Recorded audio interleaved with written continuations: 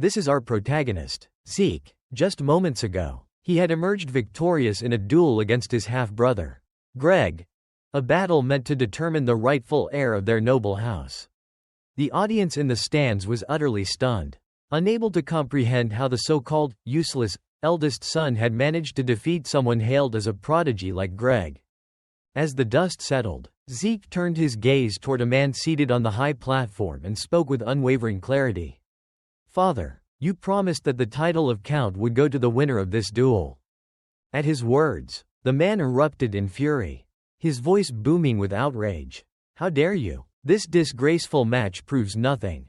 Yet, despite the blatant attempt to go back on his word, Zeke remained unfazed. He calmly removed his glove, his expression indifferent. "I expected this," he said flatly. "Not once in my life have I ever desired that worthless title." With that, he tossed a ring toward his father, the very ring that symbolized the heir to their noble house. As the eldest son, Zeke had always been the one to hold it. The moment the ring hit the ground like discarded trash, the man lost all composure. He lunged forward, gripping the railing as he bellowed, "What the hell do you think you're doing?" Zeke, unfazed as ever, simply shrugged. "What does it look like? I'm leaving this family of my own free will." The reason Zeke could say those words so easily was simple. This was already his second life. In his past life, he had long since learned just how wretched his so-called family truly was. But that wasn't the main reason. The biggest reason he could cast aside his claim to the heirship without needing its protection was that, in his previous life, he had ascended to the very peak of human strength. At the same time, he had also been the one to claim countless lives. Those who both revered and feared him had given him the title, Demon King. And as for why he had regressed, well, that was because he had been killed. Everything had come to a head on that fateful day, the decisive battle between him and the hero's party. There had been no need for words between enemies, the moment they met. The hero's party had unleashed an onslaught of attacks at him. But to Zeke, such techniques were nothing more than trivial tricks. With just a few swings of his sword, he had cut through all of them with ease. That was when a voice rang out. "May you be blessed with strength, O hero." The moment those words left the girl's lips, a golden holy radiance engulfed the hero's entire body. At the same time, his power surged beyond its limits. And in the very next moment, the hero unleashed a devastating sword strike filled with divine energy, hurtling straight toward Zeke. As Zeke stared at the massive wave of sword energy bearing down on him, he instinctively knew he couldn't block this. Then, an earth-shattering explosion erupted. His consciousness faded into nothingness.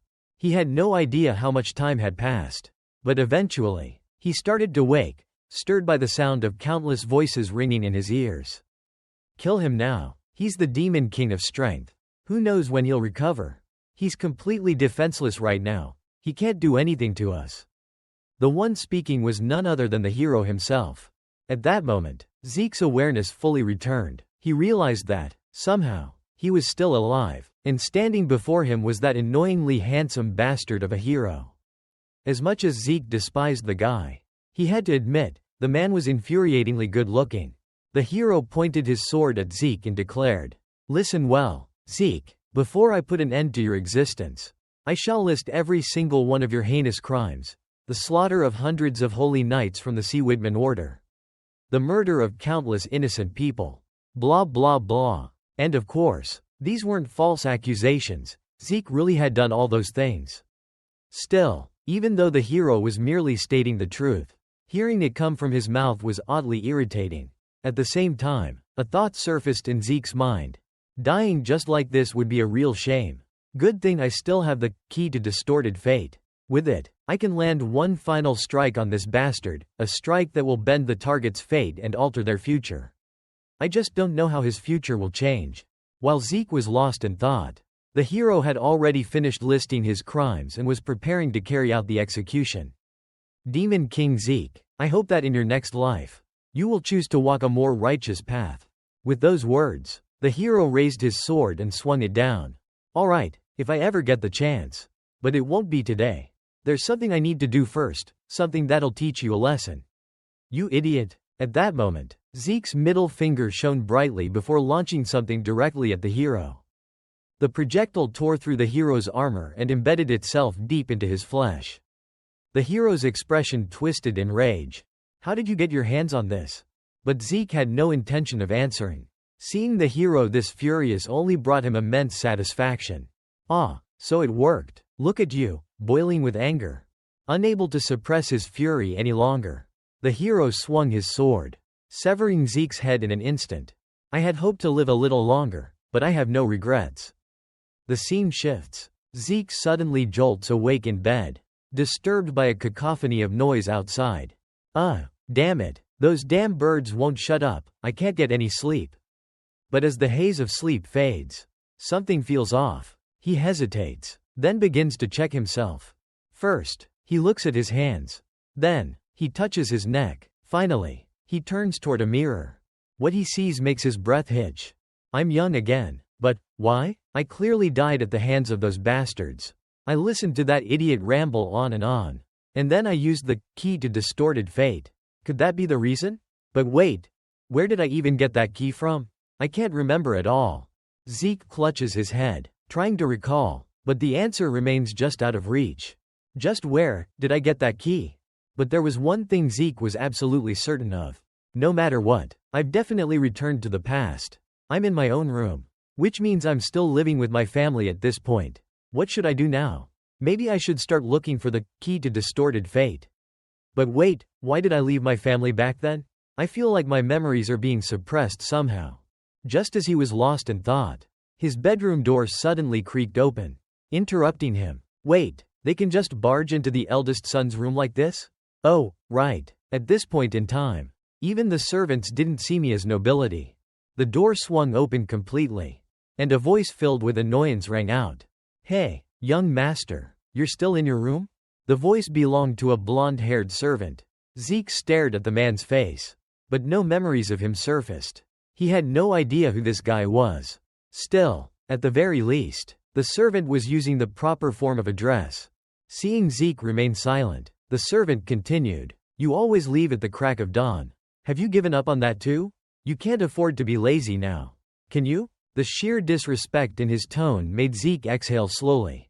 Then, he curled his fingers and beckoned the servant forward. "Come here," Zeke said. The servant hesitated, looking puzzled, but eventually stepped closer. Zeke simply smiled at him, saying nothing. This silence made the servant uneasy. "If you called me over, then say something already." Instead of replying, Zeke's fist shot forward, delivering a devastating punch to the servant's face. The man staggered back, clutching his nose. What the hell was that for? But the figure standing before him, the young master he had always looked down on, felt completely different now. His demeanor was now ice-cold and dangerous, making the servant too terrified to even meet his master's gaze. Zeke swiftly swept his leg, knocking the man off balance and sending him sprawling onto the ground. What followed was a ruthless onslaught of punches and kicks. The servant started sobbing, desperately begging for forgiveness, but Zeke showed no signs of stopping. Just then, another voice interrupted. "What's going on here?" Upon hearing this voice, the battered servant reacted as if he had seen his savior. Scrambling to his feet, he rushed toward the newcomer, crying out, "Sir Binor, Binor, Binor." A tall young man with a sharp gaze repeated his question. I asked, "What's happening here?" Yet the servant, despite his position, still had the audacity to be disrespectful. He even went as far as to flip Zeke off. Watching this, Zeke thought to himself, "This bastard is a little too bold for his own good." Seeing that Zeke remained silent, Binor pressed further. "Why aren't you answering?" At that, Zeke's cold eyes flickered toward him. "Is that how you address me?" he asked icily. Binor scoffed. "So what? Are you going to beat me up like you did Han?" At this, Zeke let out a chilling smile. "Very well. A filthy mutt that doesn't recognize its master deserves a good beating, to make sure it learns to keep its tail down." Binor's reaction was as if he had just heard the most ridiculous thing in the world. "You think you can defeat me now? You really think you're that good?" Zeke replied calmly. "With my current skills and condition, I admit that I can't beat you. But so what? Technically, I'm your master, and I can't just let a disobedient dog go untrained. Can I?" As he spoke, he grabbed the tablecloth. Binor turned his head, anger flaring in his voice. What, a dog? Do you even know who I am? Before he could finish, Zeke flung the tablecloth over him, cutting off his vision. Seizing the moment, he grabbed a nearby flower vase and smashed it straight onto Binor's head. This was the lesson Zeke wanted to teach him: strength isn't everything. You dumb knight. Then, turning to Han, he continued nonchalantly, now that that's settled, where were we? Han paled immediately, realizing that what awaited him next was a ruthless beating. Of course, after everything was said and done, Zeke was summoned to the family head's office. Standing before the large door, he reflected, I used to be terrified of opening this door, but now, I couldn't care less. Without hesitation, he pushed it open. Inside, the family head and several others were waiting for him. Binor, already present in the room, shot Zeke a look full of resentment. He still remembered his recent conversation with the second son. Gray, father knows everything, Gray had told him with a cold smirk. He's very disappointed in you, falling flat on your face like that, bringing shame to the Steelwell Knights. Then, as if taunting him, Gray gently stroked Binor's cheek, the way one would pet a dog. You didn't do anything wrong, did you? Keep your confidence. I mean, Zeke is your opponent. You'll have your chance to crush him later. The memory only fueled Binor's rage. At that moment, the family head spoke. You're late. Count Vordo Steelwell, Zeke's father, was a man of authority and presence. Zeke, in an utterly bored tone, replied, why did you call me here? Vordo's expression darkened. Brat, have you forgotten basic manners now? Do you even realize what it means to defy me? His father's rising irritation didn't faze Zeke in the slightest. And what exactly does that mean? He asked, voice dripping with disdain. Vordo's temper flared. With that rotten attitude, how do you expect to inherit my title? You are the rightful heir of House Steelwell. The least you could do is put in some effort. Zeke scoffed. Rightful heir? Are you actually saying I was ever truly considered for that title? Have you ever intended to pass it down to me? You little brat. Vordo was about to say more when a gentle hand rested on his shoulder. And a voice rang out. See, Count, I've told you time and time again, this child, Zeke, is nothing but rude and disrespectful. The woman who spoke was Floral Steelwell, the Count's wife and Zeke's stepmother. Upon hearing her words, Zeke's fists clenched in anger. I remember these two all too well. Always trying to push me down, slander me, and suppress me at every turn.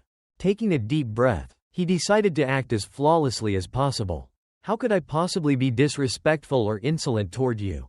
That must be a misunderstanding. Dear mother. The word mother was drawn out deliberately, a mocking jab. Floral's face twisted in irritation. Zeke, meanwhile, continued in a confident voice. Thinking about it, I should be grateful to those two. After all, thanks to them, I was invited here to meet with you. Father, I sincerely apologize for the trouble. With that, he began walking toward a sword mounted on the wall, taking it down with a steady grip. The room tensed. Every gaze was fixed on him. But Zeke didn't care. He calmly pointed the sword at Han. I made a mistake, he declared. I'll take this opportunity to correct it.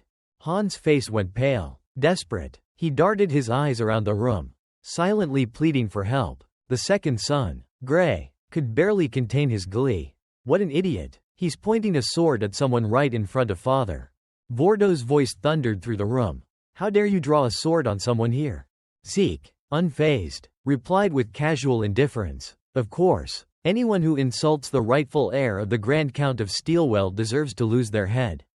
Isn't that why you called me here? Floral immediately intervened. Stop this nonsense. What are you even saying?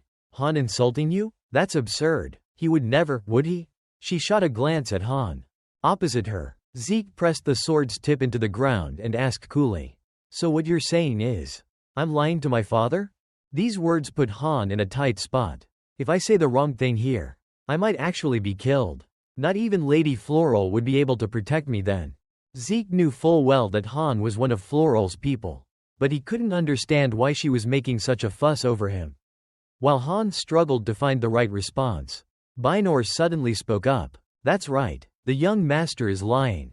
Floral, seizing the opportunity, quickly grasped Binor's arm. Sir Binor, is that true?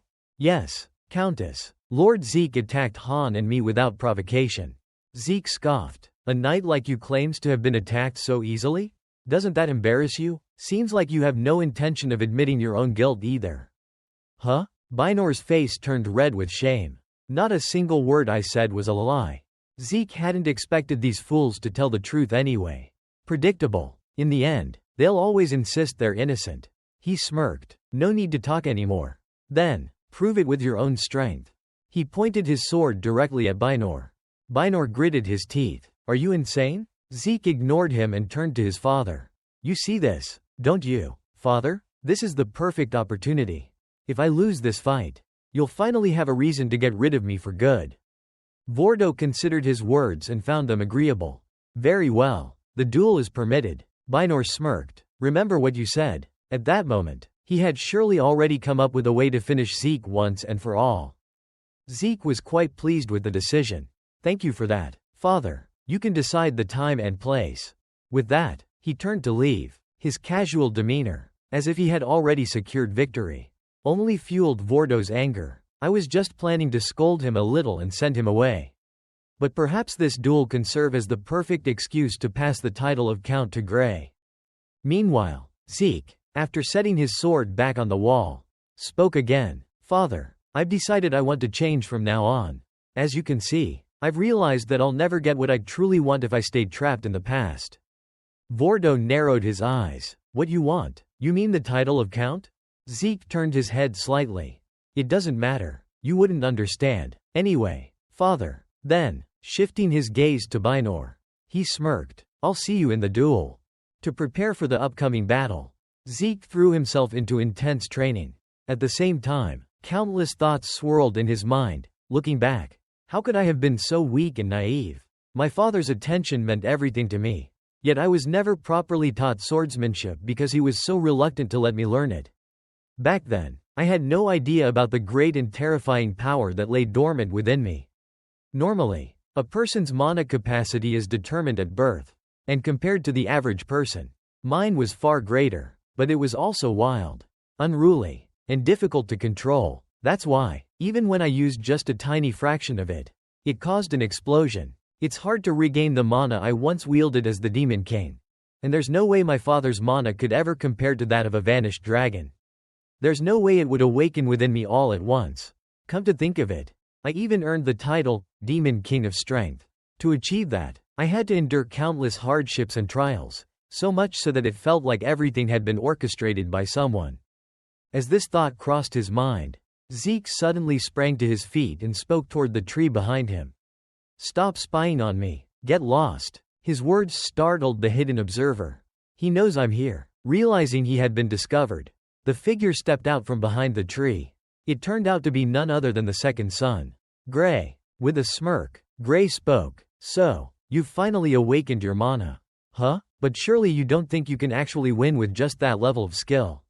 Do you? A duel against Sir Bynor and the right to inherit the title of Count.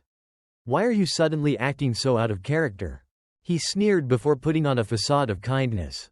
Zeke, just live the way you always have. Learn to read the situation.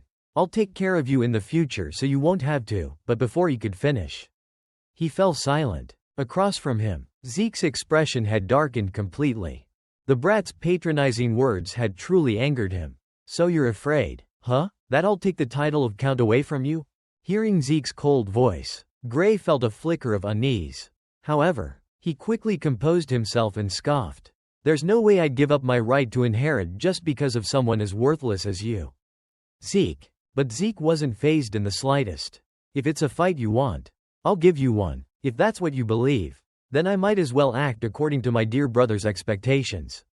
The title of Count. Let's see who emerges victorious. Shall we? Just as a warrior of our family should.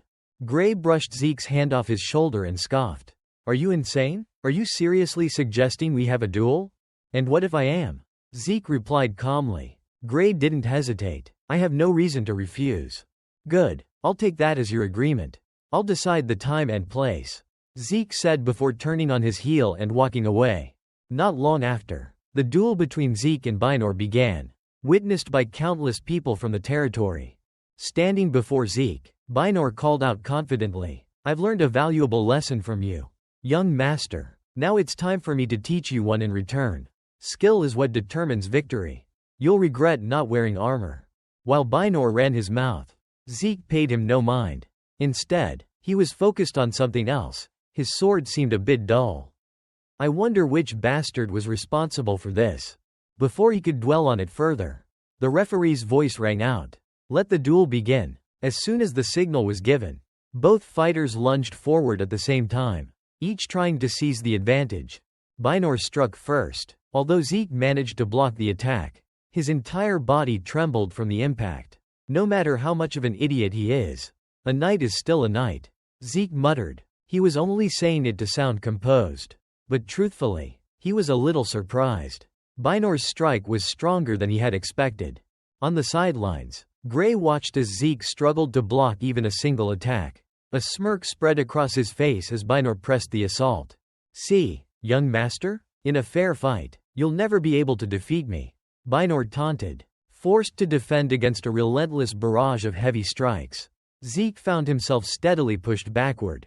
Seizing the opportunity, Gray began channeling mana into his sword, enhancing both his speed and attack power. As expected, once infused with mana, the blade became significantly sharper and more devastating. Zeke, already at a disadvantage in a standard fight, now had to endure the additional force of mana-infused strikes. It was one hardship after another. Gray, thrilled by how easily he was overwhelming Zeke, smirked with satisfaction. Meanwhile, in the grandstand where the Steelwell family observed the match, the butler beside the head of the household was somewhat surprised. Young Master Zeke is performing better than I expected. He's already managed to block several of Sir Bynor's attacks. Lady Floral, however, was displeased by his comment and deliberately downplayed Zeke's efforts. But we're still dominating, aren't we? Before Vordo could respond, the butler continued. Naturally, since young Master Zeke never received proper swordsmanship training, his remark earned him an irritated glance from Lady Floral. Vordo, on the other hand, remained silent, offering no reaction. Back in the arena, the spectators were growing rowdier, their voices echoing through the battleground. Sir Bynor, finish him off. Don't hold back. Hearing the crowd's demands, Bynor's excitement surged. You hear that, young master? They want me to end this. With renewed vigor, he intensified his assault. If you don't want to get hurt, your best option is to surrender.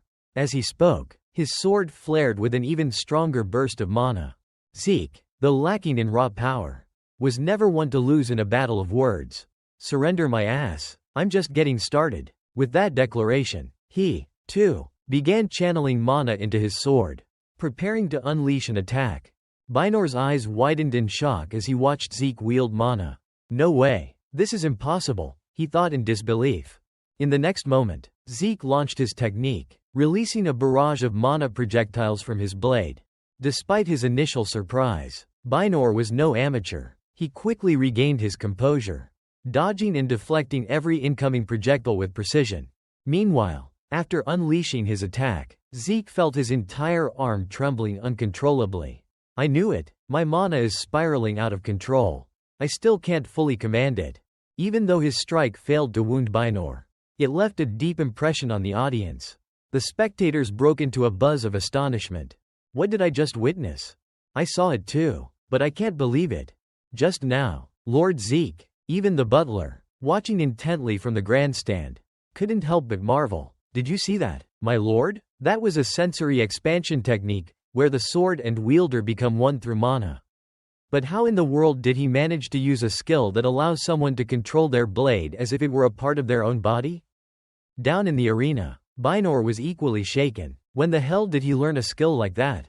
But as he observed Zeke's stance after using mana, he noticed something off. His footing is unstable. His body and mana seem out of sync. He can't control it properly. My opponent is still nothing more than an incompetent spellcaster. Realizing this, Bynor's expression hardened, and he spoke in a firm voice. Enough playing around. Bynor launched another attack. First, he gathered mana into his sword. Then, preparing for a powerful finishing move, he unleashed a devastating strike. With his years of battle experience, Zeke barely managed to dodge. If that attack had landed, he'd be out of the fight for good. Bynor was shocked that Zeke had evaded his strike. But he wasn't finished yet. This time, instead of another energy blast, He focused all his power into his sword and lunged straight at Zeke. "You won't dodge this one," Bynor shouted. And he was right. Zeke couldn't.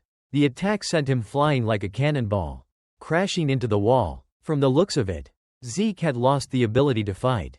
The crowd erupted into cheers. As expected of Lord Bynor, Bynor basked in the praise. "I believe the outcome is clear. Do I even need to strike him again? The young master's already half dead." His words only made the spectators cheer louder. But while Bynor was enjoying his victory, Zeke struggled to prop himself up using his sword.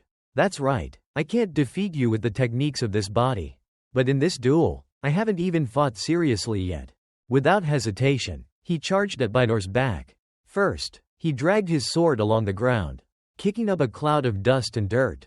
Then, he flung the debris straight into Bynor's face. It was a dirty trick, but an effective one in any real battle. With Bynor blinded, Zeke delivered a brutal, forest boar crashes into a rock strike, sending him rolling across the ground. When Bynor managed to sit up, his vision was still obscured by the dirt in his eyes. "Damn coward," Bynor cursed under his breath. But Zeke didn't waste time with insults. He pointed his sword at Bynor's throat. "Coward, you're just making excuses for your defeat in a real fight." The two locked eyes in a silent battle of wills. But in the end, with his vision still impaired, Bynor couldn't endure the staring contest. "I surrender," Bynor admitted. Zeke let out a breath. "Do you know why you were always bound to lose? Because you're arrogant and reckless. But more than that, you hesitated. Deep down, you feared killing the heir of the family you serve. If you don't forget today's lesson, you might actually go far." Bynor. At that moment, the referee stepped forward. "The winner is young Master Zeke." Instead of applause, the crowd erupted in outrage. He threw dirt in his eyes. "That's disgraceful. Cheating. Fight fair. Damn it, where's his knightly honor?" Zeke had no interest in arguing with these naive fools. A win's a win. That's all that matters. At the same time, Vordo sat above, deep in thought. When did Zeke learn this magic technique? He couldn't possibly have had a teacher. The butler beside him calmly explained. "My lord, have you not realized it yet? He was born with it."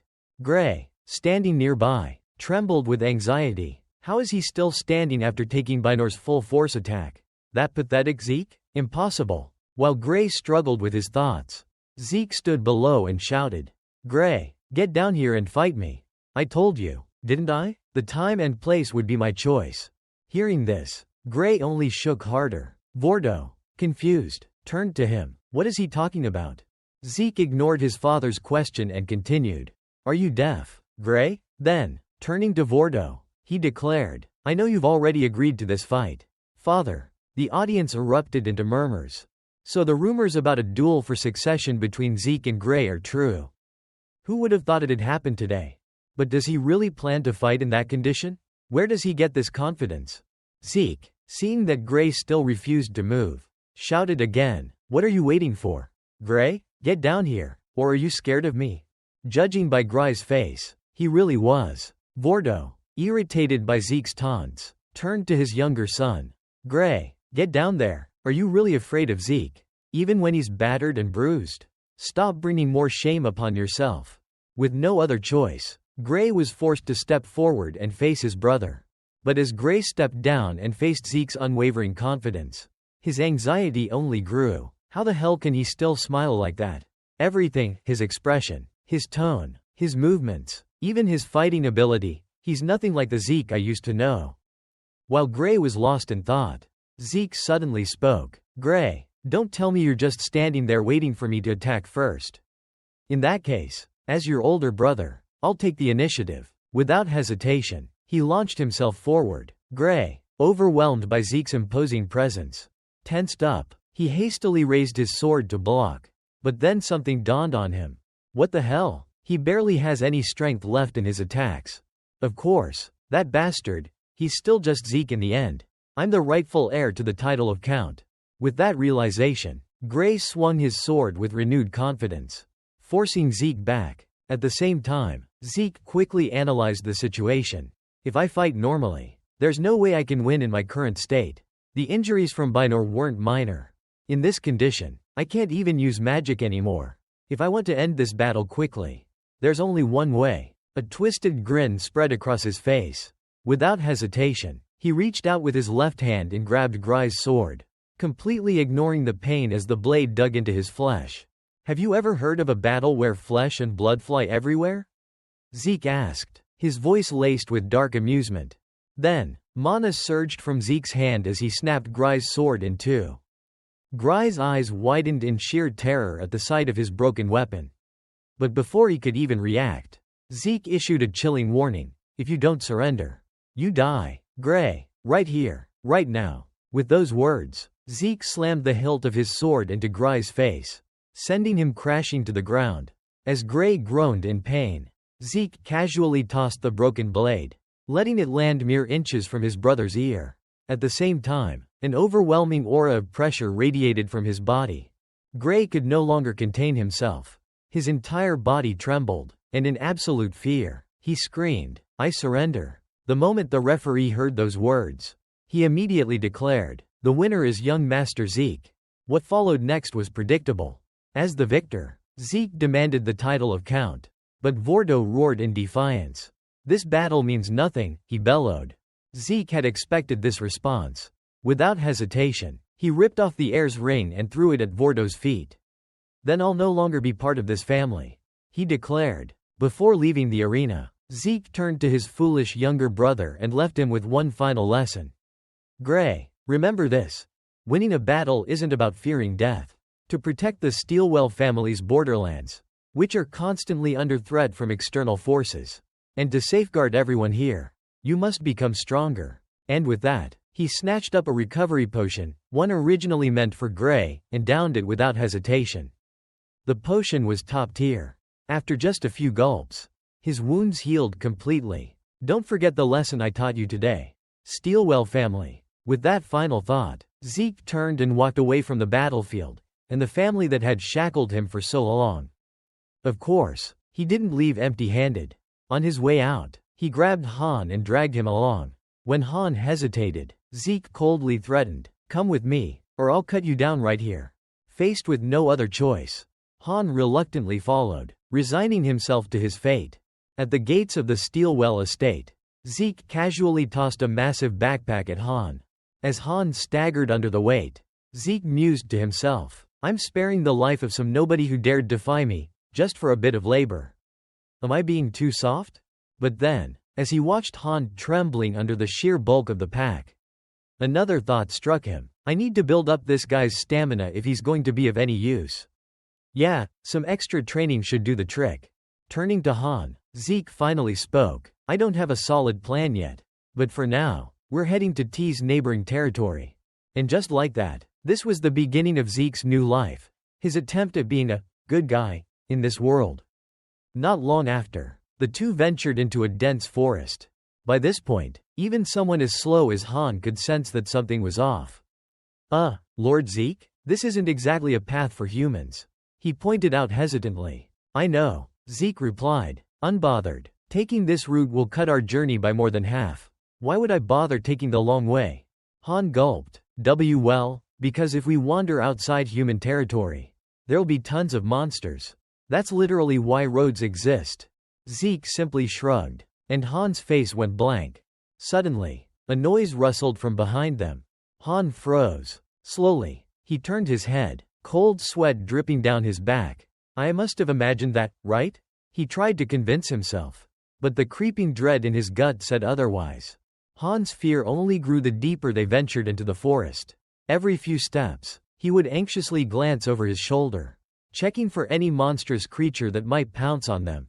"They won't. I just hope we can get through this place as fast as possible," he thought. His nerves stretched thin. It was clear he was absolutely terrified. Then, without warning, Zeke suddenly stopped in his tracks and turned to face Han. "All right, your test begins now," he announced while casually tossing a sword toward him. Han caught it clumsily, his face still blank with confusion. "Sorry, what do you mean? Am I supposed to fight?" he asked, his voice laced with disbelief. As he spoke, he instinctively turned around to check behind him, only to freeze in sheer horror. His mouth fell open as he realized that a massive monster had been standing there all along. Luckily for him, the monster before him was merely a goblin, one of the weakest creatures, typically used as training fodder for rookies. Even so, Han still panicked at the sight of the small, 1.2-meter tall creature and quickly turned to Zeke. Sir Zeke, I don't even know how to hold a sword. At least give me a bigger one. What do you expect me to do with this? You should be grateful for that before I give you a twig instead. Or maybe a twig would suit you better. Zeke replied, unimpressed. Meanwhile, the goblin let out a series of bizarre shrieks before leaping straight at Han. The cowardly trainee froze, allowing the creature to pounce on him and whack his head repeatedly with its club. Zeke sighed at the ridiculous scene.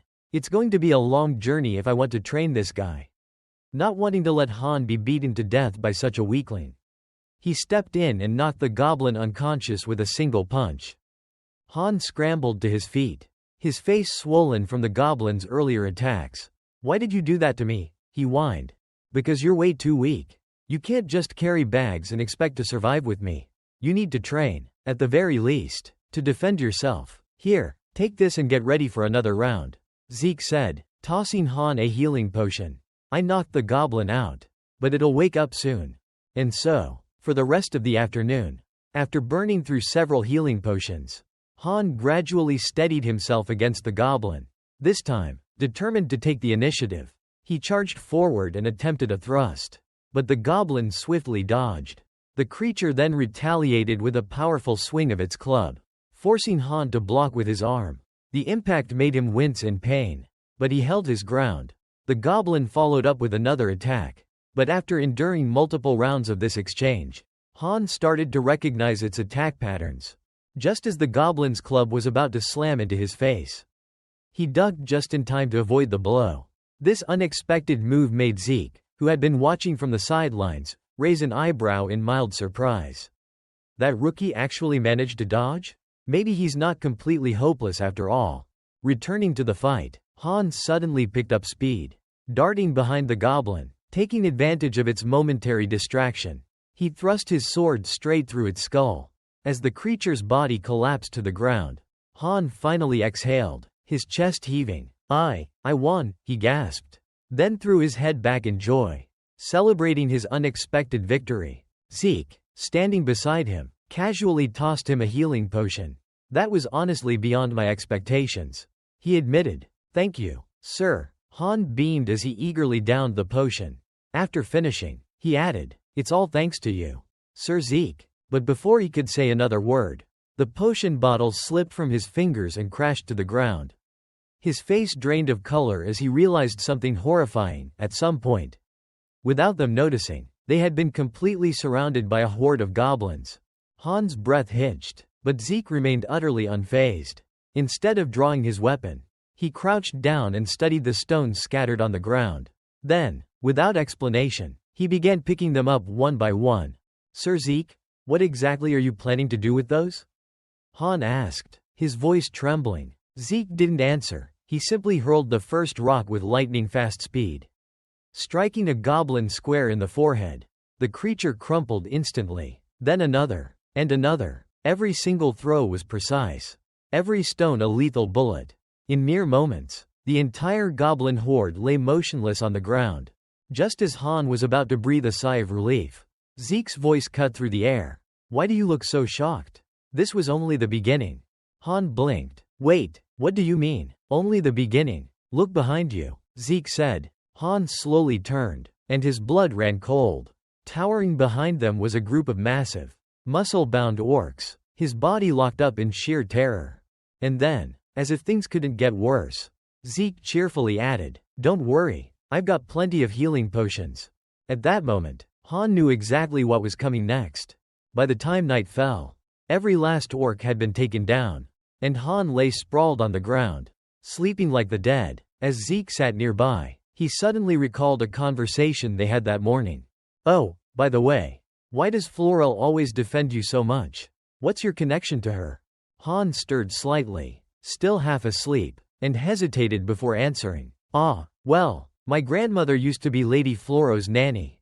I guess that's why she's spoiled me ever since I was little. At that moment, something clicked in Zeke's mind, prompting him to speak. Now that I think about it, I remember there was a young servant my mother always took special pleasure in tormenting. because he was the grandson of the nanny who raised Lady Florel. Hearing this, Han's eyes welled up with tears, because that very servant had been him. Then, out of nowhere, Zeke asked, "Do you remember anything about my mother?" Han flinched at the question. Of course, she was a wonderful person. She was kind to her subordinates and respectful toward her superiors. She was sweet to everyone. His words painted a picture of perfection. Unfortunately, the reality didn't match the description. Zeke, now realizing the bigger picture, mused to himself, so the real reason the Count's family despised me was because of my mother. Given all the terrible things she did, I can't blame them. I actually feel sorry for them, especially for the Count and Florel. But that doesn't mean I should feel guilty about it. Suddenly, the sound of a carriage approaching caught Zeke's attention. He immediately kicked Han awake. Han groggily rubbed his eyes. "Sir Zeke, I don't think it's dawn yet. There's something coming," Zeke said. That was all it took for Han to wake up fully. "Is it goblins? Or orcs?" The sound of the carriage wheels and the clattering of hooves grew louder. Drawing closer, Zeke suddenly shoved Han forward. "Go check it out." Han yelped in surprise but quickly composed himself. Could it be a merchant? Zeke wasn't convinced. That carriage isn't large enough to match the sound of the horse's hooves. If it were a merchant's, the axle would be hooked to the carriage in a way that would make the sound different. A traveler like us, then? Han guessed. Zeke let out a long sigh at Han's cluelessness. No traveler would be wandering around with a carriage at this hour. Before they could speculate further, the carriage came into view. Leading the group were two knights, their presence immediately signaling that this wasn't an ordinary traveler. The carriage came to a halt, and soon after, a figure stepped out from inside. The stranger addressed them with a polite but firm voice. "I apologize for any discourtesy. You see, we also planned to camp here for the night. My name is Ain Luvella, a devout follower of Karna." Luvella's face stunned Zeke for a moment. She was none other than the Saintess of Carwidman. In his past life, she had played a crucial role in sending him to his untimely demise. The fact that they were meeting here of all places was unexpected. Of course, Luvella had no idea who he was at this moment. A man standing behind her stepped forward and introduced himself. "I am Weig, servant to Lady Luvella, one of the Saintess candidates." Zeke immediately recognized him. This man would one day be known as the killing machine of Tazan. Both of them were formidable figures. But Zeke had already resolved to live as a better person in this life. If that was the case, getting acquainted with people from his past life wouldn't be a bad idea. After exchanging handshakes, Zeke spoke. "I heard you'll be camping here tonight. Please, make yourselves comfortable. Thank you. Then we'll be imposing on you for the night," Weig replied. Zeke was about to turn to Han and ask why he hadn't introduced himself yet. But before he could, Han had already dropped to one knee before Luvella and introduced himself with all the flair of a knight in a fairy tale. "Greetings, my lady. My name is Han." Zeke was speechless. This guy is terrified of monsters. But the moment he sees a beautiful woman, he turns into a completely different person. Han even volunteered to help them set up camp, clearly trying to impress Luvella. It was embarrassing, but understandable, after all. Luvella's beauty was almost otherworldly. "Zennard, that bastard," Zeke muttered under his breath. That guy only ever recruited beautiful people into his party. Just as Zeke was about to curse Zennard a little more, Luvella's voice rang in his ears. "Excuse me, may I sit here?" "Yes," Zeke answered immediately. Luvella sat down beside him and smiled. "Thank you for allowing us to camp here tonight." "It's nothing," Zeke replied. And just like that, the conversation died instantly. An awkward silence settled between them. Eventually, Zeke decided to break it. "Are you traveling for a specific reason?" Luvella nodded. "I'm on a journey to listen to people's stories. Whenever I come across someone in need, I pray for blessings upon them." "That's admirable," Zeke said. But instead of accepting the compliment, Luvella flusteredly shook her head. "No, it's simply what a follower of Carwidman is meant to do." Then, she turned the question back to him. "But what about you? Why are you here?" "I'm trying to figure out how to live as a better person." As he said it, a realization struck him. She might be the perfect person to ask. "Could you tell me how to be a good person?" Luvella blinked in surprise. "How to be a good person?" "That's right. Someone told me I need to become a better person." but I feel like you're the best person to ask for guidance." Hearing Zeke's story, Luvella took a moment to think. "Well, there are many ways to do good, but is there something you're particularly good at?" "I'm good at things that require strength," Zeke replied. "Then why not use that strength to help those in need?" Zeke considered her answer. "Help those in need? All right, then, starting tomorrow, I'll go and find people who need my help." The next morning, the two groups parted ways and made their own journey toward Porty. As they walked, Weig provided Luvella with updates. "All the shops are currently under construction."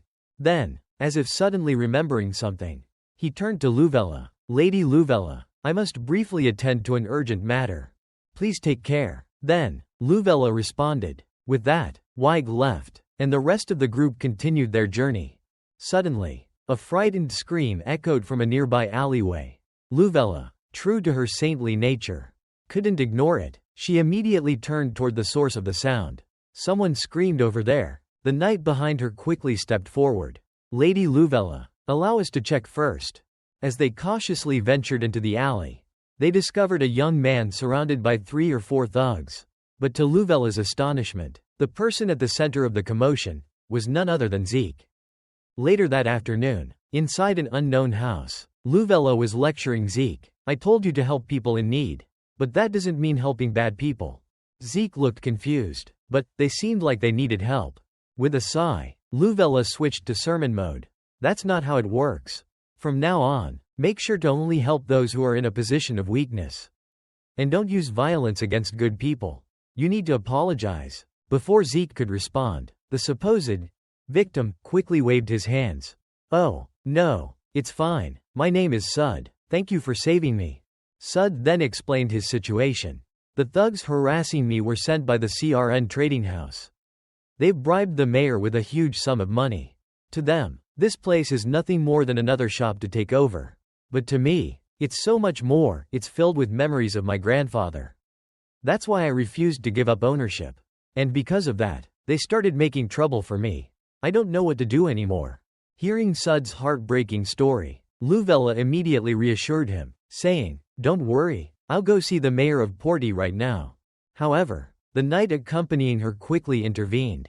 "Lady Luvella, as a member of Carwoodman, you cannot interfere in politics." But Luvella remained resolute. "As someone who has been guided by Lady Karna, I cannot turn a blind eye to this." She then confidently turned back to Sud. "I will handle this. Leave it to me." Without hesitation, she marched straight toward the mayor's estate, forcing the knights to rush after her.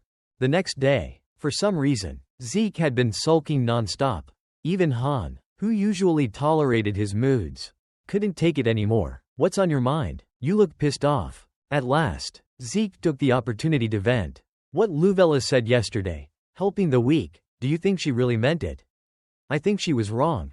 Han refused to answer, but deep down, he thought, if there's anyone wrong here, it's you. Somehow, Zeke seemed to read Han's thoughts. So he reached over and pinched his cheek before continuing. "I'm also a little worried. They haven't returned since yesterday." Just then, they noticed a noisy crowd up ahead, chattering about some shocking news. "Urgent manhunt. It's clear now. She killed the deputy mayor." How terrifying. Zeke quickly pushed his way through the crowd to get a better look. But the moment he saw the wanted poster, his face froze, because the person on the poster was Luvella. The warrant read, "Luvella, wanted for the murder of the deputy mayor and conspiracy to curse Porty." Even Han was utterly bewildered upon seeing the wanted poster. But Zeke sensed something far more unusual. He knew, without a shred of doubt, that Luvella could never have done something like this. Then, the murmurs of the surrounding crowd caught his attention. "A witch from Carwoodman. How terrifying. Because of her curse, the whole city has plunged into chaos. The sun is setting soon. We should get home before we run into them." "What are you all waiting for? Get back inside now," someone shouted. At that moment, the entire crowd scrambled toward their homes. Within moments, doors slammed shut, and windows were tightly locked as if they were preparing for some kind of disaster. The eerie silence that followed made Han uneasy. It seemed like they were the only ones who had no idea what was going on. "Sir Zeke, what the hell is happening here?" Han asked nervously. "There's definitely something strange going on. We should get out of here." Zeke replied, Without wasting another second, the two of them hurried toward their inn. The once busy streets now lay empty, shrouded in an unsettling stillness. The chilling atmosphere only heightened Han's paranoia. Meanwhile, Zeke was rummaging through his memories. Did anything like this happen before my regression? Luvella, a murderer? No way. None of this makes sense. Whether it's the so-called curse on Porty or the claim that Luvella killed someone, it's all impossible. Did my presence change the course of events? As Zeke pondered, Han suddenly clung to his arm and whispered urgently, "Sir Zeke, I think someone is following us." Zeke quickly turned around, scanning the surroundings. Sure enough, there was a shadowy figure trailing behind them. A low, guttural growl, inhuman and menacing, echoed through the empty street. The figure crept closer, stepping into the dim light, and when its form finally became visible, Han nearly jumped out of his skin. A zombie?" he stammered. Before Han's fear could spiral any further, Zeke took swift action. With one fluid motion, he swung his sword, decapitating the creature in an instant. The severed head rolled across the ground, its lifeless eyes still twitching. Han, still shaken, asked, "Why the hell is there a zombie in Porty?" Zeke's face darkened as a sense of foreboding settled over him. "Let's head back. I have a bad feeling about this." Not long after, on their way back, they encountered two city guards and handed over the zombie's corpse to them. "Thank the heavens no one was hurt. We'll take care of disposing of the body. You two did well, but you should head home before the witch's curse gets to you." With those words, the guards handed them a torch as a token of gratitude before hurrying off. Hearing the phrase, "witch's curse," over and over again began to shake Han's faith. After a moment of hesitation, he asked, "Sir Zeke, do you think Lady Luvella is really a witch?" Zeke, however, answered with unwavering confidence, "No, there's no way that's true. Someone must have framed her for all of this." Han furrowed his brows. "How can you be so sure she's innocent?" "That's because Luvella is." Zeke abruptly stopped speaking. He realized he was about to say too much. Han, of course, immediately picked up on it. "Because Luvella is what, Sir Zeke? You know something, don't you?" Caught off guard, Zeke scrambled for an excuse. Well, just look at her. Doesn't she look like a good person?" Han narrowed his eyes for a moment before smirking. "Ah, I see. So Sir Zeke is one of those people who judges others based on appearances."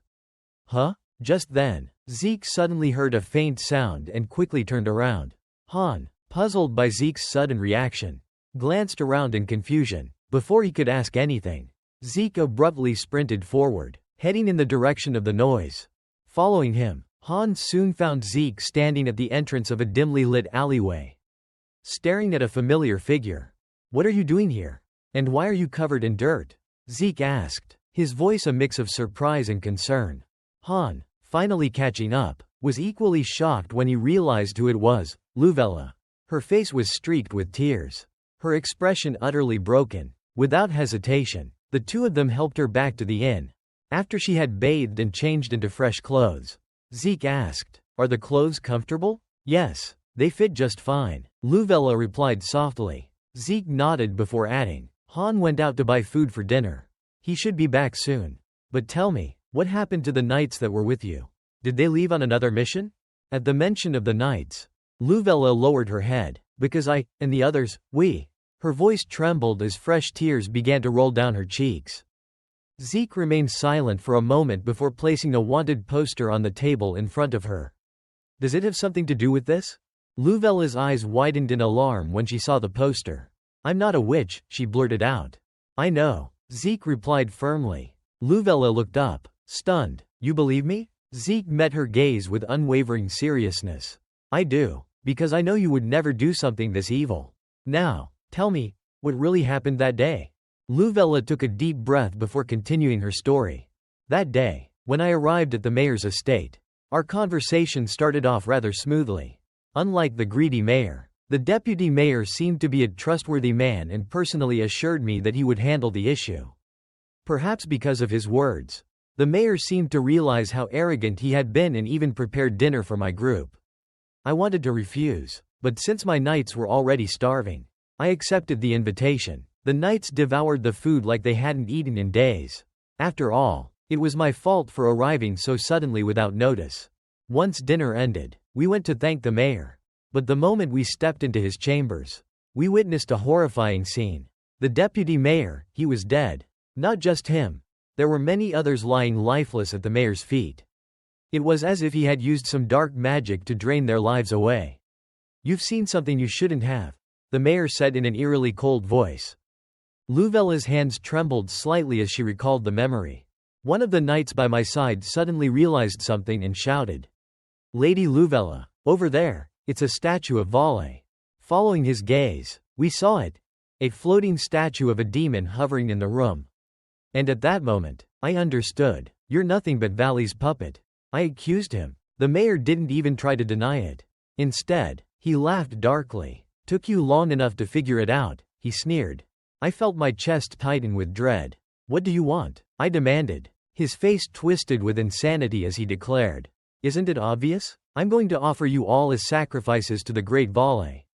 With that, he commanded the corpses at his feet to attack. My knights immediately drew their weapons. As a ghoul lunged forward, one knight cleaved it cleanly in half. Behind them, I began casting my blessing spells, strengthening their abilities. But even with my magic, I knew we were in trouble. There are too many, I thought. I can barely hold them back. A knight fighting at the front sensed my unease and turned to check on me. "Lady Luvella, are you all right?" he asked. Before I could respond, a ghoul suddenly attacked from behind. I didn't even have time to react before the knight grabbed my shoulder and threw me backward. And after that, I don't know what happened. All I know is that they must have stayed behind to hold off the undead, so that I could escape. After hearing Luvella's story, Zeke asked, "It's the Vale I'm thinking of, isn't it?" "I believe so," Luvella replied. "A cult that craves destruction and chaos. They worship the dark god Vale and frequently commit murder and acts of terror." That only deepened Zeke's curiosity. What exactly are they trying to do in Porti? Luvella had a theory. "This is just speculation, but I believe they're trying to perform a ritual." I saw an inscription carved into the statue behind the mayor. It read, "I offer this city to Vale." Zeke's expression darkened. "So they're planning to sacrifice the entire city." Hearing his words, Luvella quickly asked, "Do you know anything else?" "Yes. The cult places Vale's statues all over the city and offers human corpses to them. The book the mayor was holding is likely a catalyst that activates the statue's power." Luvella added, "After escaping the mansion, I tried to send a request for help back to Carwidman. But I couldn't. The city has been sealed off. I had to do something to stop this ritual." She buried her head in her hands, overwhelmed. But then, her face lit up at the sound of Zeke's voice. "I'll help you, because this is the right thing to do. Isn't it?" Luvella felt a wave of relief but quickly grew worried again. "Yes, but I'm afraid you'll be in danger if you get involved." Zeke, however, remained unfazed. "It's fine. We'll head to the mayor's mansion tomorrow night. For now, you should get some rest." As soon as he finished speaking, Zeke opened the door to step out, only to find Han crouching nearby, clearly eavesdropping. Startled at being caught, Han jumped up. "Young master, I wasn't eavesdropping or anything." Zeke, however, had no time to scold him. He had something important for Han to do. "Perfect timing. I need you too." He leaned in and whispered instructions into Han's ear. The following night, Zeke and Luvella infiltrated the mayor's mansion. After knocking out a few guards, they climbed up to the second-floor balcony and entered the building. Luvella led the way, guiding them through the halls. Their target was the room containing Vale's statue. After weaving through several corridors, they finally reached their destination. "This is it. The statue of Vale is kept in this room," Luvella whispered. Even though they were still outside, Zeke already felt an unsettling presence. Steeling himself, he pushed the door open. Inside, a man was waiting for them. Zeke narrowed his eyes and scoffed. "Is this bald old man the mayor?" Luvella's expression darkened with anger. "Yes, that's the one who murdered the deputy mayor." Without hesitation, Zeke drew his sword and lunged forward. In an instant, his blade was at the mayor's throat. But then, something felt off. Instead of finishing the man off, Zeke took a step back and examined him closely. Luvella, watching from behind, tensed up. "Be careful, Lord Zeke. He might summon the undead at any moment." But Zeke shook his head. "You're wrong, Lady Luvella. This guy isn't the mastermind." With a swift kick, He knocked the mayor's body to the floor. The man didn't even react. He was already dead. A sinister black mist seeped from the corpse's mouth, drifting ominously across the room. Zeke and Luvella followed its movement carefully. Then, their eyes locked onto its destination. "I found him," Zeke muttered. "That's the real culprit." Standing at the doorway was a tall, shadowy man. The man at the doorway finally spoke. "I didn't think you'd come back here on your own." Zeke didn't recognize him, but Luvella did. Her eyes widened in shock. "Deputy Mayor?" Zeke frowned. "Wait, didn't he die?" "I'm sure of it," Luvella said, voice shaking. "I saw him dead with my own eyes. I don't understand what's happening." That was when she noticed the book in his hands. And before either of them could question it, the deputy mayor smirked and explained. "This book holds the power of the dark god Vale. Its true name is, the key to the sacrificial ritual." "Lady Luvella." Zeke exhaled sharply, piecing it all together. "Now it makes sense," he muttered. The mayor must have been forced to obey someone's orders even in death. He wasn't a servant of Vale at all. He was nothing more than a puppet. And the puppeteer. He locked eyes with the man in front of them. "Was you?" Luvella turned pale as realization struck. "No. What about the knights? What did you do to them?" The deputy mayor grinned maliciously. "Ha, you don't need to worry about them. I gathered up every last corpse and fed them to the beasts, like scraps to the fish." Luvella's face drained of all color. Meanwhile, the deputy mayor turned his attention to Zeke, scanning him with curiosity. "And who exactly are you? Some kind of secret enforcer from Carwidman?" Zeke gave a casual shrug. "Nope, I have no connection to Carwidman or anything like that." "Then why are you even here?" Zeke smirked. "I don't think a guy who worships a ridiculous fish needs to know the answer to that." The insult hit like a dagger. A ridiculous fish?" The deputy mayor's face twisted with rage. "You dare mock the great Vale?" Zeke nonchalantly picked at his ear. "You expect me to take a giant fish cult seriously?" The deputy mayor's fury boiled over. "You insolent fool." His grip on the book tightened, and dark energy began radiating from its pages. "You will beg for mercy in unbearable agony before you die." The entire room trembled as an overwhelming mana surge erupted around him. And then, the dead began to rise. Rotting corpses emerged from the shadows, their soulless eyes locking onto Zeke. "Kill him," the deputy mayor roared. "Leave the woman alive. I have uses for her." At his command, the undead lunged forward. Seeing the horde of undead closing in, Luvella immediately invoked her divine blessing, channeling holy power into Zeke. At that moment, his dragon's heart reacted to the sacred energy, causing his eyes to glow with an intense brilliance. Strength surged through his body. The moment a zombie lunged at him, he sidestepped effortlessly, dodging its attack with ease. Wasting no time, Zeke unleashed a flurry of strikes, each one precise and devastating. The fusion of his dragon's heart and Luvella's holy power made him an unstoppable force. No undead could withstand more than a single blow from his sword. Within seconds, the room was littered with fallen corpses. From the doorway, the deputy mayor's expression twisted in horror. "Impossible. He cut through them like nothing?" Zeke, feeling the renewed energy coursing through his body, smirked. "Looks like my magic is finally coming back."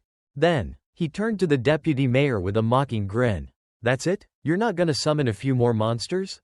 The insult made the deputy mayor seethe with rage. "Laugh while you can. It won't matter. The ritual is already complete." Zeke, however, remained unfazed. "Yeah, I don't think so." The deputy mayor's face stiffened. "What? You see," Zeke continued, "I already went ahead and destroyed every single Vale statue in Porti." For a moment, the deputy mayor thought Zeke had a more serious trick up his sleeve. But after hearing his words, he let out a relieved chuckle. "Ha, is that all? Even if you destroyed the statues, it changes nothing." Zeke remained confident, his smirk unwavering. "If a Carwidman knight places a special seal on a Vale statue, it weakens the ritual's power, right?" The deputy mayor's smug grin vanished. He had no response. Luvella, who had been by Zeke's side the entire time, couldn't help but ask, "Is that really true?" "Yeah," Zeke confirmed. "After destroying all the statues in Porti, all that's left is to take care of that thing." As he spoke, his gaze locked onto the floating statue above them. The deputy mayor immediately realized that if he didn't stop them now, his entire plan would be ruined. Desperation kicked in. Stop them. Kill them both, he roared at his remaining undead minions. But it didn't matter how many he summoned. The result was always the same. With just 2 swings, Zeke sent the zombies back to the grave for a second time. The deputy mayor stood there, mouth agape, summoning minions that barely lasted 3 seconds before being cut down. However, Zeke knew he couldn't keep fighting forever. Luvella's blessing was about to wear off. There was no time to waste. Without hesitation, he scooped Luvella into his arms. This might hurt, so don't move too much, he warned. We're getting out of here. Luvella tensed up, but the front entrance is blocked. That was fine. If the main entrance was sealed, they'd just take the emergency exit, the window. Without slowing down, Zeke sprinted toward the nearest window and crashed through it, shielding Luvella from the shards of glass with his body. The deputy mayor watched them escape, but instead of chasing after them, he simply smirked. You think you can run? Then I suppose we'll have to change the plan a little. The next morning, the headlines of Porty's newspapers were plastered with a shocking story. Breaking news: the witch Luvella murders the mayor. As people gathered around, murmurs spread like wildfire. I can't believe it. That woman actually killed the mayor. How horrifying. Then, some of them noticed the unfamiliar figure in the accompanying image. Zeke. Who's that guy? One person asked. I don't know, another responded, squinting at the picture. But judging by his appearance, he must be her accomplice. Then, Zeke dragged Luvella into a narrow alley, grinning as he proudly showed off that he had made it into the newspaper. He even started admiring himself. Aha, this is great. I'm so handsome, no matter how they draw me. However, Luvella didn't share his enthusiasm. This picture does look like you. But something's off. The deputy mayor must have seen your face. So why did he draw you like this? Zeke, still munching on a piece of bread, shrugged. I guess he was just lazy. Once he finished eating, he casually tossed the wrapper aside and said, Stop worrying and eat. We need to move soon. That's when Luvella's curiosity kicked in. Where did you get this food? Oh, I borrowed it from over there, Zeke replied, glancing at a nearby bakery stall. Luvella's eyes widened. You stole it? Zeke sighed in exasperation. I had no choice. It's not like I can buy anything in my current situation. Upon hearing his confirmation, Luvella slumped to the ground, utterly distraught. A saint, now an accomplice to a thief. Zeke, seeing her growing frustration, quickly tried to explain. Don't be mad. I didn't steal it. I wrote down every place I took from. Luvella, still unconvinced, huffed. That's not the point. You need the owner's permission. You can't be too rigid when it comes to societal rules, Zeke reasoned. Luvella puffed her cheeks in discontent. Seeing that she still wasn't satisfied, Zeke played his final card. How about I go back and pay them double? At this, Luvella reluctantly accepted his reasoning. However, another thought suddenly crossed her mind. Wait a minute, where's Han? I sent him to run some errands. Don't worry about it. So where are we going now? She asked as she took a bite of her bread. We need to find the Vale statues scattered around the village. Any ideas on how to locate them? We'll head to the slums first. I have a pretty good idea where they might be hidden. And so, the two of them made their way to the slums. The first thing they did was find 3 familiar faces. Well, long time no see. Zeke's voice rang out, drawing their attention. The 3 thugs turned to look at him and immediately gasped. The witch. I knew he was a puppet of the witch. Run for it, boys. Without hesitation, they bolted in the opposite direction. Unfortunately for them, all it took was a single leap from Zeke to land in front of them, cutting off their escape. What's wrong with you guys? Do you really think I'm going to kill you or something? Zeke asked with a sly grin, making them shiver. Soon enough, all 3 were dragged before Luvella. She immediately recognized them as the ones who had attacked the merchant. Sud. But Zeke quickly noticed someone was missing. Turning his head, he called out, Not very loyal to your friends. Are you? This remark made the one who had been sneaking away freeze in his tracks. Damn it, why the hell are wanted criminals like you walking around so freely? Zeke replied with a carefree smile. Don't worry about us. Just help us out a bit. Yeah? I'm looking for someone. The thug scoffed and waved him off. Help you? What? You think I've lost my mind? Of course. I never said it would be for free. With that, Zeke pulled out a pouch full of gold coins. I'll make it worth your while, if all of you answer my questions. Money can make people sell their souls. Just a moment ago, these guys had sworn up and down that they wouldn't help. But the instant they saw the gold, their eyes sparkled like hungry puppies begging for milk. Seeing them suddenly so obedient, Zeke wasted no time and got straight to the point. Has anyone been sick or suddenly died around here? Like, their bodies just lost all their energy? The blonde thug's face immediately darkened, as if he knew something. His two companions, noticing his reaction, turned to him and nudged him forward. Go on, tell him. Under the expectant gazes of everyone, the blonde thug abruptly turned away. I don't know anything. His answer made his two friends glare at him in disbelief. Even Zeke started to lose patience. I offered you a ton of money. Why are you acting like this? With a grin, Zeke casually wrapped an arm around the thug's neck in a playful chokehold. You still don't know anything. Huh? While the two were still bickering, Luvella stepped forward and knelt down. Please, I know this is hard to believe, but this city is in serious danger. At this rate, it'll become a dead city.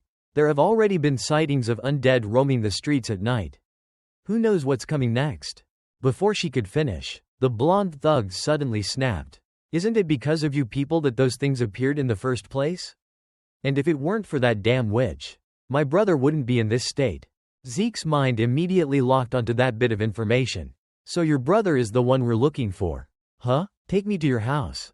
But the blonde thug, now even angrier, shouted, No, what are you planning to do to him? Zeke, already irritated by the thug's stubbornness, didn't waste any more time arguing. He simply grabbed the guy by the head and started dragging him along. Luvella, watching this unfold, trembled slightly. She had never seen someone beg for help in such a forceful way. It wasn't long before they arrived at the blonde thug's rundown house. The moment they stepped inside, their eyes fell on his older brother, lying in bed, barely clinging to life. I've done everything I can, Luvella said, examining the man with concern. But he won't recover unless we find the source of this illness. Who did this to him? Zeke, arms crossed, pondered aloud. Has your brother been in contact with anyone recently? Of course, the blonde thug snapped, his voice laced with frustration. I saw him. Zeke's eyes narrowed. You saw him? Yeah, it was that bastard from before, the merchant you helped us beat up. That damn scumbag, Sud. The blonde thug then recounted everything that had happened a few days prior. His brother had come home later than usual that night, only to find that his younger sibling was missing. The kid was frail, and with no guards patrolling the slums, he feared something terrible might have happened. Panicked, he rushed out to search for his brother and eventually stumbled upon a mysterious figure attacking the boy with a dagger. After a brief struggle, he got a clear look at the attacker's face. It was none other than that shady merchant, Sud, and from that day on, his little brother had been in this condition. Ah, Zeke murmured. At first, he seemed fine. The thug continued. There were no visible wounds, and he even regained consciousness shortly after. So, I thought he was all right. But as time passed, he got weaker, thinner, like all his strength was draining away. And now, it's like he's fading, turning into a living corpse. Zeke frowned. So that's why you tried to involve me from the start? That's right, the thug admitted. I was planning to steal that dagger he used on my brother and use it to strike a deal. I figured if I threatened to return it, he'd be forced to tell me how to fix this. His voice then took on a sharper edge. But of course, since someone official had to get involved, the whole plan went to shit. Luvella immediately caught the jab in his words. A pang of guilt crossed her face as she said, I'm sorry, I misjudged you. I saw a defenseless man being attacked, and I thought I was doing the right thing. The thug's expression darkened. His voice rose with frustration. Why? Because we were beating him up? Or was it because I'm poor? Because I look like a thug? Is that all it takes for you to decide who's weak and who's strong? Luvella's face turned pale. She opened her mouth, but no words came out. She had no idea how to answer that. Sensing the rising tension, Zeke clapped his hands together, drawing everyone's attention. All right, enough. She grew up as a noble, so she's still figuring things out. Cut her some slack. As he spoke, he casually slung an arm around the blonde thug's shoulder. But even with Zeke's words, The thug's expression remained stormy. Clearly, this wasn't something he could let go of so easily. Meanwhile, Zeke had a thought. By the way, why don't you hate me? The thug blinked, confused. Huh? Zeke elaborated. I mean, technically, I did betray you the moment she showed up. So shouldn't you be pissed at me too? The thug averted his eyes, looking oddly flustered. Because that was the first time someone said they'd help me without asking for anything in return. His voice trailed off, his face growing redder by the second. Zeke raised an eyebrow and let out an amused, "Oh?" Before long, after ensuring that the younger brother's condition had at least stabilized for the time being, Zeke and Luvella left the house. As they walked, Zeke turned to her and asked, "So, what do you think about all this, Miss Luvella?" She placed a hand on her chin, deep in thought, before answering. While I was trying to heal him, instead of sensing life energy, I felt something else, something vile. It was the unmistakable presence of Valley's energy. I'd wager that merchant is one of his followers. Zeke smirked. Well, then I guess that's where we'll start. Luvella's brows furrowed. Did you notice something? Yeah, kinda, he said with a shrug. But let's get there first. And with that, their next stop was the merchant Sud's house. At that moment, completely unaware of the impending disaster, Sud was casually packing his belongings, whistling a tune. He had no idea what was coming for him. Then, a loud, strange noise echoed from below, making him freeze. His brows knitted together. Huh? A rat? He muttered. Walking over to his basement door and carefully opening it, he took a cautious step down the stairs. Then, suddenly, a firm weight landed on his shoulder. Long time no see. A familiar voice purred beside his ear. His entire body stiffened, as his eyes darted to the side. His blood ran cold. What? How the hell is he here? Before he could fully process the situation, Zeke leaned in and gave him the worst news of his life. Get ready for the beating of a lifetime, he said with a grin. Oh, and don't worry, this time, no one's gonna step in to save your sorry ass. Then, lowering his voice, he whispered against Sud's ear. You remember her, don't you? The angel who saved you last time? Well, today, she's come back as a hellish reaper to bring your judgment. And with that, the real interrogation began. With a single powerful kick, Zeke sent Sud rolling straight into the grotesque fish statue. Yet, despite taking a heavy beating, the buzz-cut merchant still didn't seem to understand the gravity of the situation. Instead, he groaned and muttered, Why the hell are you doing this to me? Zeke scoffed, voice laced with mockery. How should I know? Why don't you ask the fish behind you? But when Sud failed to react, still clueless, Zeke sighed and landed another vicious kick. Still don't get it? Another strike, then another. By now, Sud understood that if he didn't start talking, he wasn't getting out of this alive. Desperate, he gasped out. Wait, you don't think I'm a follower of Vale, do you? I swear, I'm not one of them. Zeke didn't even look surprised. Oh, I know, he said, voice eerily calm. You're not a follower. You're worse. You're a disgusting little parasite, clinging to Valley's true believers like a beggar waiting for crumbs. Those words struck a nerve. Sud's jaw clenched so hard his teeth nearly cracked. Meanwhile, Luvella had been silently observing how Zeke handled things. But suddenly, her eyes widened in horror. Zeke had begun unsheathing his sword. Wait, Zeke, why are you drawing your sword? She exclaimed, panic creeping into her voice. Without missing a beat, Zeke replied, We've already found that damned fish statue. We don't need him anymore. Luvella hesitated, her face tense with uncertainty. The idea of watching someone get executed right before her eyes, it was overwhelming. But even so, she didn't step forward to stop him.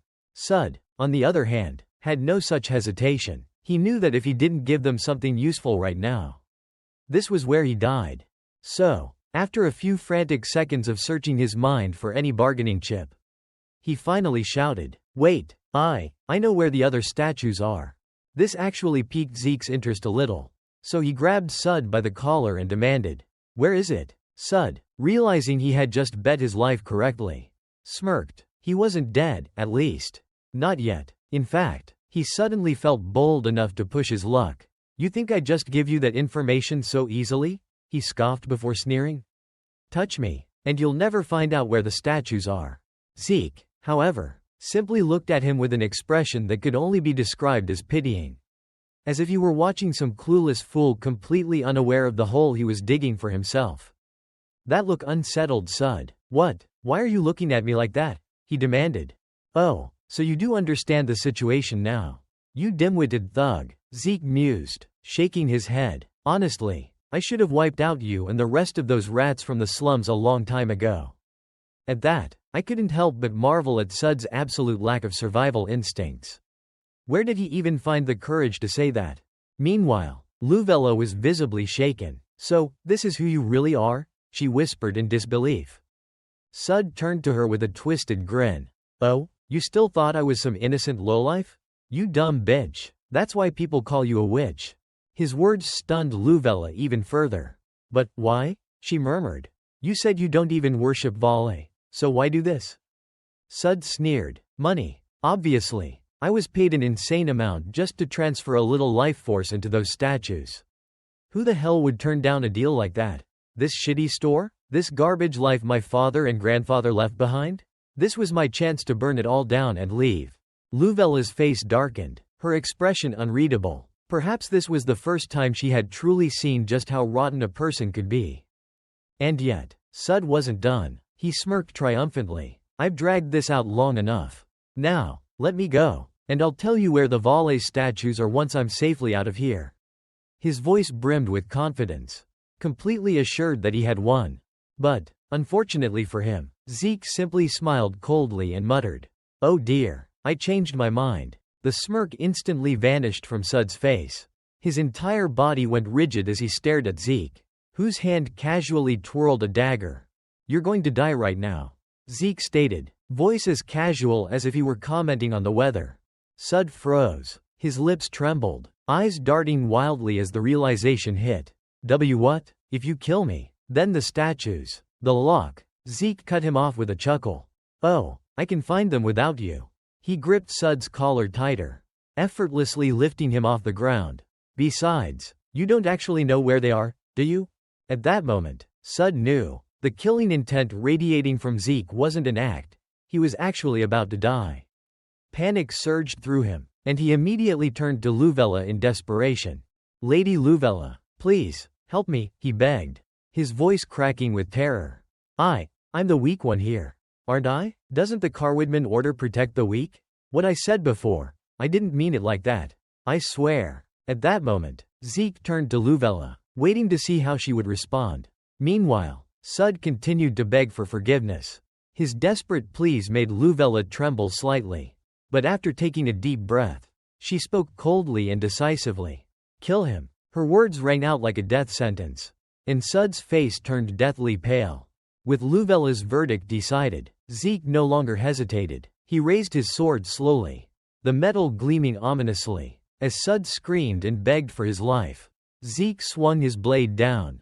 But instead of dealing a fatal blow, he merely slashed Sud's arm, leaving a deep wound as punishment. "Don't ever let me see you again," Zeke muttered before turning away. Luvella flinched at his words and turned to see Sud slumped on the ground, clutching his injured arm. Only then did she realize Zeke hadn't actually killed him. Without another word, the two of them left, making their way back to the blonde man's house, which would serve as their temporary hideout. As they walked, Luvella's mind was in turmoil. Everything that had happened replayed over and over in her head. Zeke, sensing her inner conflict, glanced at her before stepping closer. "You okay?" he asked, casually holding out a piece of bread. "Where he got it from?" She had no idea. Luvella looked up, hesitating before responding. "I keep making the wrong judgments. I believed Sud when he came to me. I judged the opposing side based purely on what I had heard about them. I even assumed the mayor's case was just a fabricated excuse. Lady Karna always told me that I shouldn't let my prejudices cloud my judgment." As she spoke, her face grew even paler. Zeke sighed. "Feeling guilty?" He smirked slightly before shrugging. "I'm fine, so you don't have to feel guilty for me." His words reassured her, if only a little. Taking a deep breath, she steadied herself before murmuring, "I'm sorry. I guess, this time, I'll have to ask for your advice." Hearing that, Zeke continued munching on his bread and replied nonchalantly, "Me? What advice could I possibly give? I don't have any words of wisdom to comfort you. So you'll have to figure this one out on your own. No matter what you do, time heals all wounds. Beating yourself up over it won't change anything, it'll just make you suffer for no reason. His unexpectedly wise words caught Luvella off guard. You're a lot more mature than I thought, she admitted. Then, shifting the conversation, she asked, so, we're going after the other statues next, right? Yeah, I have a pretty good idea of where they are, Zeke answered. Luvella lowered her gaze slightly, her expression tinged with guilt. I'm sorry, I haven't been any help at all. Zeke scoffed. What are you talking about? You're going to be the key player from here on out. His words surprised her. That night, they infiltrated yet another location. As usual, they swiftly knocked out the guards before making their way into the room where the statue was being kept. How did you know it'd be here? Luvella asked. Zeke shrugged. Because these guys are just mercenaries paid off like Sud. Now, all you need to do is channel your holy energy into this brush and paint. Without hesitation, Luvella took the brush, infused it with her divine power, then handed it back to Zeke. He quickly scrawled a series of crude markings all over the statue, distorting its energy. Once finished, he turned to her again. Now, hit it with another burst of holy energy. She complied, though the simplicity of the process made her uneasy. That's it? We're just leaving it like this? She asked. Yeah, it's fine, Zeke reassured her. The divine energy has already been absorbed. Let's move on. With that, he turned and started walking away. Luvella lingered for a moment, staring at the altered statue. Doubt crept into her mind. Can this really stop the ritual? At the same time, somewhere else, Weig was dashing at full speed with Hans slung over his shoulder, causing the poor guy to nearly vomit. Sir Weig, I'm gonna fall. But before Han could finish his sentence, Weig suddenly sensed something. Without hesitation, he flung Han straight into the ground, face first. Sorry, I have to go ahead. With that, he vanished like a gust of wind, leaving Han behind, completely bewildered. Why all of a sudden? Sir Weig, how could you just leave me here? Just as he said that, a chill ran down his spine. It felt as if countless eyes were staring at him from behind. Then, countless eyes were fixed on him, making Han nearly jump out of his skin. Terrified, he quickly bolted after Weig, rushing back toward Zeke. Meanwhile, Luvella was still lost in thought. Am I really doing the right thing? She wondered. All this time, I've been following Zeke's lead, finding these statues and doing exactly as he says. But what exactly are those ancient runes he's been painting on them? As she pondered, a sudden low growl from up ahead snapped her out of her thoughts. It's been a while since we last saw one of these undead. Huh? Zeke mused. Looks like this one's different from the last time. He studied the sluggish, awkward movements of the zombie before adding. Actually, it's slower, moving weirdly compared to before. Thank the gods. It looks like what we've been doing is working. With that, he swiftly knocked the creature unconscious. The number of undead wandering the city because of the ritual has definitely gone down. And it's all thanks to you, Lady Luvella. Hearing this, Luvella was so overwhelmed with relief that she nearly burst into tears. She clasped her hands together and whispered, "Thank the gods, what a blessing." Watching her reaction, Zeke chuckled. You didn't look nearly this happy when you saw the runes. You've been worrying about those scribbles, haven't you? Luvella stiffened slightly, looking a bit embarrassed. I'm sorry. It's not that I don't trust you. It's just, I've never heard of a method like this in Carwoodman. But I can't believe how powerful it is. Whoever created these runes must have been a genius. You really think so? Zeke replied with a smirk. Well, it's about time we take care of the central statue in the mayor's estate. Hearing this, Luvella's face grew serious. Will it be okay? Zeke remained as confident as ever. We've already taken down every other statue in Porty over the past few days. The ritual's power should be significantly weakened by now. The deputy mayor is probably at the estate, too. There's a good chance he plans to use that place as the ritual's focal point. With that, he made his decision. Alright, let's go. Once again, they infiltrated their target, this time the mayor's mansion. Thanks to Luvella's ability to sense energy, they quickly located the room housing the statue.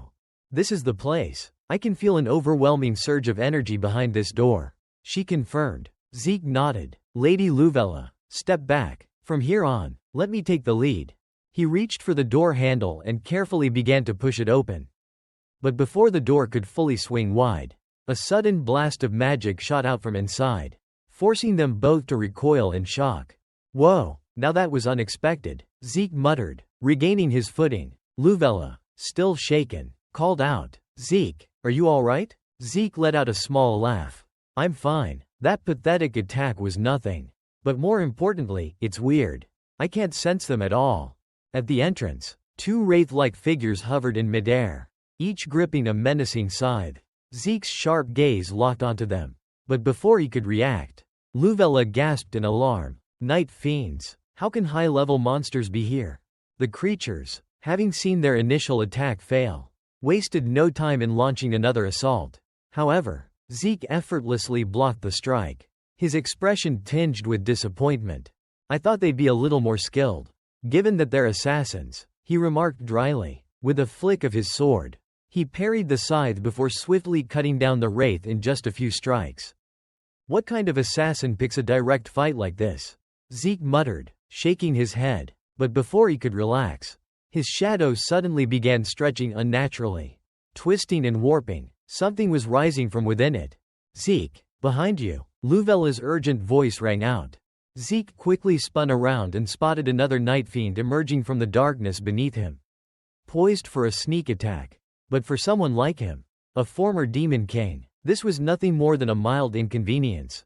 Not bad assassination skills, he admitted, but you picked the wrong opponent. With a single swing of his blade, he cleaved the creature in two, its form vanishing into wisps of darkness. With both night fiends now vanquished, Luvella's face was still filled with concern. What is going on? Why are night fiends appearing here?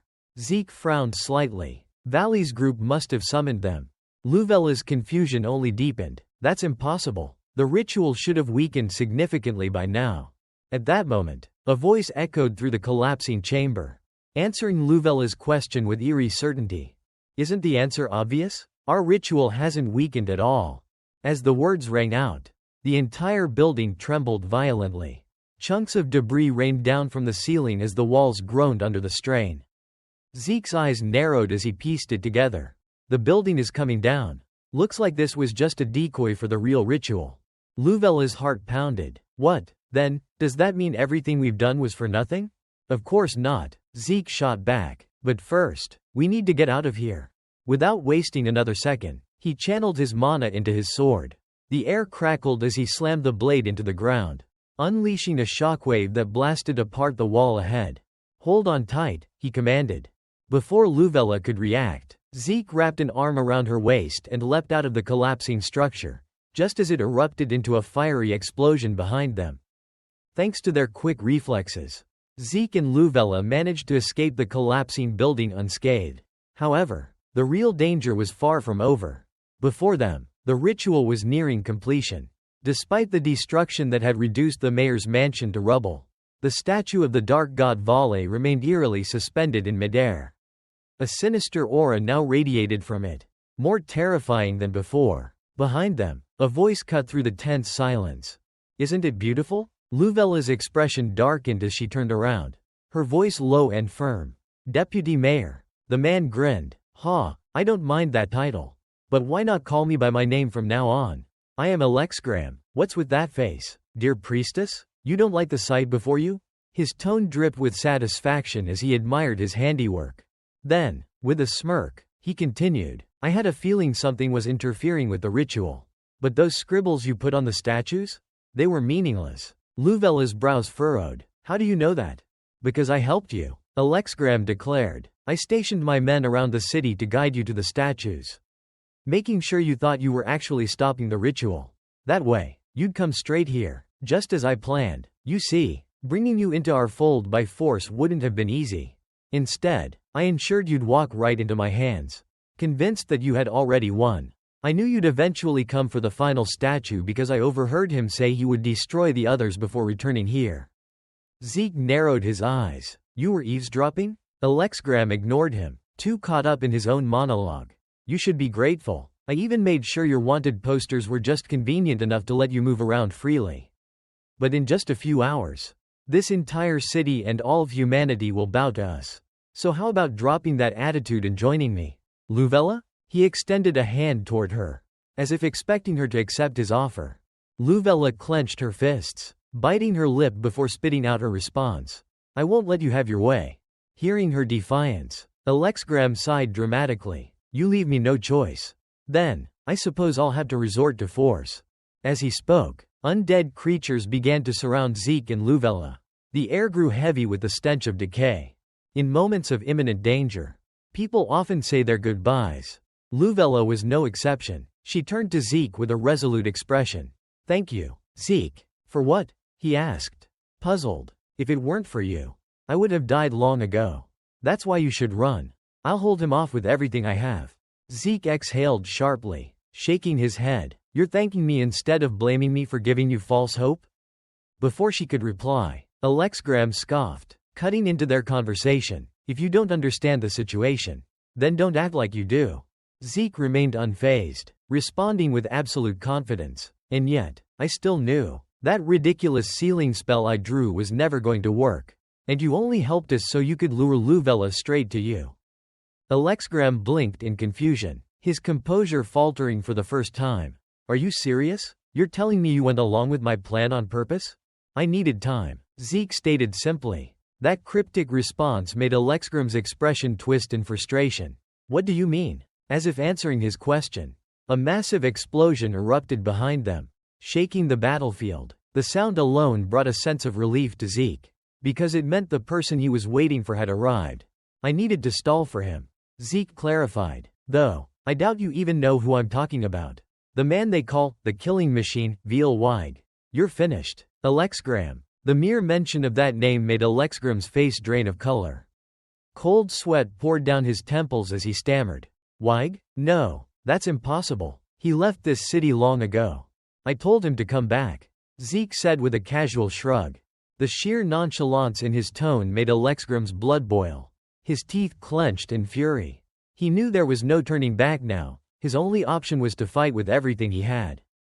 You think that brute matters? It doesn't matter how strong he is, if he gets caught up in the ritual. He'll be just as helpless as the rest of you. Alexgram roared. At that moment, the ancient tome in his hands began to glow ominously. A powerful surge of energy radiated from its pages. Then, behind Zeke and Luvella, a massive column of water shot into the sky. The swirling liquid rapidly coalesced, taking the form of an enormous serpent. Zeke remained composed, throwing a quick glance at Luvella. Stay calm, stay behind me. But Luvella had no intention of being a mere spectator. Without hesitation, she summoned her divine energy, channeling it toward Zeke to amplify his strength. I am a candidate priestess of Carwidman. I will fight, she declared with unwavering determination. Zeke chuckled at her resolve. Now that's reassuring. As soon as he finished speaking, Zeke assumed his battle stance. At the same time, the massive water serpent lunged at him, its gaping maw ready to swallow both him and Luvella whole. Without hesitation, Zeke raised his sword and drove it straight into the beast's throat. An explosion followed, a deafening blast of energy and water bursting outward. Alexgram, seeing the eruption, smirked in satisfaction and turned away. He already considered the battle over. That attack drained a good amount of mana, but it was worth it. There's no way anyone could have survived that. Before he could finish his sentence, however, a familiar voice cut through the mist. That's it? That's all you've got? Both Zeke and Luvella emerged from the cascading water, completely unharmed. Alexgram's jaw nearly hit the ground. His eyes widened in disbelief. How? I saw you take that hit head on. Zeke smirked, shaking the excess water off his blade. No matter how massive a column of water is, if you reduce its pressure, it's no different from standing under a gentle waterfall. He was about to elaborate further, but suddenly, his expression shifted. A realization struck him, and his voice took on an excited edge. He's here, the killing machine, Weig. At this moment, Weig stood drenched in blood and killing intent. Someone's about to die. The mere sight of him sent shivers down Alexgram's spine, but he still tried to act tough. Weig, I will turn you into an offering. Before he could finish his sentence, Weig had already closed the distance. With a single swing of his sword, Alex was forced to throw his book aside and retreat in panic. As soon as the book hit the ground, The grotesque face embedded in its cover let out an ear-piercing scream. Annoyed by the wailing, Weig impaled the book right through its mouth, silencing it instantly. Whether it was truly dead or not remained uncertain. This disgusting Vale artifact is revolting. Weig scoffed in utter disdain. But just then, the levitating statue in the sky began to change. First, its pedestal crumbled and fell away, followed by a violent tremor that shook the earth. Alexgram, upon witnessing this, burst into maniacal laughter. Ha ha, it's finally happening. The day of judgment is here. Weig pointed his sword at Alex's face. Ridiculous. The book has been destroyed. How could the ritual still? Despite having a blade inches from his throat, Alex remained unfazed. As long as the life force has already flowed into the ground, the ritual will activate on its own. Once it begins, nothing can stop it. It won't cease until the entire city is consumed. The underground currents are already surging with Valley's energy, rising to the surface. But as he spoke, the tremors suddenly ceased, just as abruptly as they had started. Alex's smug expression twisted into one of sheer panic. What? Why isn't anything happening? Zeke stepped forward, grinning from ear to ear. Wanna know why? Those magic seals I drew on the statues? They were real, genuine magic seals that disrupted the ritual. How does it feel? That brief flicker of hope before complete despair? With that, the battle came to an end. The ritual was thwarted, and Alex was captured. By the following morning, the city had returned to its normal, peaceful state, blissfully unaware of the catastrophe they had just narrowly avoided. As the two groups prepared to part ways, Weig turned to Zeke. I owe you my thanks. Zeke, it was thanks to your note that I was able to locate Lady Luvella in time. I'm truly relieved nothing terrible happened before I got here. Zeke waved him off with a grin. All I did was time it around when Han would find you. The real credit goes to Han. He worked like a dog to track you down. Anyway, we're off. Saying this, he extended his hand toward Luvella for a farewell handshake. Luvella still seemed a bit reluctant. You could rest at the temple a little longer. No, I had to go. My next destination has already been decided. And with that, the two groups finally parted ways. Luvella and her companions returned to the temple, where she shared something she had heard with Weig. I heard from Han that Sir Zeke is the eldest son of the Steelwell family. Even someone as composed as Weig was visibly surprised. You mean the great lineage of the kingdom? The Steelwell family? Yes, though I'm not sure if he was joking or being serious. Weig stroked his chin and thought. I see. Then we must not mention Zeke in our report. If Vale learns that he was the one who taught us the magic seals that disrupted the ritual, they'll come after him. You're right. That's for the best. Luvella agreed. After that, Weig bid farewell and left to report everything to the High Pontiff. As soon as he disappeared into the distance, a shadowy figure emerged behind Luvella. A voice called out, Are you Lady Luvella? She turned around cautiously. Who are you? The man across from her smiled warmly and introduced himself. Hello, my name is Gren Zennard. Luvella narrowed her eyes slightly. Are you the elite holy knight chosen by the divine will to aid us? Gren nodded. It's truly an honor for an outsider like me to serve Carwidman. But something about this encounter puzzled Luvella. How do you know me? Have we met before? The others told me about you. I was planning to introduce myself when everyone was gathered. But you don't look well. Me? Luvella asked, confused. Yes, forgive my rudeness, but is something troubling you? If you'd like, I can listen to your concerns. Luvella quickly waved her hands dismissively. Oh, no, thank you, but I'm not particularly worried about anything. I think I just look tired. Gren quickly realized that he had been too eager in questioning someone he had just met. So, he softened his tone. I didn't mean to keep you when you're tired. Please, get some rest. It was a pleasure meeting you. Hearing this, Luvella immediately excused herself and walked away. However, because of her quick departure, she didn't see the dark expression that clouded Gren's face. His voice dropped to a murmur. Something has changed. Meanwhile, near the mining town of Soon, Zeke and his group were traveling while also sparring, mainly to help Han strengthen himself. At that moment, Han had just managed to take down a massive beast. Though he was panting from exhaustion, Zeke gave him an approving nod. You're strong enough to take down big dogs now.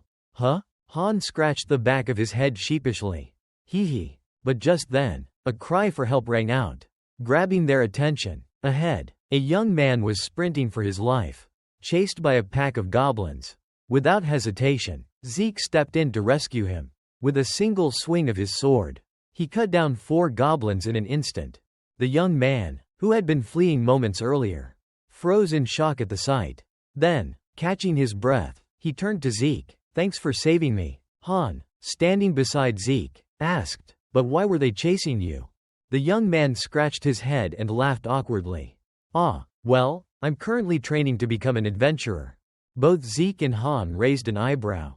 "Adventurer training?" Seeing their confusion, the young man explained further. "I'm actually a miner, but my dream is to become an adventurer." I was in the middle of my training session. Before Snock could say anything else, a loud and irritated voice rang out from behind him.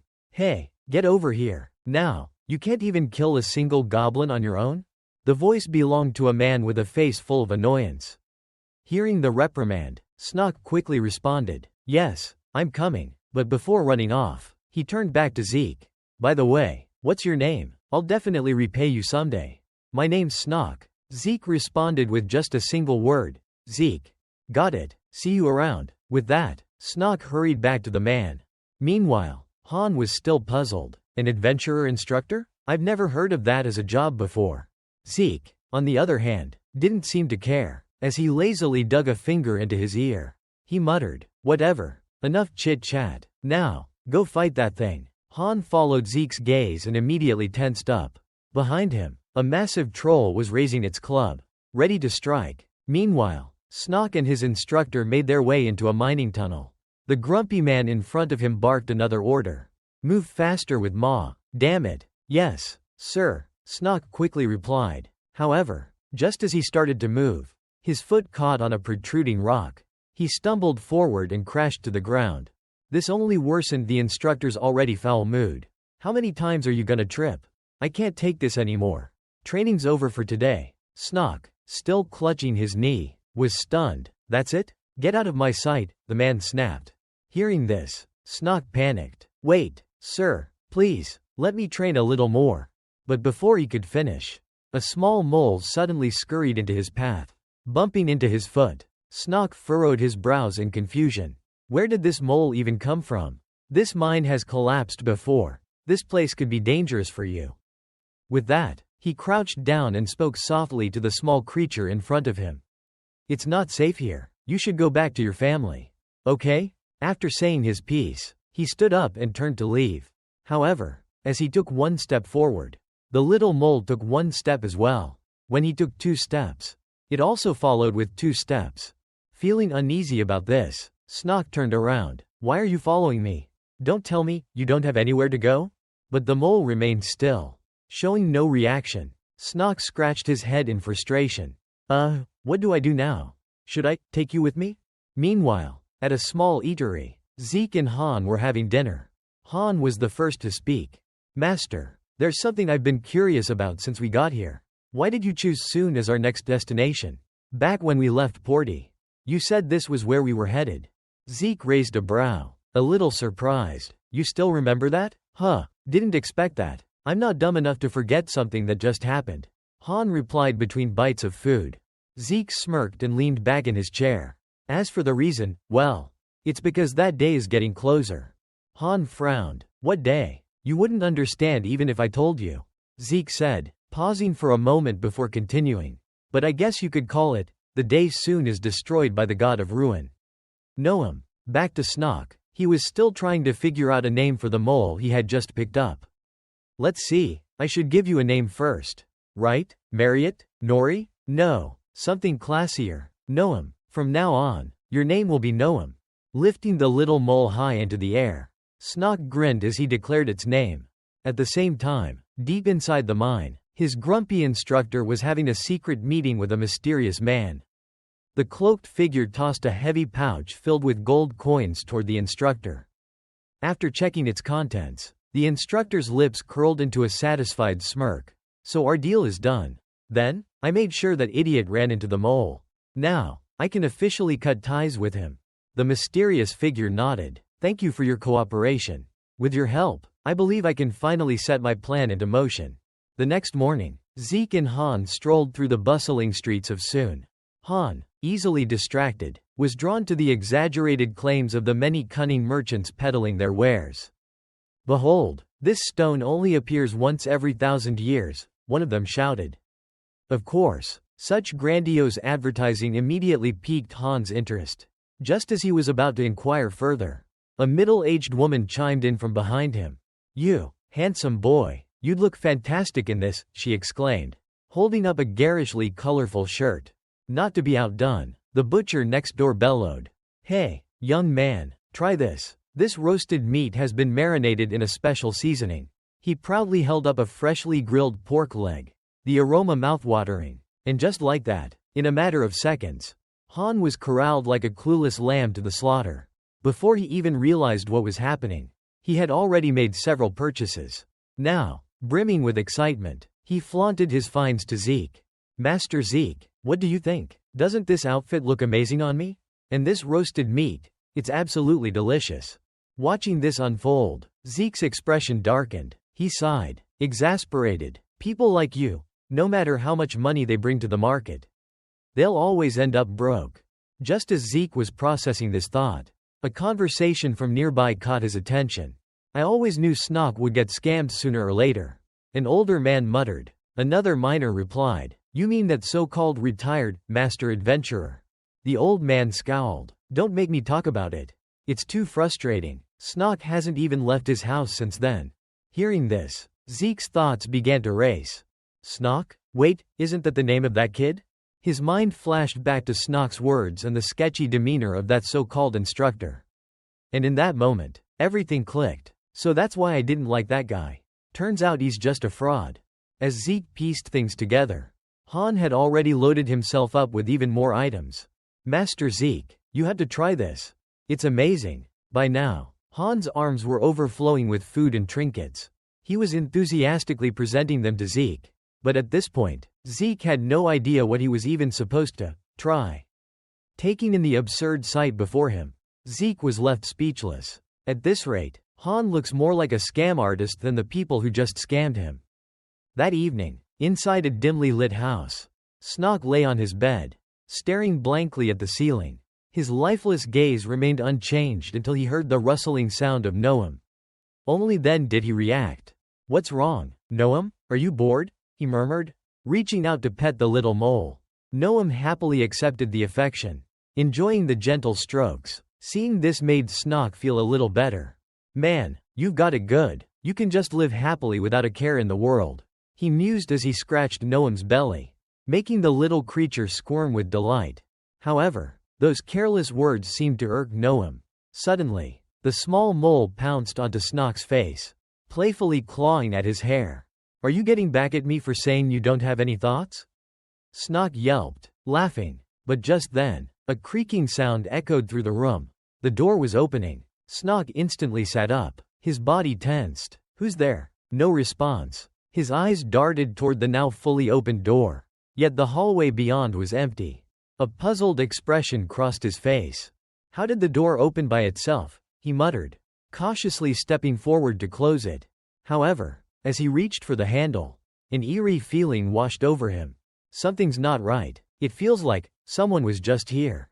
He shook his head, dismissing the thought, but what Snock didn't realize was that, behind him, a dark silhouette loomed ominously in the shadows. Meanwhile, in the bustling streets of Soon, Zeke and Han had lost track of time, indulging in the festivities until night had fallen. Just as they were about to call it a day, Zeke's sharp eyes caught movement in the distance, dark figures dashing across the rooftops at incredible speed. There were 4 of them, and from the looks of it, they were carrying someone. Han followed Zeke's gaze and immediately grew anxious. "Master Zeke, what's going on?" Zeke remained calm, his eyes narrowing. "You don't see? It's them." As he observed more closely, his expression shifted to one of surprise. "Wait a minute, isn't that the kid from earlier? Snock?" His thoughts raced. Why would they take him? That so-called adventure instructor already scammed him. So why go after him now? Is this a kidnapping? These guys are definitely suspicious. Zeke hesitated for only a moment before making up his mind. "It's been a while since I've done something good for once." Without a second thought, He turned to Han and tossed the armful of food into his hands. Han, head back to the inn. Huh? What about you? Han asked, confused. I've got something to take care of. And with that, Zeke vanished, his figure blurring as he sprinted after the fleeing kidnappers. Han stood frozen, mouth agape, still clutching the pile of food. What just happened? With a single leap, Zeke launched himself onto the rooftops and sprinted after the kidnappers. As he closed the distance, he called out, his voice laced with amusement. Hey, you guys, let's have a little chat. Yeah? I've got some business with that package you're carrying. But the kidnappers had no interest in talking. Instead of slowing down, one of them swiftly drew a dagger and hurled it straight at Zeke. Pathetic. Zeke barely needed to react. His sharp eyes tracked the blade's trajectory with ease. And just before it could reach him, he caught it mid-air with a casual flick of his wrist. Without missing a beat, he reversed the grip and sent it flying back, this time straight at the one carrying Snock. The knife struck true. The kidnapper let out a pained grunt as his balance faltered.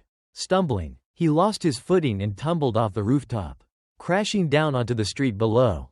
Seeing their comrade go down, the remaining kidnappers hesitated for a split second before breaking into a full sprint. But they weren't fast enough. By now, Zeke had already caught up to them. His voice was calm, almost bored, as he spoke again. So, who the hell are you guys? But the kidnappers had no intention of chatting. Their leader, still carrying Snock, barked a sharp order. Kill him. Without hesitation, the two remaining goons lunged at Zeke. Zeke clicked his tongue in annoyance. Oh, come on, can't you guys just answer a simple question like normal people? As he spoke, he effortlessly sidestepped a slashing dagger. Before the attacker could react, Zeke's fist rocketed forward, slamming straight into his gut. The man crumpled onto the rooftop with a dull thud. The second kidnapper wasn't deterred. He darted in from the side, blade flashing in the moonlight. Too slow. Zeke dodged with ease, then countered with a brutal knee strike to the face. A sickening crack echoed in the night as the kidnapper's nose shattered. He collapsed instantly. The leader, now alone, took one look at his fallen men and visibly panicked. His grip on Snock tightened.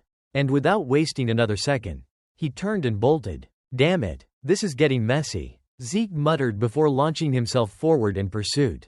The chase was on. The two of them tore through the city, weaving across rooftops before diving into the forest beyond. Despite carrying Snock, the kidnapper moved with surprising speed. What the hell? This guy's running like a damn dog while carrying a whole person. Zeke grumbled as he pushed himself to keep up. Their chase finally led them to the entrance of an old, abandoned mine. Without hesitation, the kidnapper dashed inside, vanishing into the darkness. Zeke was just about to follow when three new figures suddenly emerged, blocking his path. For crying out loud, Zeke let out a long sigh, rubbing his temple. Who the hell are you guys? The same idiots from before, but with a different paint job? The new trio, like their predecessors, said nothing. They simply drew their blades and lunged at him. Zeke had had enough. 3 strikes. 3 bodies hit the ground. As he straightened up, brushing off his coat, a nagging feeling crept into his mind. Something was off. These guys are weak. Too weak. Even if they were assassins, their skills are trash. So where the hell did they come from? His eyes narrowed. My reason for coming to this city was because of an impending disaster. But now, these guys suddenly pop up out of nowhere? That's one hell of a coincidence. His thoughts raced as he stepped forward, placing a boot on the chest of one still breathing attacker. He leaned down, his voice low and firm. You lot, do you have anything to do with the god of destruction? Know him? While Zeke was still interrogating the kidnappers outside, inside the mine, Snock slowly stirred awake, roused by Noam's insistent nudging. Where am I? He mumbled groggily. Before he could fully regain his senses, a rough hand suddenly snatched Noam away. The culprit was none other than the kidnapper's leader. Seeing his closest companion captured, Snock's instincts kicked in. Let Noam go, he shouted, scrambling to his feet. The leader, however, ignored his demand. With a smirk, he reached out and seized Snock by the throat, lifting him effortlessly off the ground. Well, this is a surprise, the man mused. I thought you were just a pathetic coward. But is that some fire I see in your eyes? Is it because of your special bond with this little mole? He chuckled darkly, tightening his grip, while Noam struggled frantically in his grasp, letting out frightened squeaks. After a moment, as if losing interest, the man tossed Snock aside. The boy crashed against a wall with a dull thud, gasping as pain shot through his body. He coughed, trying to steady himself, his mind reeling from both the attack and the sheer confusion of the situation. "What are you talking about?" he managed to ask between ragged breaths.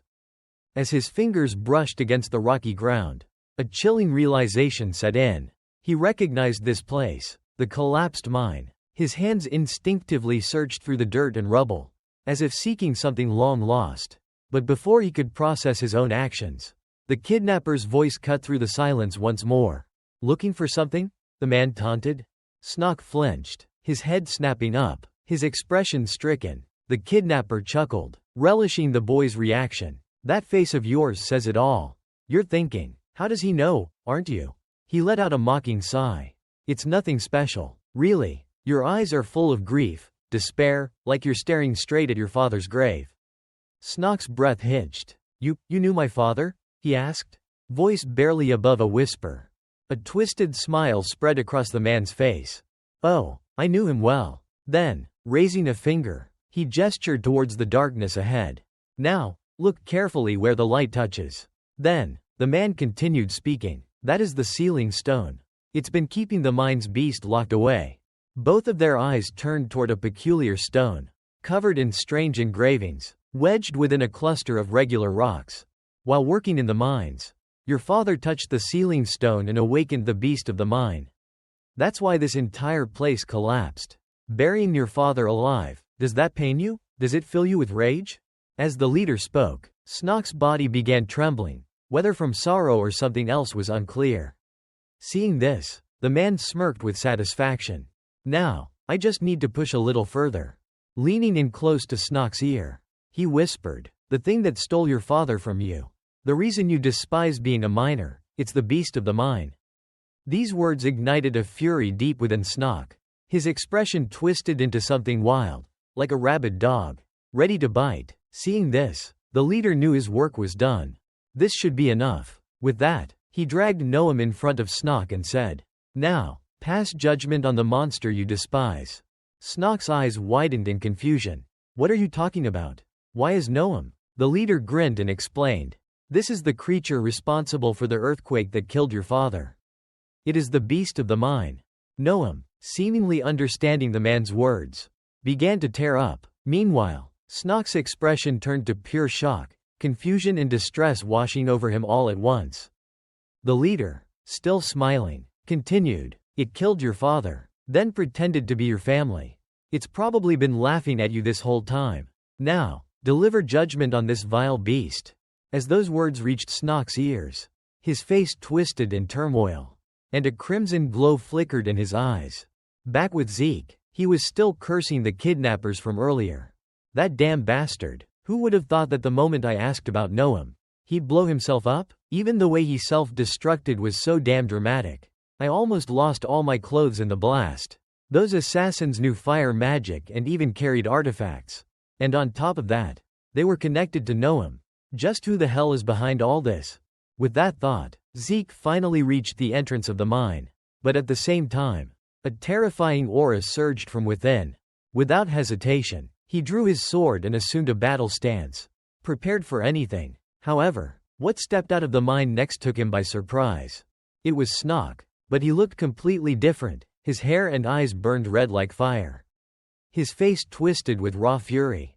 At that moment, a single word surfaced in Zeke's mind. "Noam." Zeke then asked him, "You said your name was Snock, right? Weren't you just taken by the assassins? And what's this strange aura surrounding you?" His questions rang out, but Snock remained completely still, as if he hadn't even heard him. This made Zeke form a theory. He's not responding, almost like he's lost all sense of awareness. If that's the case, with that thought in mind, Zeke continued, "Have you ever heard of or known the name Noam?" The moment Snock heard that name, he reacted. He clenched his teeth, then let out an enraged growl. The ground trembled, and countless sharp stone pillars erupted from below, launching straight at Zeke. Fortunately, He managed to evade just in time. Snock's aggressive response only deepened Zeke's suspicions. This is strange. Is this really how Snock normally behaves? No, that can't be right. He's known to be one of the smartest people around. But right now, he's completely blinded by rage. As he dodged the incoming stone spikes, Zeke suddenly accelerated, closing the distance between them in an instant. Hey, if you don't want to see any bloodshed, then both of you need to stop right now, Zeke shouted as he swung his mana-infused sword downward. In response, Snock raised a stone pillar as a shield to protect himself. Unfortunately for him, it might as well have been made of foam. The moment it came into contact with Zeke's sword, it shattered instantly. Seizing the opportunity, Zeke delivered a solid punch to Snock's face before retreating a few steps. That's odd. A hit like that should have sent any normal person flying. His body must have become much tougher. Meanwhile, Snock, realizing that his opponent was no pushover, focused his power even further. More stone spikes shot toward Zeke, but before they could even finish forming, he stomped them into dust. Still, from that brief exchange, Zeke could tell, these stone formations are getting stronger. If I let him continue evolving like this, he'll awaken into a tyrant that could dominate the world. I need to put an end to this before he grows any stronger. With that conclusion in mind, Zeke's sword flared even brighter, its blade radiating with energy. Without wasting another second, he lunged forward, launching a full-scale attack against Snock. Snock refused to back down. The moment he saw Zeke charging at him, he conjured an entire forest of stone pillars to block his path. However, that wasn't nearly enough to slow Zeke down. With every pillar that rose in his way, he effortlessly sliced through it with his sword, cutting a direct path towards Snock once more. Just as Zeke was about to unleash his finishing move, a sudden clash of steel stopped his strike midair. The one who intervened was none other than the leader of the kidnappers. You should learn to cherish life. Killing others will send you straight to hell, he sneered before swinging his sword to push Zeke backward. Regaining his stance, Zeke narrowed his eyes. Are you the one responsible for turning Snock into this? The leader simply grinned. Isn't it magnificent? That smug confirmation only solidified Zeke's suspicions. It looks like you fused him with some kind of legendary Earth-born creature. The tyrant of the Earth. Noam, am I right? The kidnapper's expression momentarily twisted in surprise. How does he know about Noam? That creature's existence was never revealed to anyone, and the only one who could have named it was that boy. Where the hell did you hear this from? Zeke smirked. Who knows? My livelihood depends on this kind of information, so I can't exactly spill my secrets. Realizing he wouldn't get an answer, the leader scoffed and let out a low growl. Is that so? Well then, I guess I have no choice but to beat it out of you. Without another word, he began channeling an immense energy into his body. Almost instantly, his muscles expanded at a terrifying rate, growing so massive that his clothes shredded apart. When his transformation was complete, he now stood towering like a monstrous brute, reminiscent of the Hulk. I really didn't want to reveal this form in front of you, he muttered toward Zeke, but his grotesque appearance must have enraged Snock even further. Upon seeing his opponent's hulking transformation, Snock completely lost it and lunged at him in a blind fury. Unfortunately, the sheer power difference was now undeniable. The moment Snock got close, the brute caught him with just one hand, clamping down on his face effortlessly. Oh, are you scared of me now? How pitiful. Too bad I don't have time to deal with you right now, he sneered before tossing Snock aside like a discarded toy. Zeke couldn't help but feel a bit puzzled by the brute's actions. Are you sure about this? Didn't you put all your effort into him? But the hulking figure didn't seem the least bit concerned. Don't worry, he's so blinded by rage that he's completely lost his senses. Once I'm done dealing with you, I'll go find him. Now that the obstacle is gone, we can finally enjoy some quality time together. With that, he lunged forward, throwing a powerful punch at Zeke. Fortunately, Zeke managed to dodge just in time, but the sheer force of the attack was terrifying. Just one strike was enough to crack the ground open, sending shockwaves through the air that forced Zeke to hurriedly retreat. Before he could fully regain his footing, the brute was already charging at him again. This time, Zeke had no intention of dodging. Instead, he raised his sword to block the attack, then swiftly countered with a slashing strike. The unexpected move caught his opponent slightly off guard. Zeke clicked his tongue in mild frustration as the brute barely managed to dodge at the last second. Wasting no time, Zeke thrust his mana-infused sword forward. But to his surprise, the brute caught the blade with his bare hand. Noticing that the sword couldn't pierce through his thick skin, the brute smirked mockingly. "Ha, that was pathetic. Now, let's see how you handle my attack." Just as he was about to unleash his next move, with Zeke's sword still lodged in his arm, Zeke suddenly yanked the blade free. Almost instantly, an explosion erupted at the wound site, and in the blink of an eye, the brute's left arm was blown clean off. "How do you like your new look?" Zeke taunted, smirking. Without waiting for a response, he swung his sword once more, finishing off his opponent in a single strike. Then, glancing around, he muttered to himself, "That aside, where did the kid run off to?" Meanwhile, over in another part of the forest, Han was inexplicably drawn deeper into the woods. Out of nowhere, a loud rumbling noise echoed through the air, making him stop in his tracks. An earthquake? What was that sound just now? He wondered aloud. Scanning his surroundings in search of the source, he suddenly spotted an unconscious figure lying on the ground up ahead. "Oh, it's that kid from before. Hey, wake up, are you all right?" Han called out as he approached. At the sound of his voice, Snock slowly regained consciousness, but his eyes remained bloodshot, burning with fury. Of course, the moment Snock woke up, he went berserk again, which scared Han out of his wits. While dodging Snock's attacks, Han's mind raced. What's wrong with this guy? What kind of training did he go through to be able to do something like this?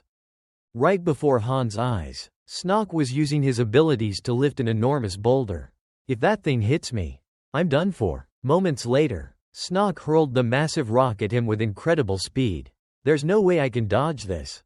If I can't evade it." Then, with that thought, Han drew his sword, and, in some miraculous way, he managed to slice the enormous boulder clean in half.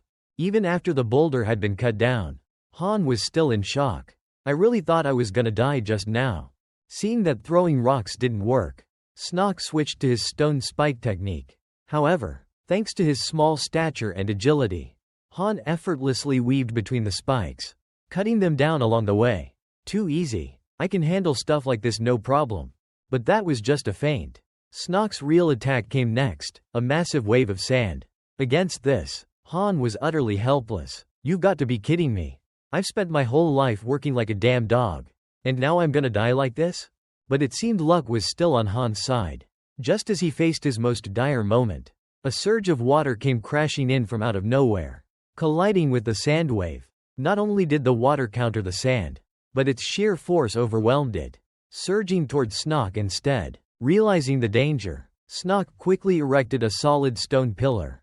It managed to split the wave apart. But before he could react further, Zeke burst through the water. Facing him, Zeke had already devised a way to calm Snock down. "This is the only way to stop him from going mad. So please, I beg you, stay conscious." With that, Zeke's hand pressed against Snock's forehead, sending a stream of mana into his body.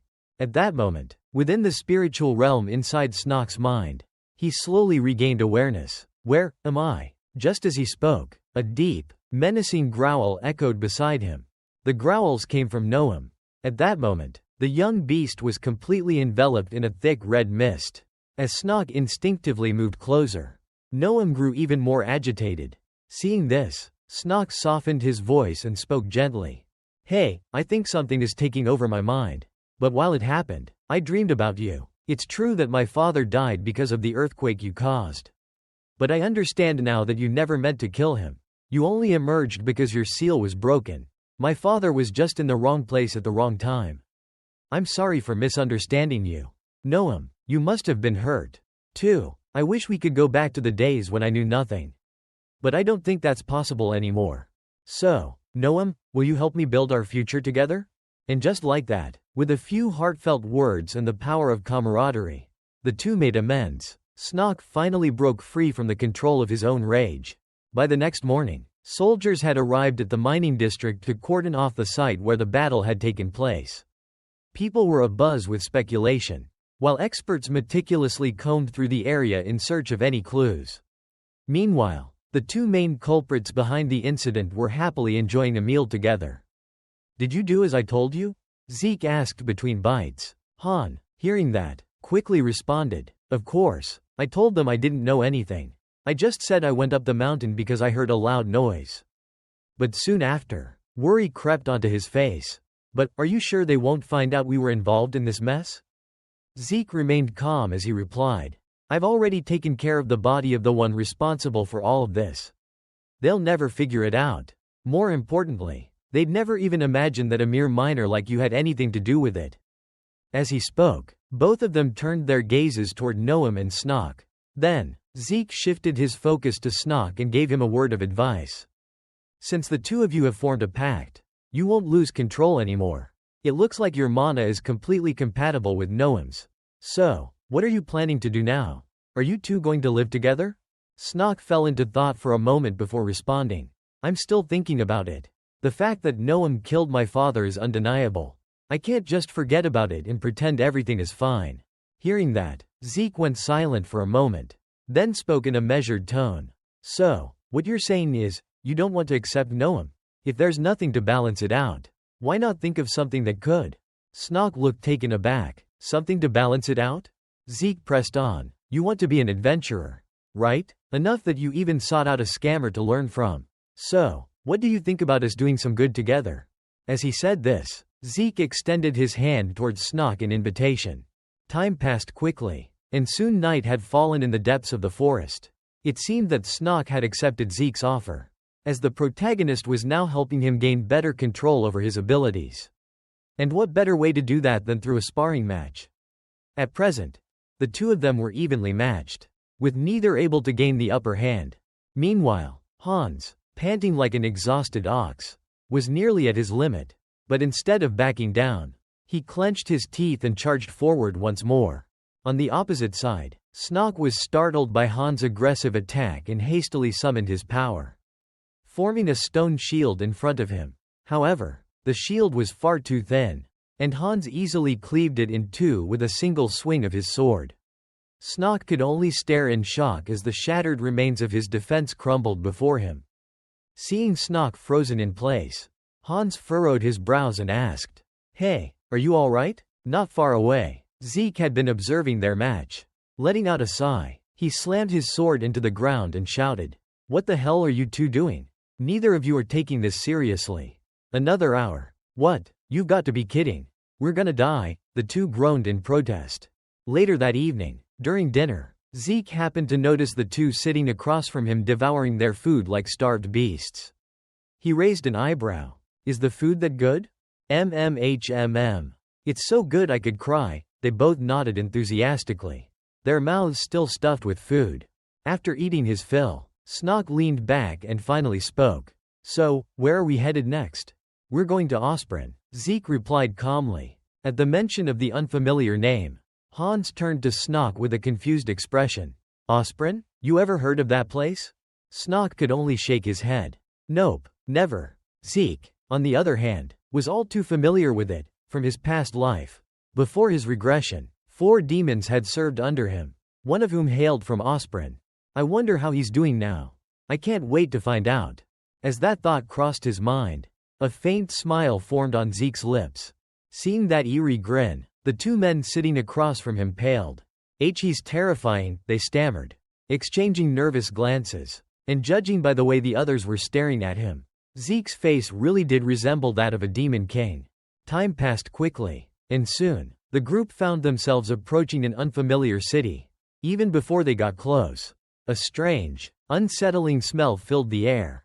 "What the hell is that smell?" Hans muttered, wrinkling his nose. "Whatever it is, it's definitely not food." At the front of the group, Zeke spoke without hesitation. "That's the stench of half-burned corpses." What? Burned corpses? The 3 men behind him, including Noam, gaped in shock. Meanwhile, Zeke narrowed his eyes. His curiosity piqued. Was this just a fire? Or, did monsters attack? He pondered the possibilities. But before he could think any further, a loud voice suddenly rang out from behind them. "Who goes there? State your identities." Turning around, they saw 2 men dressed as soldiers approaching. Hans and Snock immediately tensed up.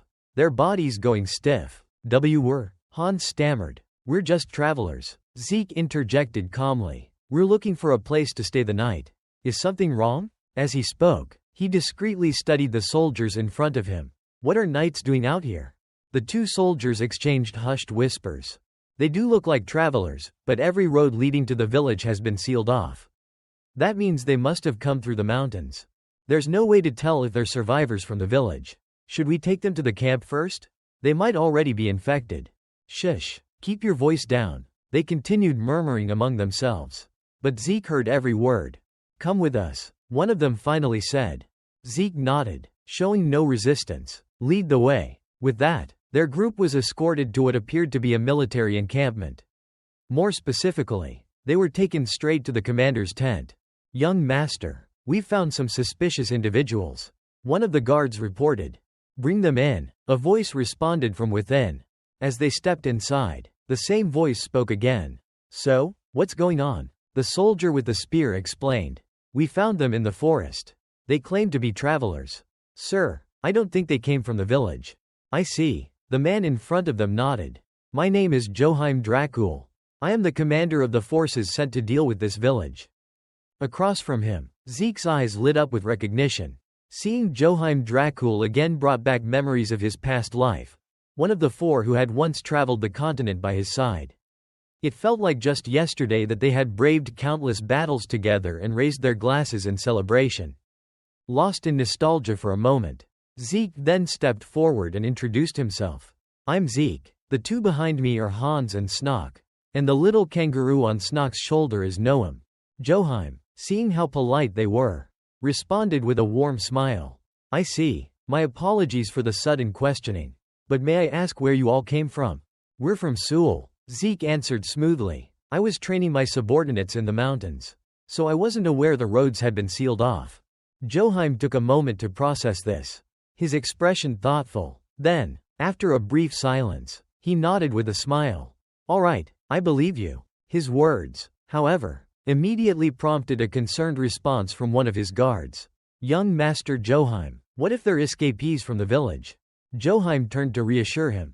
Calm down. It doesn't matter who they are. I have no intention of letting them leave anyway. Huh? What do you mean? Hans asked nervously. Joachim let out a sigh before explaining. Since you've come this far, you'll have to stay with us for a while. This is because of the infectious disease spreading here. Isn't it? Zeke said. Joachim looked surprised. You already know? The signs are pretty obvious. Zeke replied with a knowing smile. Joachim could only rub his temple in mild frustration before confirming. Yes, there's an outbreak in the village.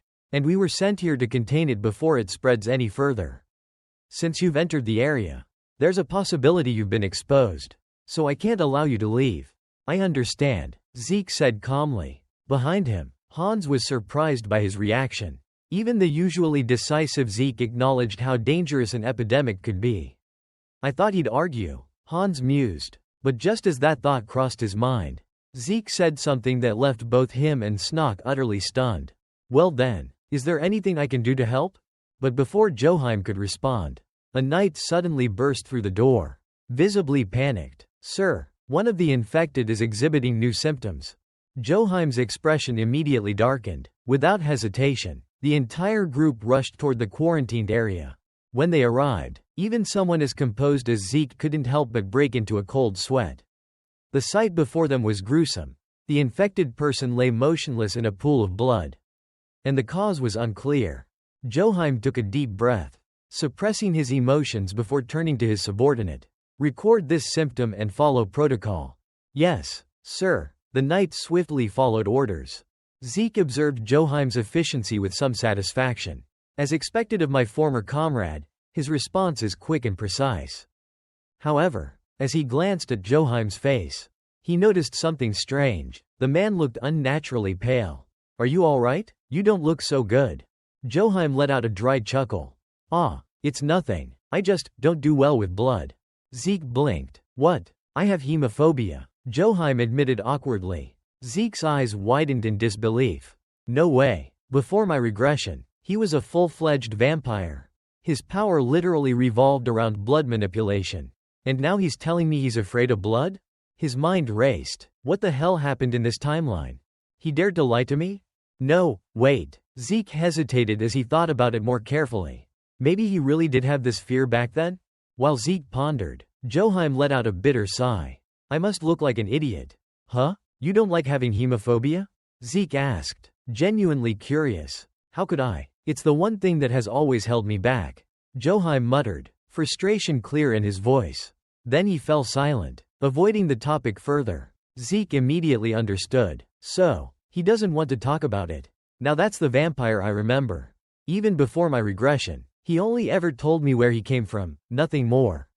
With that realization, Zeke placed a reassuring hand on Joachim's shoulder. Don't worry, I'm sure you'll get over it soon enough. Maybe one day, you'll even enjoy bathing in blood. Thanks, Joachim responded hesitantly, trying to figure out if Zeke was joking or not. Time passed quickly. Since we couldn't leave the village, we did what we could to help Joachim and his men contain the outbreak. We gave it our all. But in the end, it wasn't enough. With no other options left, they burned the entire village to the ground. Standing atop a mountain, the group watched the inferno below. Even someone as thick-headed as Hans could grasp the horror of the situation. With flames like that, I don't think anyone could have survived, he said, voice shaken. Beside him, Joachim responded with a helpless sigh. So this is the final outcome. No matter how hard we tried, there was no other way. Zeke turned to him. You must be furious. Of course I am, Joachim admitted, clenching his fists. I feel terrible for the people who died to this plague. For this village, now turned to ash. And for all the effort we put in, only to achieve nothing. His voice carried a raw emotion Zeke had never seen in him before. He's different from the Joachim I knew. Joachim then turned to Zeke's group and bowed deeply. Without your help, we wouldn't have made it this far. Thank you for everything. Zeke let out a few awkward coughs before responding. Of course, after all, the reason I travel from place to place is to do good deeds. Joachim chuckled, his expression bright. Just like these fine gentlemen here. You truly are noble and kind-hearted. Then, with a more serious tone, he turned to Zeke's group and extended an invitation. We've reported the situation to the Duke's castle, so we'll likely receive orders to return there soon. If there are no objections, I would like to invite all of you to come with us. The Demon King didn't hesitate. I won't refuse. And as if on cue, the moment Zeke finished speaking, one of Joachim's knights rushed over, holding up a letter. My lord, a message from the castle. No one knew what was written in that letter. But the instant Joachim finished reading it, his face darkened. What does it say? Zeke wondered. He looks tense. Joachim, however, said nothing. Silently, he folded the letter, tucked it away, and issued an order. Prepare to depart. Understood, my lord. We're returning to Ospren. Then, the red-haired knight asked eagerly. Unfortunately for him, Joachim's response was not what he had hoped for. No, we're heading to another plague-stricken village. Without waiting for any reaction, Joachim turned and began walking. His soldiers, however, were visibly shaken. Their unease was understandable. Going to another village filled with disease wasn't exactly appealing. One wrong step and they could end up infected, and that would be the end of them. As for Zeke, a sense of intrigue settled over him. How strange, they're sending him to another infected village? Joachim is part of a high-ranking noble family. Normally, they wouldn't assign someone of his status to a mission like this. No, there's something more to this. There has to be a reason. Infected and left to die. This is just part of the game they're playing. Elsewhere, in a lavish castle, a corpulent man slammed his fist against the armrest of his chair. His face twisted in rage. Damn it, you told me the disease was severe enough to wipe out an entire village. So why the hell is that bastard still alive? He bellowed, pointing a trembling finger at the butler before him. Bowing his head in response to the furious questioning, the elderly butler spoke in a calm, subdued tone. My apologies, but the young master was fortunate. You told me the soldiers and the doctor in that village are all dead. So why the hell is he still alive? The enraged noble bellowed as he grabbed a decorative vase and hurled it across the room. The porcelain shattered upon impact, scattering sharp fragments across the floor. The pig-like man's expression twisted in frustration as he growled through gritted teeth. Come up with another plan. Right now. This time, I want a plan that guarantees Joheim is eliminated. Back with Zeke's group, Hans muttered under his breath as he watched the last corpse being reduced to ashes before them. So that's it. Then, the last of the bodies. In the end, the entire village was wiped out by the plague. Standing beside him, Zeke remained silent, lost in thought, still no orders to withdraw to the castle. Just as that thought crossed his mind, an unsettling sensation crawled down his spine. His instincts flared. Without hesitation, the Demon King stood up abruptly, his grip tightening around his sword. Hans, noticing his reaction, looked at him in confusion. What's wrong, my lord? But Zeke wasn't listening. His piercing gaze locked onto the forest ahead. A dangerous glint flickered in his eyes as he barked out a single command. Show yourselves. As if answering his call, several hooded figures emerged from the dense woods. Hans' face paled. Those robes, they looked just like the ones who kidnapped Snog before. There was no time to process it. Without a word, the assassins simultaneously hurled their daggers straight at them. And of course, those pathetic little knives were no match for Zeke. With just a few effortless swings of his sword, he deflected them all with ease. Almost instantly, he recognized the identity of their attackers. Hooded cloaks, they look exactly like the assassins from before. The realization sent a rush of heat through his veins. Gritting his teeth, he barked orders to the two behind him. Hans, Snog, one each. Before the two cowards could even react, Zeke had already launched himself forward, attacking head-on. I'm going to get a headache if I waste time trying to figure out why they're doing this. Might as well capture one and extract the information directly. With that thought, he shot toward one of the assassins, ready to seize him, but before he could lay a hand on the man, the bastard detonated like a bomb. Though the explosion didn't do much harm to Zeke, it certainly made capturing them a nuisance. That's the same kind of artifact that guy from Seoul used, and the same suicidal combat tactics. But why are these assassins here? Just as that question crossed his mind, another assassin, either too reckless or too foolish to know better, charged straight at him. The outcome was predictable. With a single, clean slash, Zeke split him in two. Their goal in Seoul was to turn Noam into a demon.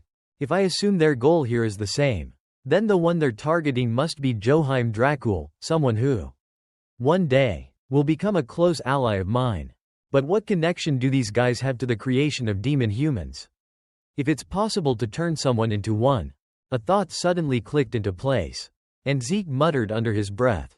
Wait a second? If I remember correctly, this is around the time demon humans first started appearing across the continent. That's why this era came to be known as the Age of Demon Humans. If these guys are the ones responsible for creating all of them. No, it can't be all of them. I know for a fact that some people became demon humans naturally. Like me. Wait, what if my entire journey to becoming the Demon King has been part of someone else's plan all along? The more Zeke thought about it, the darker his expression became. Thinking this through, Zeke took a deep breath to calm himself and continued analyzing the situation. All of these events, it's as if someone has been orchestrating them from behind the scenes. Every single incident has been pushing me further toward becoming a demon. Back then, I thought it was just the natural misfortunes of this world. But if all of this was actually someone's scheme, then disaster is on its way. If some bastard is using my powers to create demons for his own agenda, well, that's going to be interesting. Because I will make sure he suffers. A twisted grin crept onto Zeke's face at the thought. Time passed quickly. And before long, the battle with the assassins had ended. He had failed to capture even a single one. I wanted to take at least one of them alive to find out who's pulling the strings behind them. But who would have thought? Those bastards self-destructed again. Damn it. If their goal is really what I think it is, then they must be trying to turn Joheim into a demon. Things were bound to change significantly now that Zeke had interfered and assisted Joheim. HMPH. Joheim as a vampire. Huh? Zeke stroked his chin in thought, recalling the horrifying image of his former comrade from his past life. Just the memory alone was enough to make his stomach churn. No, I can't let him turn into a vampire in this life like he did in the last. Zeke made a firm mental note of that. Right at that moment, Joheim approached him and spoke up. You're still awake? Mind if I sit with you? Of course not, Zeke replied with a friendly smile. And so, the two of them sat together in silence. As they did, Zeke turned to look at his comrade and pondered. I still don't understand how he became a vampire. Someone with hemophobia, yet he was able to wield something as terrifying as blood manipulation? There must be a reason for it. Something I haven't figured out yet. Breaking the silence, Zeke finally spoke. You don't look too well. Joachim let out a quiet sigh.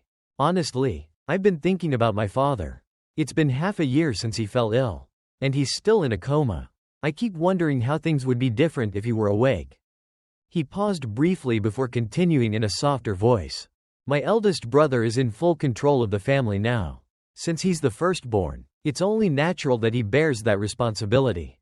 Standing beside him, Zeke had already pieced together part of the story, as his own circumstances were somewhat similar. However, before the two could continue their conversation for long, a subordinate suddenly rushed over in a panic. Young master, there's an order for you to return immediately. A plague outbreak has started in Osprin. The moment Joachim heard that, his face went pale. What? Time flew by quickly. The scene shifted to the Dracul family estate, where Zeke's group had followed Joachim back. I've returned, brother, Joachim said as he slightly bowed his head toward his disgusting pig of an older brother. The wretched man before him gritted his teeth and sneered. Oh, you're back, huh? Behind Joachim, Zeke took in the sight of the two siblings and couldn't hide his astonishment. How the hell are they even related? One of them looks like he's suffering from extreme obesity, while the other seems like he's been malnourished for years. Honestly, both of them look sick in their own way. Zeke then shifted his gaze toward the old man standing beside them. That must be the family butler, right? Meanwhile, Joachim's older brother got straight to the point. You've heard the situation, haven't you? Yes, Joachim replied. I heard about the plague in Osprin. Looks like you just finished dealing with another village. Huh? The elder brother scoffed. Well, I'm a generous man, so I'll give you a chance to redeem yourself. Go and stop the plague in Osprin, and don't come back to the castle until it's completely eradicated. If the disease continues to spread, there's going to be serious trouble. Just thinking about it gives me chills. As he spoke, he put on an arrogant, condescending smirk that only fueled Joachim's anger. His hands clenched tightly into fists. But after taking a deep breath, he managed to steady himself and responded. I understand. The next day, Joachim's group began inspecting the situation around Osprin. What's the status? Joachim asked. A knight under his command immediately reported. All areas where infected individuals have been found are now under quarantine. Entry and exit from the village are strictly controlled. As of yesterday, the total death count stands at 60. The attending physicians believe it is most likely a case of demonization disease. Meanwhile, Zeke found the nature of this disease increasingly suspicious. Is this really just an ordinary infectious disease? Something felt off. Each village seemed to have a different kind of outbreak. It was as if someone was deliberately engineering these plagues. As this thought crossed his mind, a long-buried memory from his past life resurfaced. Could it be that bastard has started making his move already? A plague that once sent the entire world into a state of terror, demonization. But Zeke wasn't the kind of person who could be easily infected and turned into a vampire. No, this disease was different from the ones in the other villages. Does this mean someone else is behind it this time? Which also meant, that person is here. Somewhere close. Zeke's expression darkened. Damn it, there's no other way. I had to step in. Across from him, Joachim was deep in thought. Stroking his chin. The death toll here isn't as high as in the previous villages. That means, there's still a chance. He murmured before turning to his knight. What about the cure? The knight hesitated before replying. The doctors have been trying to develop one. But, every attempt has failed. Given the current situation, they believe it's nearly impossible to create a treatment. Joachim clicked his tongue in frustration. Just as he was struggling to figure out the next step, Zeke's voice suddenly rang out. Wait, I can do it. I can create a cure for demonization. Since there was no other option, everyone had no choice but to let Zeke try his method. Of course, our protagonist wasn't just bluffing. Before his regression, the plague had ravaged the world, and the wisest scholars had worked together to develop a cure. At that time, Joachim had taken a deep interest in studying the disease. So Zeke had learned from him. The treatment they had developed back then had proven to be highly effective. Now, standing before the patient, Zeke carefully administered the specially formulated medicine he had just created. Will it really work? The question lingered in everyone's mind.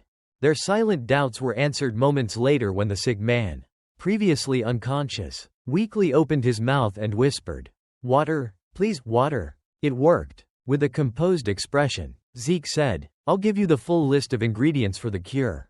But the others still struggled to believe what they had just witnessed. A patient who had been on the brink of death moments ago was now conscious and speaking. Joachim, still overwhelmed by what had happened, hesitated before saying, "Are you sure about this?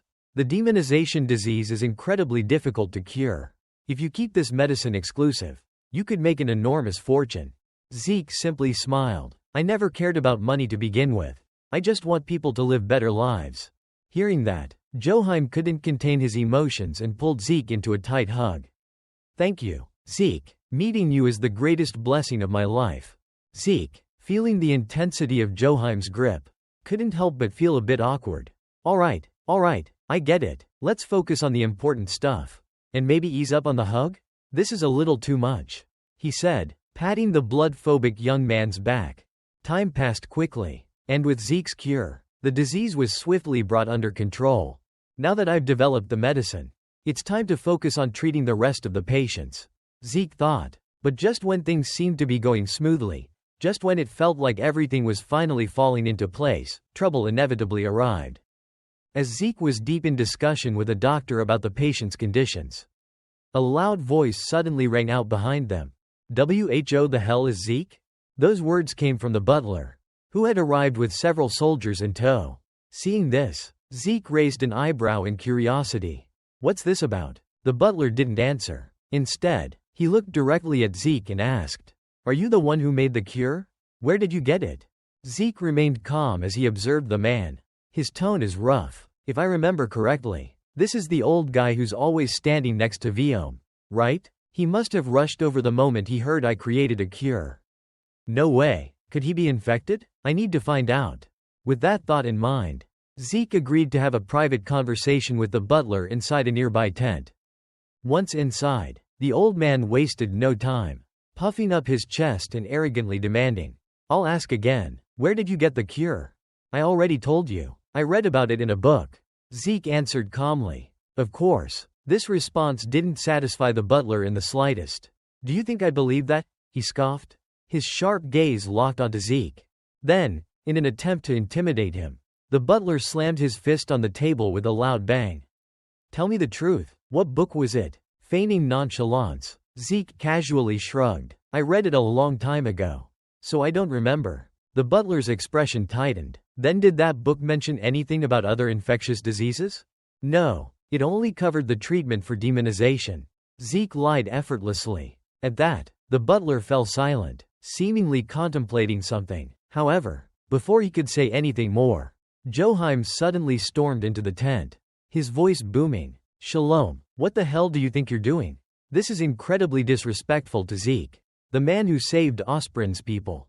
But Shalom barely acknowledged Joachim's outburst. With an eerily calm expression, he simply stated, "I'll be taking my leave." Then, without another word, the old butler turned and walked away. Zeke frowned. That's it? He just leaves without saying anything else? Meanwhile, Joachim, who had been glaring at Shalom, let out a frustrated sigh and turned to Zeke apologetically. "I'm sorry, Zeke. My family's people have troubled you again." Zeke waved it off. "It's fine. I've seen him before at the castle." Joachim blinked in surprise. "You know him?" Zeke nodded. "I remember spotting him standing next to the eldest son." At that moment, Joachim explained the origins of the rude butler. "His name is Bethner Shalom, the butler of our family. He used to be the commander of our family's night order. But after suffering an injury, he had to retire. My father then appointed him as our butler." Zeke listened with mild confusion before asking, "Then why does he seem to have a problem with me?" Joachim let out an awkward chuckle. "It's probably because of the cure you created. He came here because he's worried that my power will exceed its limits. Shalom is an ally of my older brother." After all, Zeke thought for a moment, judging by how concerned he was about the cure, there's a chance he's infected too. I can't be sure since Joachim interrupted us midway through. Meanwhile, Joachim suddenly remembered something and spoke up again. Oh, right, Zeke. I heard you're short on manpower for the treatment. There's someone who wants to help us. So I brought her here to introduce you. Come in, Baggett. As soon as Joachim finished speaking, a beautifully dressed woman lifted the curtain and stepped inside. She was Greta Baggett, the owner of Baggett Trading Company. With a warm smile, she introduced herself. I'm Greta Baggett. Zeke, who had just woken up from a nap, quickly responded, I'm Zeke. Then, he took a closer look at her attire and couldn't help but wonder. Wow, she's beautiful, but why is she dressed in morning clothes? While Zeke was still lost in thought, Joachim continued, Miss Baggett is the head of the Baggett Trading Company. They've been deeply invested in the pandemic response and have made significant contributions to the research. Since she's quite knowledgeable about infectious diseases, I'm sure she'll be a great help. That sounds great, Zeke agreed cheerfully. Seeing his positive response, Greta immediately asked, I figured you wouldn't have enough medicine, so I brought some with me. Would it be possible for me to learn how to make the cure? Zeke smiled. If anything, I think I'll have to learn more from you, considering your expertise in infectious diseases. With that, the two of them delved into a deep discussion. The treatment isn't too complicated, Greta noted. You just need this ingredient and that one. The spread of diseases like this is primarily through contaminated water sources, such as wells, Zeke added. So, we need to cut off that transmission route to prevent further outbreaks. You're really sharp, Zeke, Greta praised. Zeke chuckled. You're the impressive one here. Turning back to Hans, he observed the rosy atmosphere ahead and couldn't help but speculate. He turned to Snog beside him and muttered, I can't be the only one who thinks the mood is a little strange. Right? Anyone looking at them would assume they're lovers. Yeah, Snog nodded quickly, pretending not to care but clearly intrigued. Meanwhile, Baggett picked up an herb and asked, Do you know what this plant is? I think it's good for colds. Zeke smiled. You're right, you really know your herbs. Baggett chuckled. You're the knowledgeable one. I still have so much to learn from you. Your knowledge is just as impressive, Zeke complimented in return. Hearing this, Baggett paused for a moment, lost in thought, before revealing something about her past. At first, I only cared about infectious diseases because of my family. But somehow, I've come this far. Zeke raised an eyebrow. Your family researches infectious diseases? Baggett quickly waved her hands. Oh, no, not at all. Then, she bit her lip as if making a difficult decision before finally saying, Zeke, if you're willing, I'd like to introduce you to my family. Would you be open to coming with me? Zeke froze, completely dumbfounded by the sudden proposal. Time passed quickly, and by nighttime, inside Joachim's father's bedroom, a sinister act was taking place. Someone was pouring a strange purple liquid into the old man's mouth. Just one look at the liquid, and it was clear, it was something toxic. As expected, the moment he swallowed it, his face twisted in agony, his body trembling violently. And the one responsible for this act? None other than the butler, Shalom. After poisoning his own master, Shalom's expression remained cold as he whispered, My lord, this is simply your karma. Turning back to Zeke, after accepting Baggett's proposal, she led him to a cemetery, a decision that piqued his curiosity. She said she wanted to introduce me to her family. But why are we in a graveyard? He wondered while glancing around. Baggett, meanwhile, fixed her gaze on two gravestones ahead before speaking somberly. This is my family. They all died from the plague. That's why I care so much about infectious diseases. I don't want anyone else to lose their loved ones the way I did. So the mourning attire is for them? Zeke asked. Baggett nodded without hesitation. Yes, I made a vow. I will not take off these mourning clothes until all diseases are eradicated. She then turned to him. That's why I wanted to bring you here to meet my husband and child. At the very least, you've already discovered a cure for one infectious disease. Realizing she might have said too much, Baggett suddenly hesitated, her expression turning slightly awkward. It seems I've talked too much. Let's head back. We have a plague to eradicate. Without waiting for a response, she swiftly turned around and left. Zeke, however, remained in place, watching her retreating figure with an inquisitive look. Did her family really die from the plague? Time passed quickly, And by the following morning, Hans and Snock were looking at Zeke with a strange expression, making him feel somewhat uncomfortable. What? If you have something to say, just say it, he demanded. Hans grinned. Zeke, are you sure nothing's going on between you and Lady Baggett? Snock chimed in. The other soldiers think you two are in love. Zeke raised an eyebrow at them. And what would you do if that were true? Huh? Wait, for real? The two men were stunned. Hans, after a moment of thought, muttered, now that I think about it, she is a beautiful woman. Any man would be drawn to her. And Zeke is a man. After all, I used to think he was as dense as a rock. He said it so casually, completely unaware that his words had just infuriated Zeke. The next thing he knew, he had taken a solid punch to the head. Turning back to Zeke, Hans's words lingered in his mind, making him think, a couple, huh? I guess that's what everyone assumes.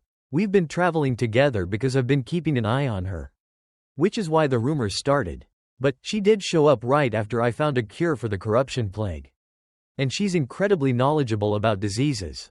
Maybe she has an infectious disease herself? Still, she seems even more suspicious than that bastard Shalom. But she hasn't shown any signs of being a noble figure yet. I'll just keep watching her for now. If I had known things would turn out this way, I would have asked Gren Gennard before I died. Before my regression, the only person who knew about him was the one who eradicated the plague. Just then, Joheim's panicked voice called out from behind him. Zeke, Lady Baggett has been arrested at the castle. What? Why? Zeke questioned. Joheim quickly offered his own speculation. I think they detained her to check the chieftain's condition. But I'm heading to the castle now to confirm the details. Zeke immediately made a connection. Lady Baggett, a key figure in treating infectious diseases, has been arrested? Could there be a plague outbreak inside the castle? That bastard Shalom. I'll go with you, Zeke said firmly. But Joheim refused without hesitation. No, Zeke, you need to stay here. If you leave, there will be no one to monitor the patients. Besides, this is my family's matter. If Lady Baggett has been taken for some sinister reason, I will ensure she returns safely and deal with my brother myself. His voice was filled with determination. Seeing this, Zeke nodded in agreement but reminded him. Fine, I'll wait here for news. But if anything happens, contact us immediately. He gripped Joheim's hand tightly before letting him go. The scene shifts to Shalom's location. The man was poring over some documents when a soldier suddenly entered from behind.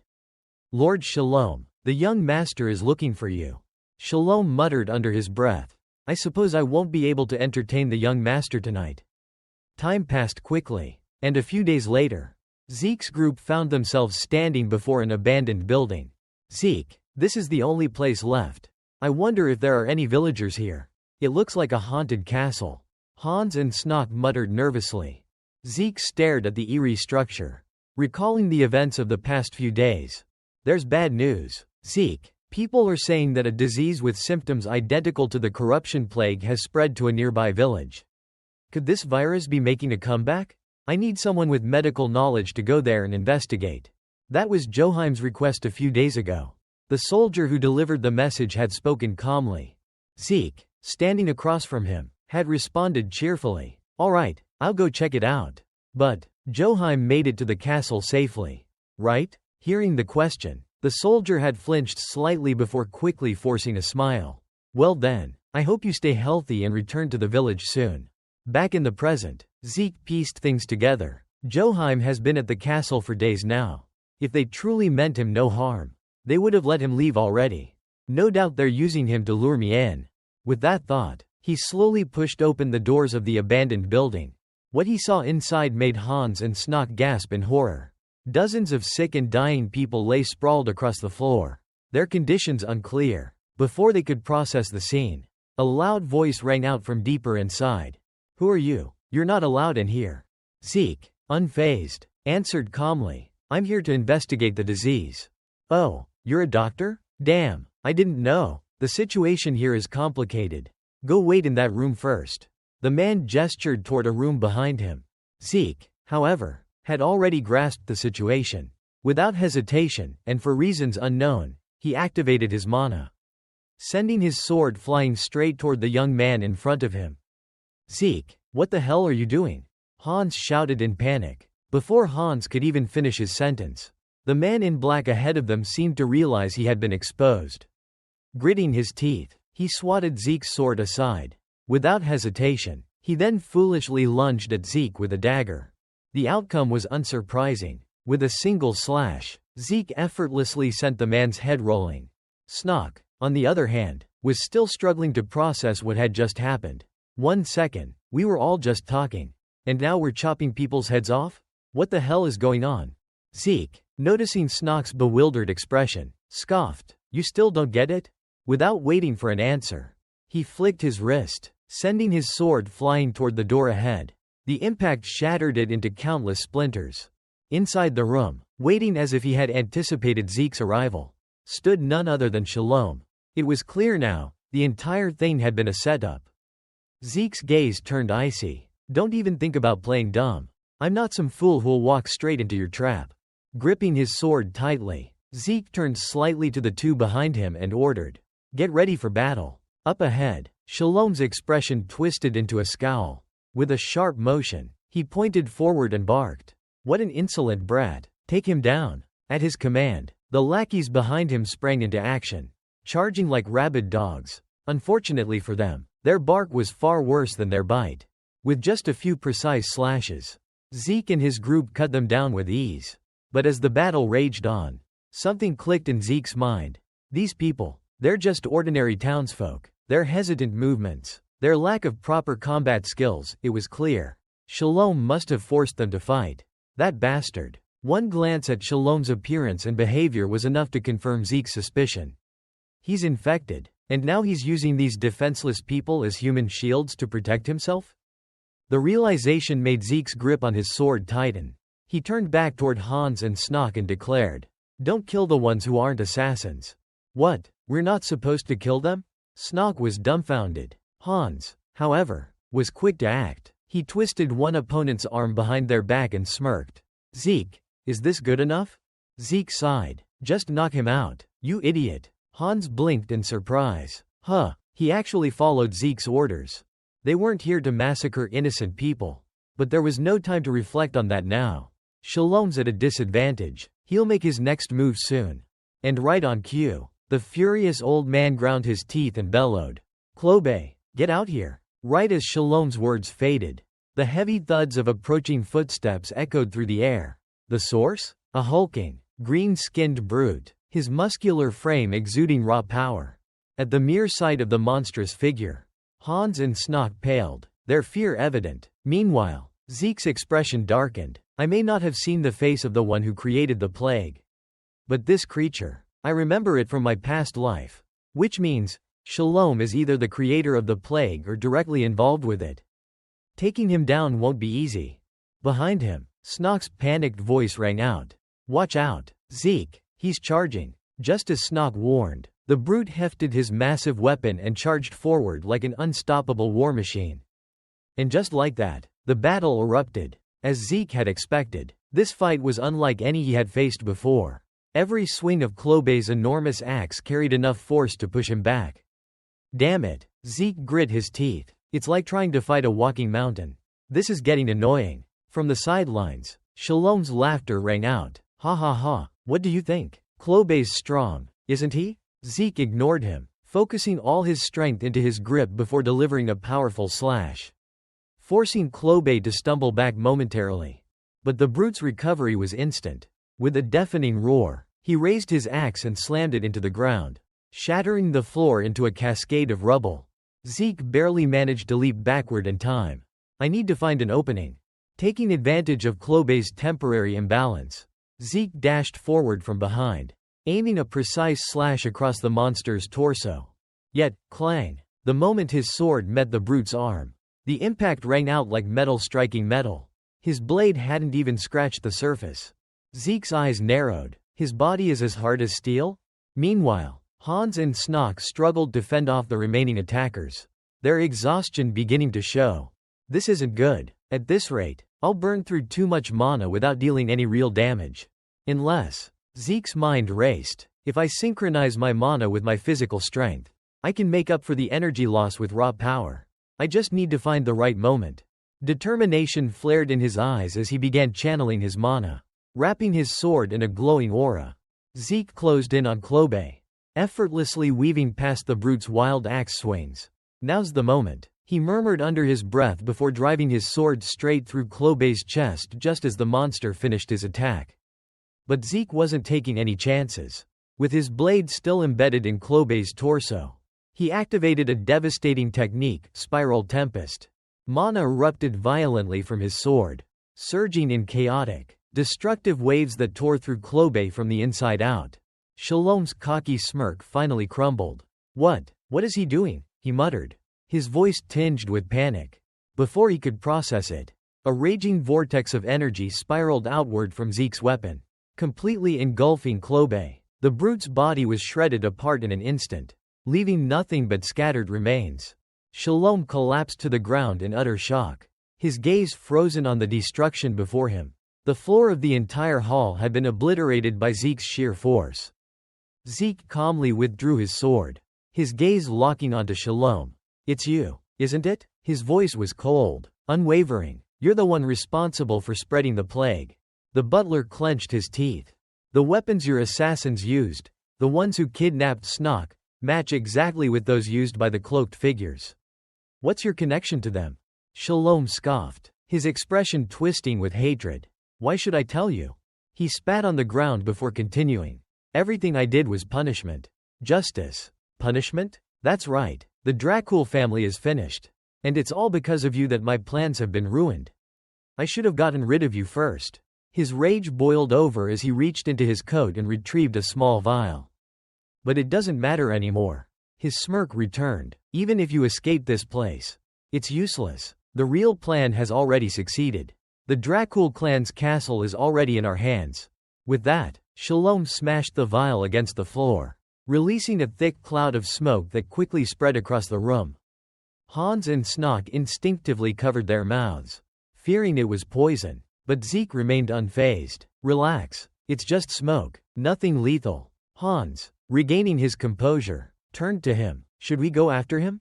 Zeke exhaled slowly, sheathing his sword. "No need, if what he said is true. Then they've already seized the castle." Meanwhile, Joheim, the same loudmouth who had boldly declared he'd handle everything, was now locked up in a dungeon.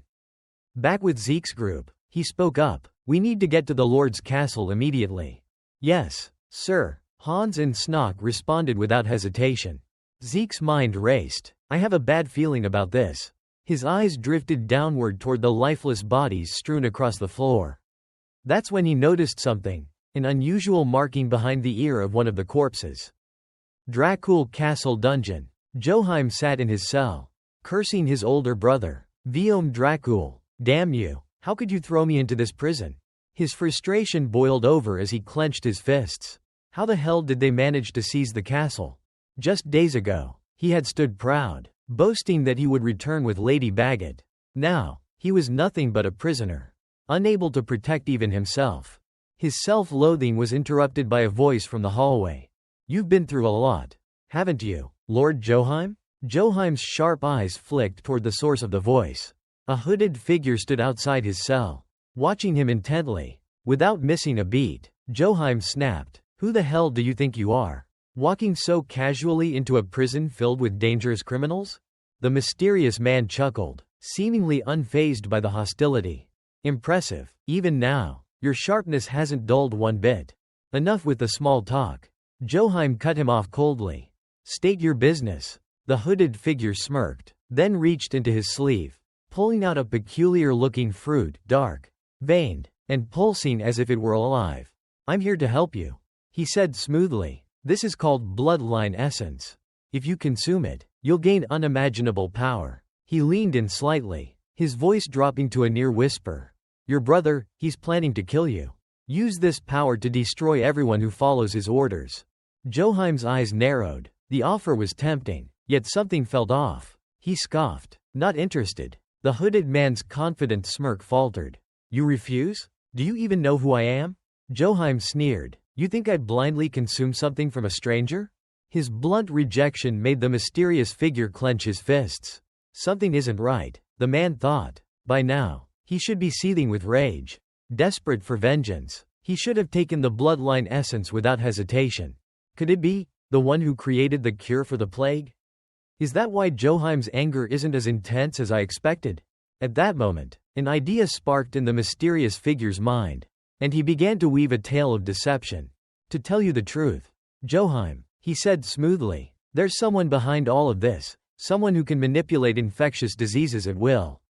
Have you never wondered why these plagues keep appearing out of nowhere? Joheim's grip on the bars tightened as he listened. The outbreaks spreading everywhere? That's his doing. Your brother, Viom Dracul, has been working with him all along. They unleashed these plagues just to eliminate you. The man's voice turned colder. Think about it. He has already destroyed countless villages with disease. All for the sake of killing one man, you. Of course, since Ospren is where the Lord's castle stands, he made sure only the weakest strain, the demonic affliction, took root here. That's why you're still alive, for now. But make no mistake, Joheim, if he can't kill you, everything he's worked for will be in vain. That's why you're locked in this cell. A sly grin crept onto his lips as he leaned in closer. Now, knowing all this, will you still refuse? Joheim clenched his teeth, gripping the iron bars with such force that his knuckles turned white. Aren't you one of his allies? The man chuckled. I work with him when it's convenient. But I am no loyal ally.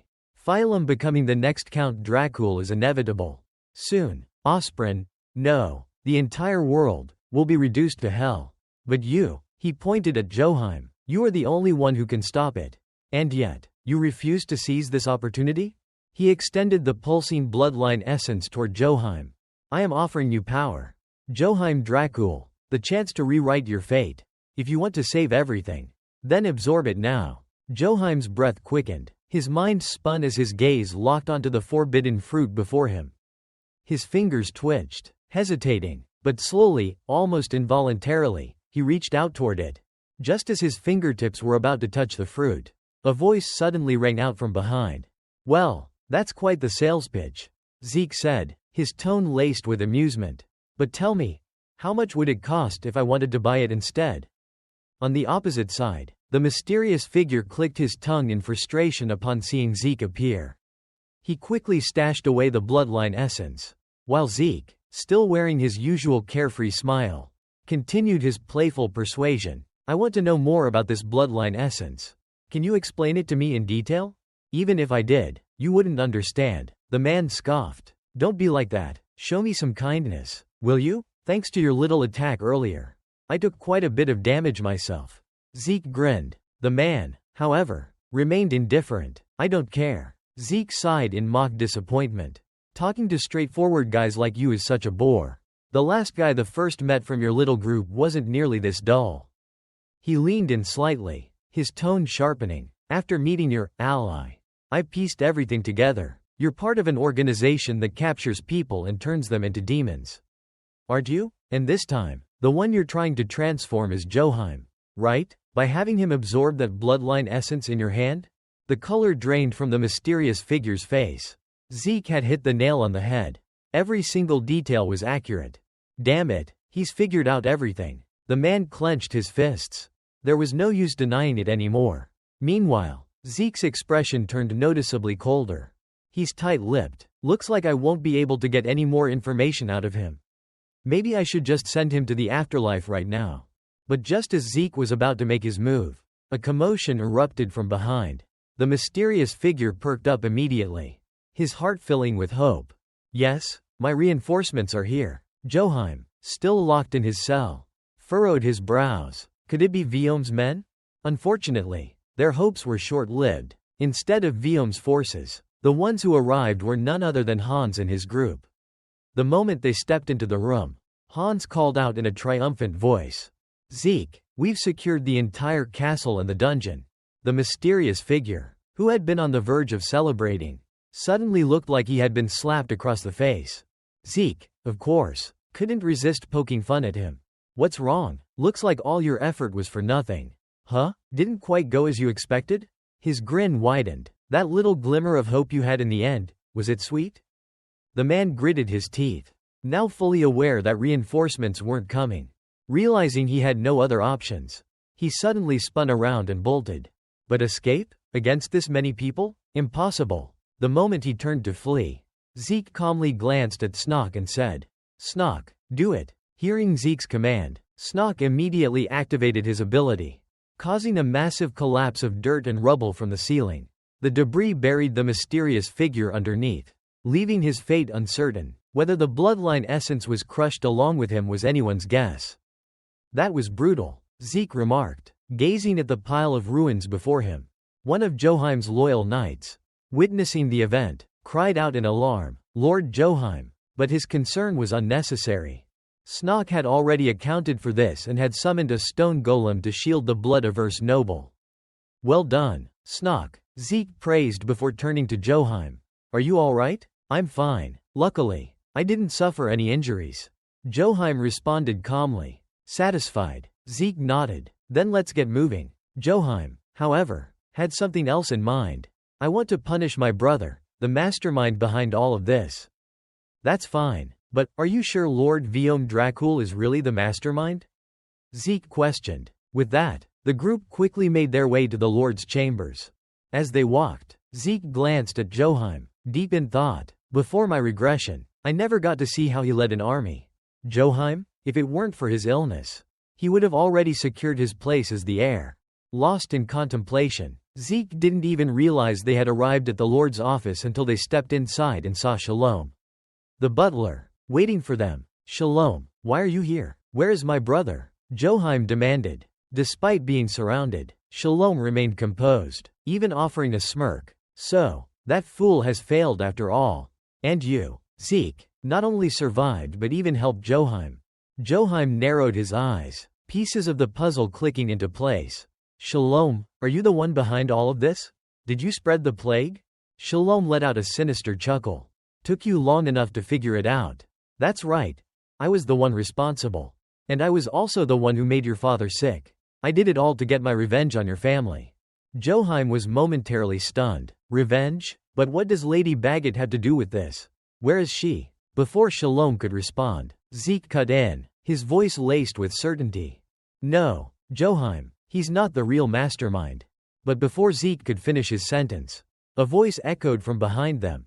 As expected, just as Shalom predicted, "You're still alive, Zeke." That voice belonged to none other than Baggett. Beside him, Joheim turned to Zeke, his face filled with shock. "Zeke, are you saying that the real culprit is—" "That's right," Zeke interrupted. "Lady Baggett is the mastermind behind the plague, and Shalom is merely her subordinate." Upon hearing this, Joheim could no longer contain his rage. He clenched his fists and shouted, "How could you repay my father's kindness with vengeance? Shalom, what is this all about?" On the opposite side, Shalom let out a furious roar. "Joheim Dracul, do you even know what your father did when he held the power of a lord? 10 years ago, a plague broke out in Osprin. Your father did everything in his power to stop it. And yes, he succeeded, but shortly after, he was left with a massive debt because of it. The financial burden was too much. So he started seeking out those he owed money to, and deliberately infected them with the plague." Joheim's face went pale. "What? That's impossible. My father wasn't that kind of person." Shalom sneered and continued. "Many people trusted him and lent him large sums of money, only to end up dead from the disease. My only friend, the husband of Lady Baggett, was one of his victims. That's why I swore to punish your family, together with my friend's grieving wife, Lady Baggett." With that declaration, Shalom shifted into a battle stance, preparing to attack. But before he could make a move, Zeke yawned, picking his ear lazily. "Boring," he muttered. "Hey, old man, if you wanted revenge, you should have thought it through a little more. What did the innocent villagers ever do to you? If your goal was to punish the Dracul family, why did you go after them?" Shalom's expression remained ice-cold as he replied, "Because those foolish villagers blindly praised Count Dracul without knowing the truth. That, in itself, is their crime." Zeke nearly burst out laughing. "Wow, you're really no different from the man you claim to despise." Across from him, Shalom's face darkened, and he erupted in rage. "What the hell do you know?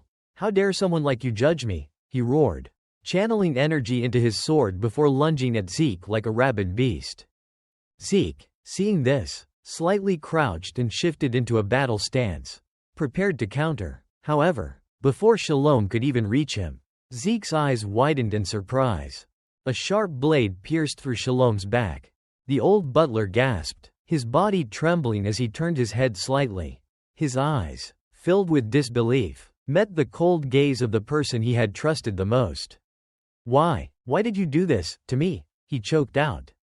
Lady Bagot, still gripping the sword she had plunged into his body, spoke in an eerily calm voice. "You misunderstood, Shalom. This was never about revenge. I simply wanted to spread the plague as much as possible." Zeke raised an eyebrow. "So there's another reason behind all this? Other than revenge?" "Of course," Bagot replied, her voice smooth and composed. "It wasn't until my own family fell victim to the plague that I truly understood its meaning. It all happened so suddenly. My husband and child were perfectly fine just the day before, then. Overnight, they developed high fevers and started vomiting blood. The disease was so contagious that even doctors refused to come near them. I was terrified of catching it myself. Yet I still cared for them because I loved them so dearly." Her lips curled into an unsettling smile as she continued. "I watched them, hundreds of times a day, staring at their faces as they grew more emaciated and pale. And then, one day, a thought crossed my mind. How beautiful they looked in death. It was then that I realized, Count Dracul had given me a gift. He had shown me the most breathtaking sight imaginable." Bagot's voice trembled with excitement, her eyes shining with an unsettling fervor. But while she seemed lost in her own twisted admiration, the knights around her were visibly disgusted. "I can't listen to this anymore," one of the knights snapped, gripping his sword so tightly that his knuckles turned white. "My lord, give the order. We need to take this lunatic down immediately." How could she see her dying husband as entertainment? Another knight gritted his teeth, barely restraining himself from charging at her right then and there. However, despite the hostility directed at her, Bagot merely chuckled. "Ha ha, you fools still don't get it, do you?" she mocked, her voice filled with amusement. "Did you really think I would do all this, without preparing for the consequences?" Joheim's voice hardened as he demanded, "What the hell are you playing at? The people infected in Osprin, they're all suffering from a disease called corruption, aren't they?" Bagot remained calm. "That's correct," she admitted. Joheim's expression darkened as a terrible realization dawned on him.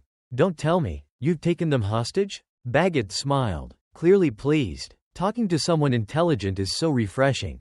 She mused, confirming his suspicion. But Joheim still had one question. "Who exactly are you talking about?"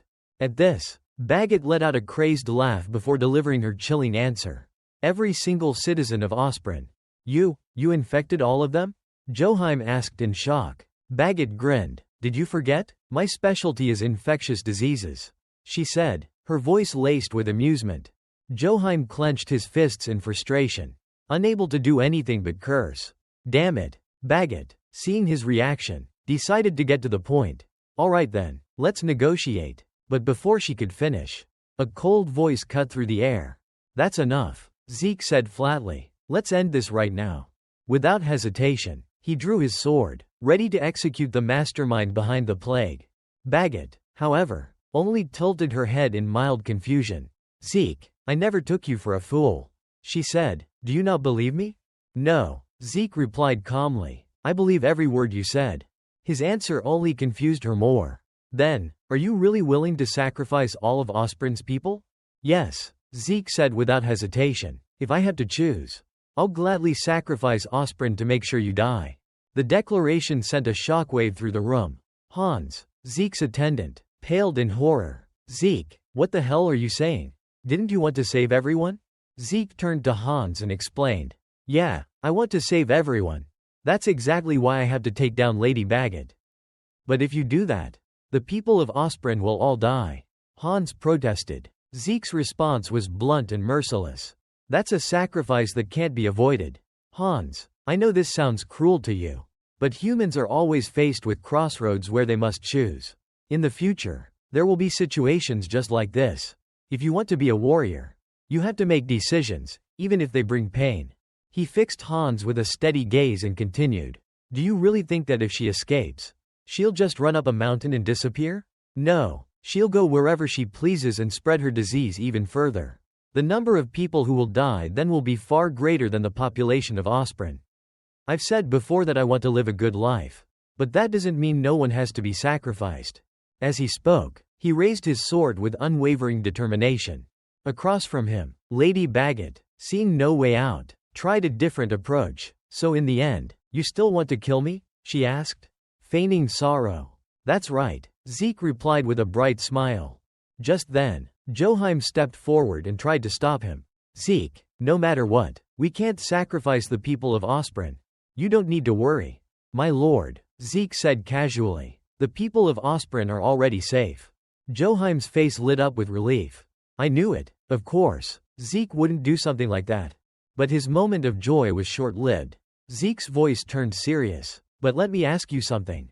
If you had to choose between the people of Osprey and Lady Bagot, which would you be willing to give up? What are you saying? Joheim asked in shock. Zeke slowly elaborated. There was one thing she didn't plan for. The infected citizens have already been treated. How does it feel, Lady Bagot? That fleeting bit of hope at the very end, is it sweet? He smirked, his expression as wicked as a demon's. Bagot's composed demeanor finally cracked. You're lying. That's impossible, she shouted, her voice filled with panic. Zeke, enjoying her reaction, continued. The disease you spread leaves a red mark behind the ear. It's called Galderum, isn't it? I first learned about it from the people living near Osprey. The ones under your control. On the way to the Lord's castle, I saw the same red marks on the villagers of Osprey. That's when I knew. He took a step forward.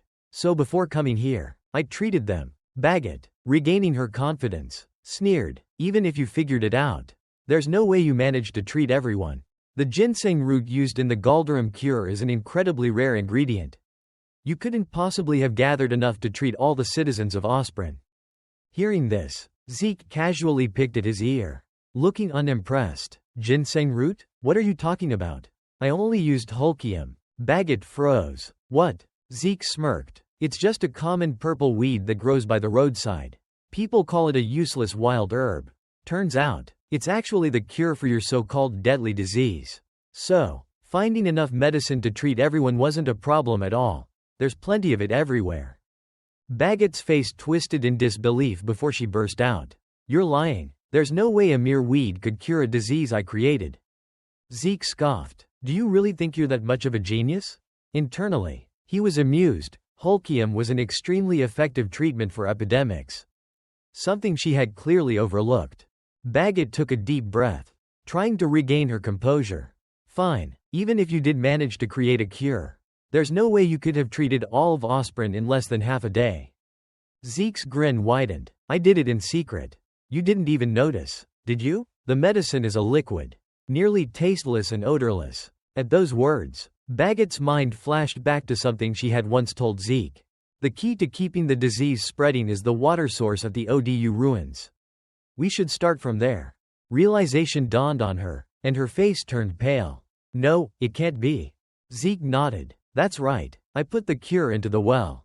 I informed the people there about the disease you were spreading and created the medicine before I even arrived at the Lord's castle. The people who drank it confirmed that their red marks disappeared. I'm certain that most of Osprey's citizens have been cured. Of course, I can't guarantee that everyone was saved. But that doesn't matter. This alone is reason enough for me to kill you. Bagot's hands clenched into fists as she realized she had lost. I never expected you to be such a formidable obstacle. That's what all my enemies say. Zeke admitted. Then I have no choice. Bagot muttered. I really didn't want to do this. With that, she pulled out a vial filled with a glowing purple liquid. Without hesitation, she crushed it in her grip, allowing the strange liquid to seep into her skin. Before anyone could react, a dark mist erupted around her, shrouding her figure completely. When the smoke finally cleared, Bagot was no longer the same person. Someone in the crowd gasped. A witch. Joheim didn't waste a second.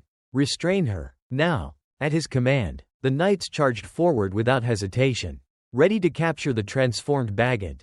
Bagot, seeing the knights charging at her, wasted no time. Her arm twisted and morphed into a mass of writhing vines, launching forward like a spear. But before the attack could land, a brown-haired knight swiftly swung his sword, severing the vine limb in a single strike. Die, witch, he roared. preparing for another attack. However, before he could make a move, his body suddenly stiffened. His expression froze in shock as his knees buckled, and he collapsed to the ground. The other knights stared in confusion. Bagot chuckled darkly, a sinister grin spreading across her face. Hee hee, this is a special kind of blood. Soon, red blotches will cover your skin. Then, you'll start coughing up blood, and finally, you'll die in excruciating pain. Zeke's blood ran cold as he realized the implications. Does this mean anyone who touches an infected person's blood will also be infected? Realizing the severity of the situation, he shouted, Joheim, we need to evacuate everyone immediately.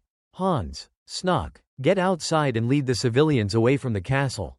Joheim hesitated for a brief moment, glancing at his father and his wretched older brother before gritting his teeth.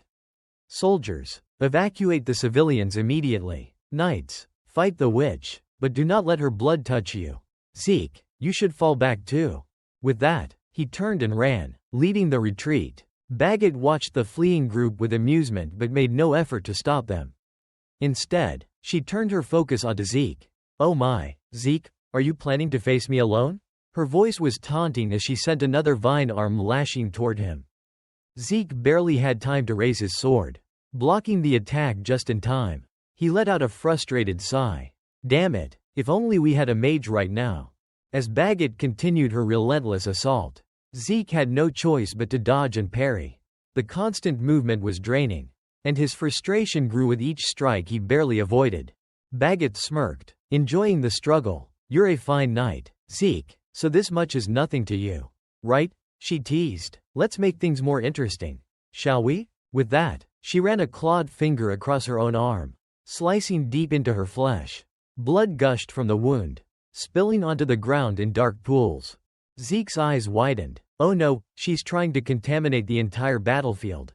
Bagot swung her arm forward, sending a spray of infected blood hurtling toward Zeke. However, he was already prepared. The moment he saw her make the motion, he quickly enveloped his sword in mana and slashed through the air in front of him. A sharp wave of energy surged outward, cutting through the airborne blood and dispersing it before it could reach him.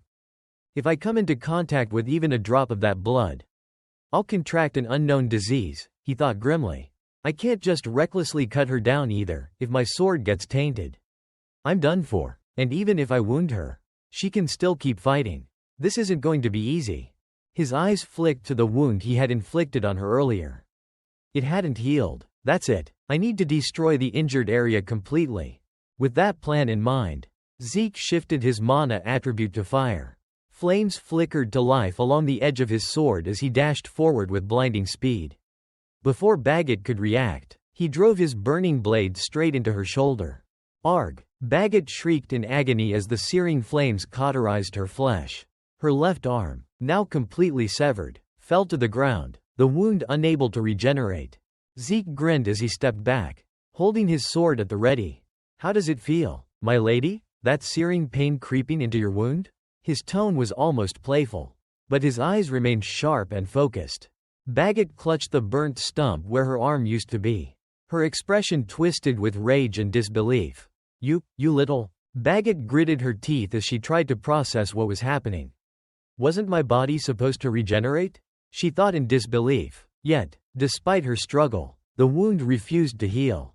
Desperate, she swung her remaining arm wildly, forcing Zeke to step back. But even with that small reprieve, her situation was dire. I can't regenerate. Am I really going to die here? Panic surged through her as she made a split-second decision. She lunged toward the nearest window and leapt out. Zeke's eyes widened before he immediately sprang into action. She's trying to escape the castle? No way. I have to take her down before she gets out. Only then can I minimize the danger to the people. His mind briefly flickered to a thought. If the Demon King Siege Mora saw her like this, he'd probably just click his tongue in disappointment. With that, he sped after her. Meanwhile, Bagot was fleeing for her life, muttering curses under her breath. Damn it, stop following me, get lost already. Zeke smirked, keeping up with ease. That crude tone suits you better.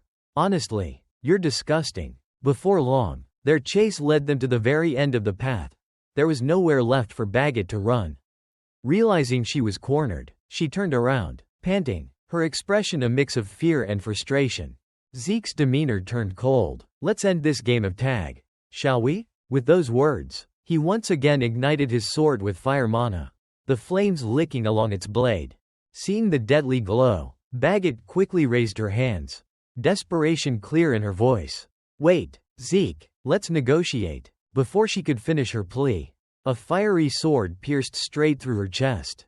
Her body trembled as flames erupted from the wound, rapidly consuming her. But the most shocking part? The attack hadn't come from Zeke. Where did that flaming sword come from?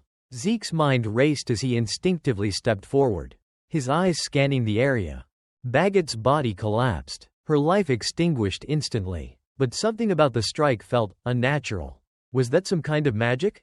But whose? Zeke's gaze snapped toward a nearby figure, standing elegantly amidst the chaos. A beautiful yet mysterious silhouette lingered in the distance. Watching, thinking about this, Zeke couldn't suppress his curiosity any longer and asked, "Who are you? Are you a mage from the Dracul family?" On the other side, upon hearing Zeke's voice, the mysterious woman slowly stepped out of the shadows. At the same time, she removed her hood, revealing an incredibly beautiful face. Her beauty was so striking that even Zeke found himself momentarily surprised. Oh, turns out she's a stunner. But before he could dwell on the thought, the woman in front of him spoke up. "Zeke Steelwell, is that you? You know me?" Zeke asked, pointing to himself. Immediately, he tried to recall where he might have met her before. Did I ever see her at some lord's castle? No way. There's no way I'd forget a face like that. The mysterious woman, however, lowered her head slightly and mumbled to herself. "Never mind, you're not Zeke Steelwell." Why did the atmosphere suddenly change? Zeke wondered, then asked, "I thought you knew me?" That was when she spoke a name that caught him completely off guard. Zeke Moore. The moment those words reached his ears, Zeke instantly lunged forward and attacked without a shred of hesitation. However, his strike was immediately blocked by a barrier of energy, a magical shield. The white-haired woman then expanded the shield, forcing Zeke backward. At this point, he finally had a moment to think. How does she know that name? That was my name when I was the Demon King, but I don't exist in this world under that name anymore. Who is she? Should I keep talking to her? After weighing his options, Zeke spoke up. "Hey, how do you know that name?" The white-haired woman remained silent, offering no response, which made Zeke feel somewhat disappointed. She's not going to answer. Huh? Well then, an idea suddenly popped into his head, and he smirked. "If you don't want to answer, how about going on a date with me instead? I'm really interested in you." Zeke grinned, and as expected, that remark truly enraged the woman in front of him. "What a terrible way to flirt," she said, her voice laced with irritation. Then, without hesitation, she conjured 4 magic circles around herself, and in an instant, multiple beams of magic shot straight at Zeke. Seeing this, Zeke quickly tilted his head to the side, narrowly avoiding the attack. However, the sheer speed of her spellcasting genuinely caught him off guard. But before he could fully process his surprise, the woman in front of him had already begun chanting some incomprehensible incantation and relentlessly bombarding him with spells, making his scalp tingle. She's using shortened incantations to reduce casting time? Zeke realized, now that I think about it, she did create that magic shield in an instant. If she can shorten her chants, that makes sense. As he was lost in thought, a stray magic attack grazed his shin, making him wince in pain. I let my guard down, Zeke muttered, shifting his gaze back toward her. She's definitely a high-level mage, but how can someone this young wield such advanced magic? While Zeke was still trying to piece things together, the white-haired woman began preparing an even more powerful spell. She gathered an immense amount of energy, forming countless energy blades that shot straight at him. Zeke, seeing the incoming barrage, swiftly swung his sword like a machine, deflecting every attack, but he knew he couldn't just stay on the defensive. Without hesitation, he leapt toward her, preparing to deliver a powerful downward slash. However, his opponent wasn't about to let him have his way so easily. In a split second, she conjured a formidable stone barrier, so dense that even Zeke's mana-infused blade failed to cut through it. Damn, she's a real warrior, Zeke thought, gritting his teeth. Then, as if reading his mind, She poured even more mana into the stone wall, causing it to lurch forward and slam into him, sending him flying backward, not giving him a chance to recover. She immediately conjured a massive fireball and launched it straight at him like a missile. What a pain, Zeke thought as he watched the flaming sphere hurtling toward him. In response, he adjusted his stance and hurled his sword straight ahead. The moment his blade struck the fireball, a violent explosion erupted. His sword shattered into countless fragments. But at least the blast significantly weakened the fireball's power. So, Zeke focused his mana into his right arm. With a single punch, he sent the massive fireball hurtling back toward its caster. The sheer force of the rebound was overwhelming. Even the white-haired woman's energy shield couldn't withstand it. Shattered fragments of Zeke's broken sword, carried by the explosion, managed to inflict minor injuries on her.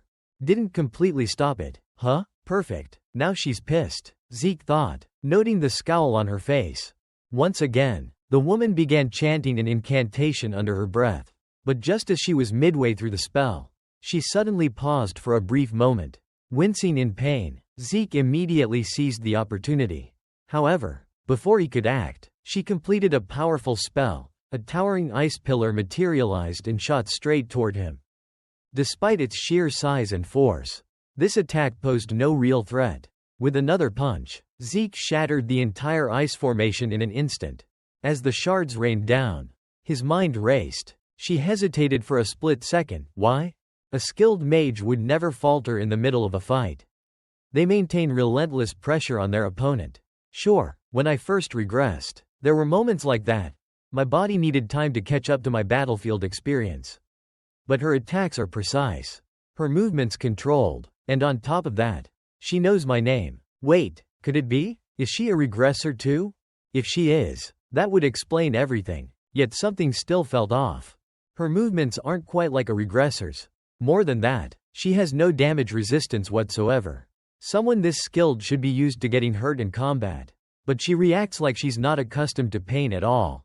Strange. Maybe she's using her body to absorb something? And just as the battle was still ongoing, Joheim's group rushed onto the scene. Are you alright? Are you hurt? One of them asked urgently.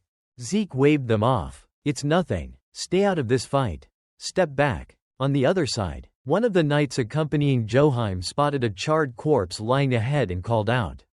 Sir Joheim, over there. Joheim's gaze followed, and the moment he saw it, his expression darkened. Zeke, did you kill her? Hearing this, Zeke immediately denied it. Wasn't me. As he spoke, he subtly glanced toward the white-haired woman. Joheim caught the gesture right away and pressed further. If it wasn't you, then was it her? Yeah, Zeke admitted. It only took her a single attack. She's a high-level mage. The knight beside Joheim stepped forward and declared. I don't know exactly what's going on, but if she attacked you, then she must be our enemy. Well, actually, no, I attacked her first, Zeke confessed, realizing the absurdity of the situation as he said it out loud. This left the knight completely dumbfounded. Zeke sighed and attempted to explain. She was saying all kinds of weird stuff.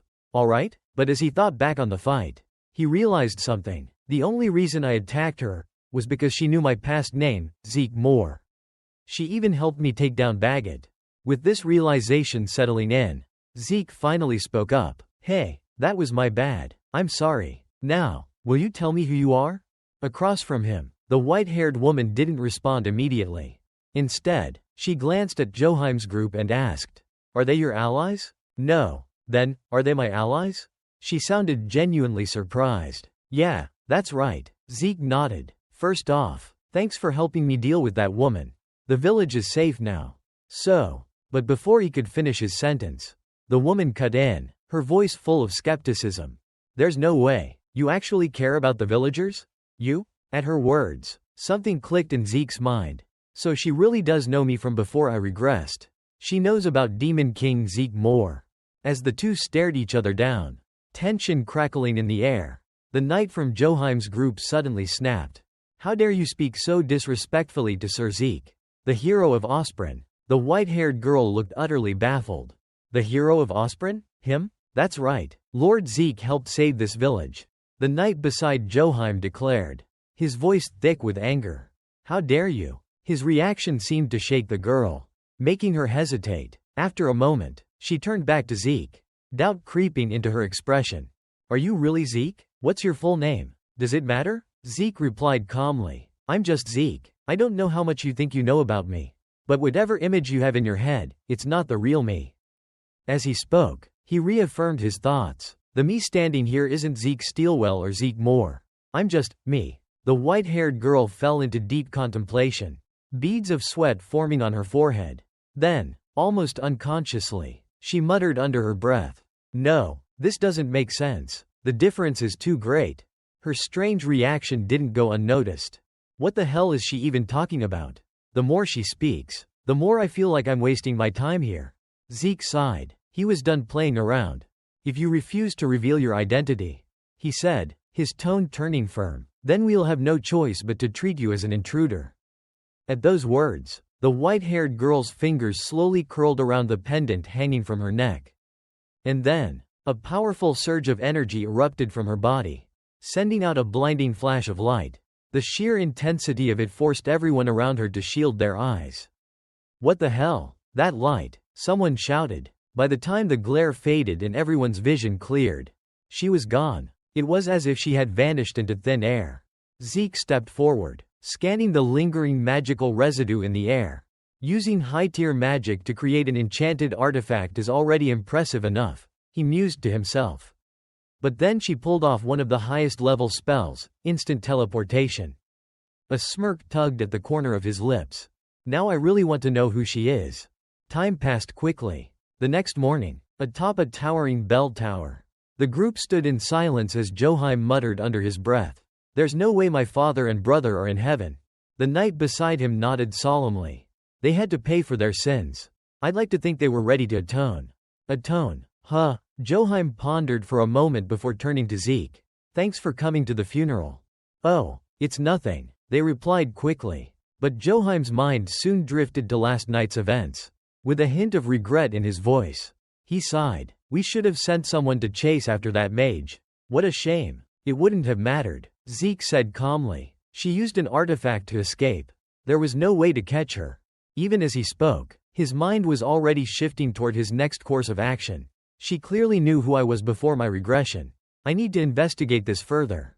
Joheim, meanwhile, seemed lost in thought before speaking again, his tone tinged with sadness.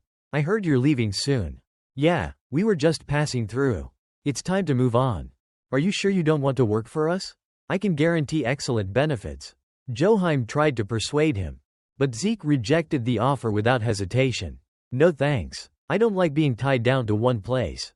Besides, you'll manage just fine without me. He smiled, but Joheim clearly didn't share the same optimism. No, without you, Osprey would have been in serious danger. I can handle the bloodshed on the battlefield. But once it's all over, I collapse instantly. A Count of Dracul who faints at the sight of blood. Pretty pathetic, huh? Hearing that, Zeke reached into the pouch at his waist and pulled out the devil's fruit from before. Joheim, he said, holding the fruit up with a smirk. Then how about you give this a try? Meanwhile, on the other side, Joheim stared in confusion at the devil's fruit in his hands. Isn't this one of the artifacts from the prison? He muttered. Zeke nodded in response. I found it among the ruins. One day, your fear of blood will become an obstacle in your path to becoming the Lord of House Dracul. You're going to need this. The power of blood, Joheim murmured. That doesn't sound particularly reassuring. Zeke explained further. This will allow you to freely control the blood within your body. But if you get too greedy, it'll drive you mad with bloodlust. Hearing that, Joheim's expression shifted to one of unease. It would be terrible if I started craving other people's blood. Is there a way to prevent that? Don't worry, Zeke grinned. If you ever turn evil, I'll take you down myself.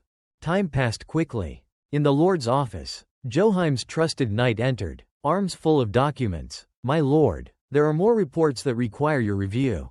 Phew, just leave them there. Joheim sighed. Seeing his exhaustion, the knight voiced his concern.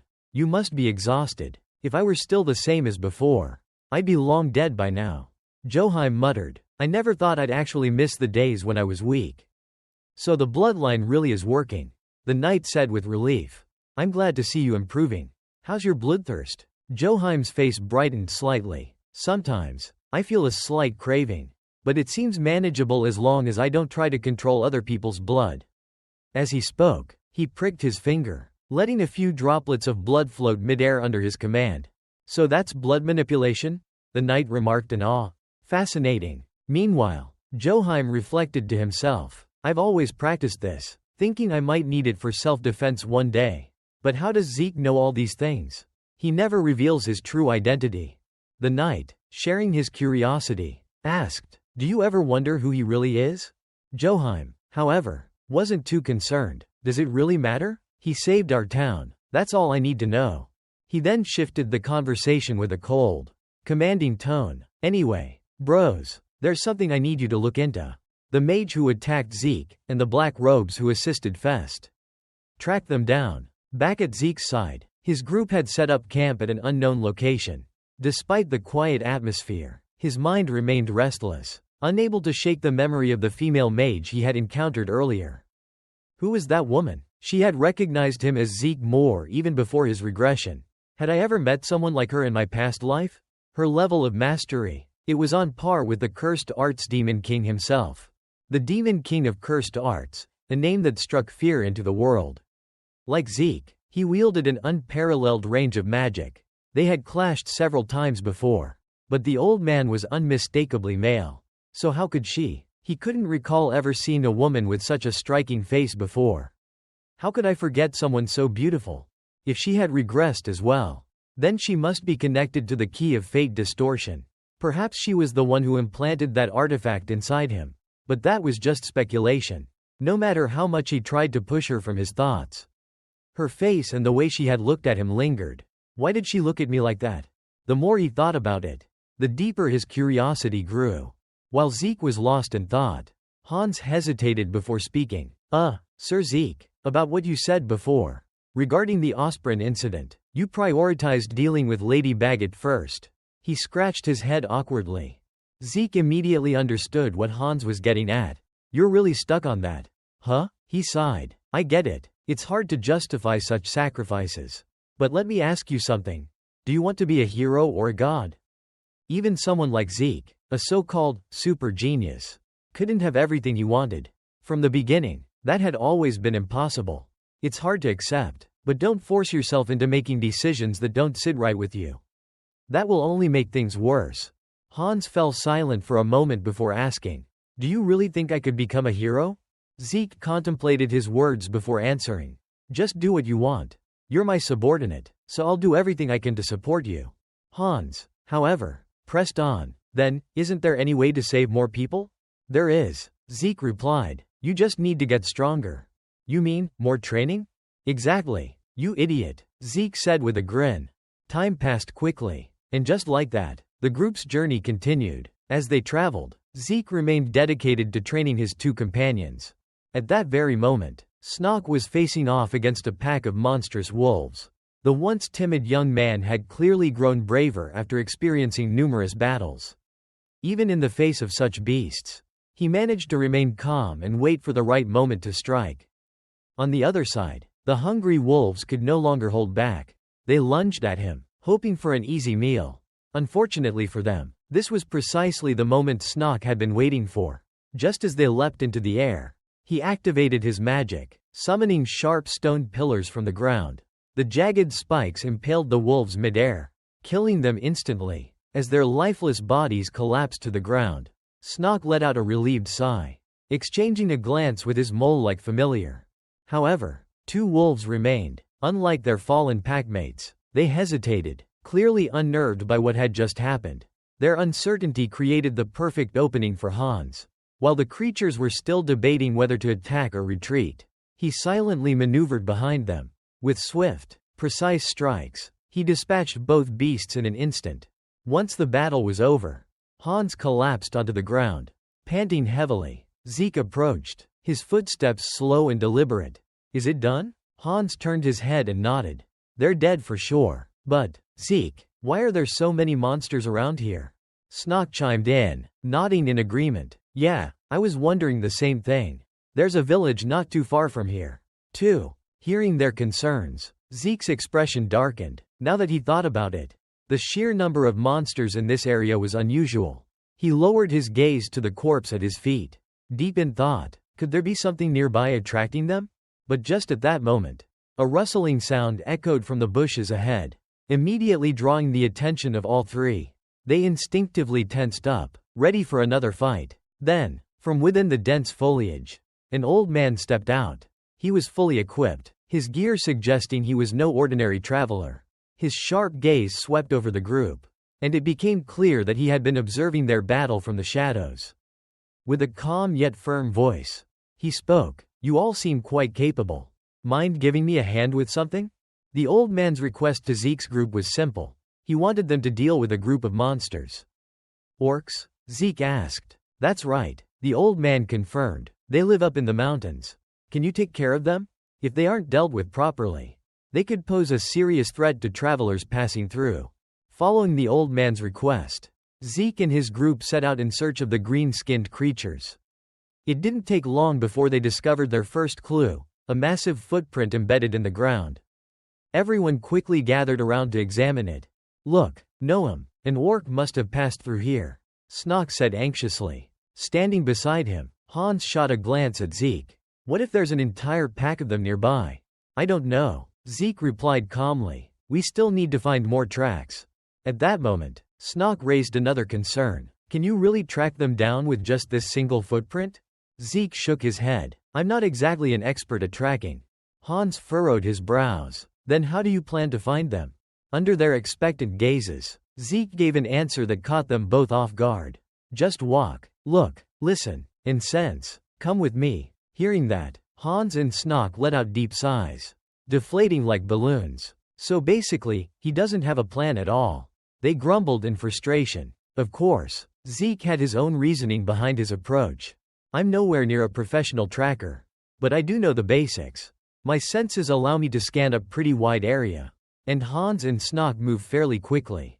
"I'm confident we'll find the orcs within the next few days," he thought to himself. But just as that thought crossed his mind, something ahead caught his attention, making him tense up. A zombie? Zeke's eyes locked onto a staggering figure in the distance.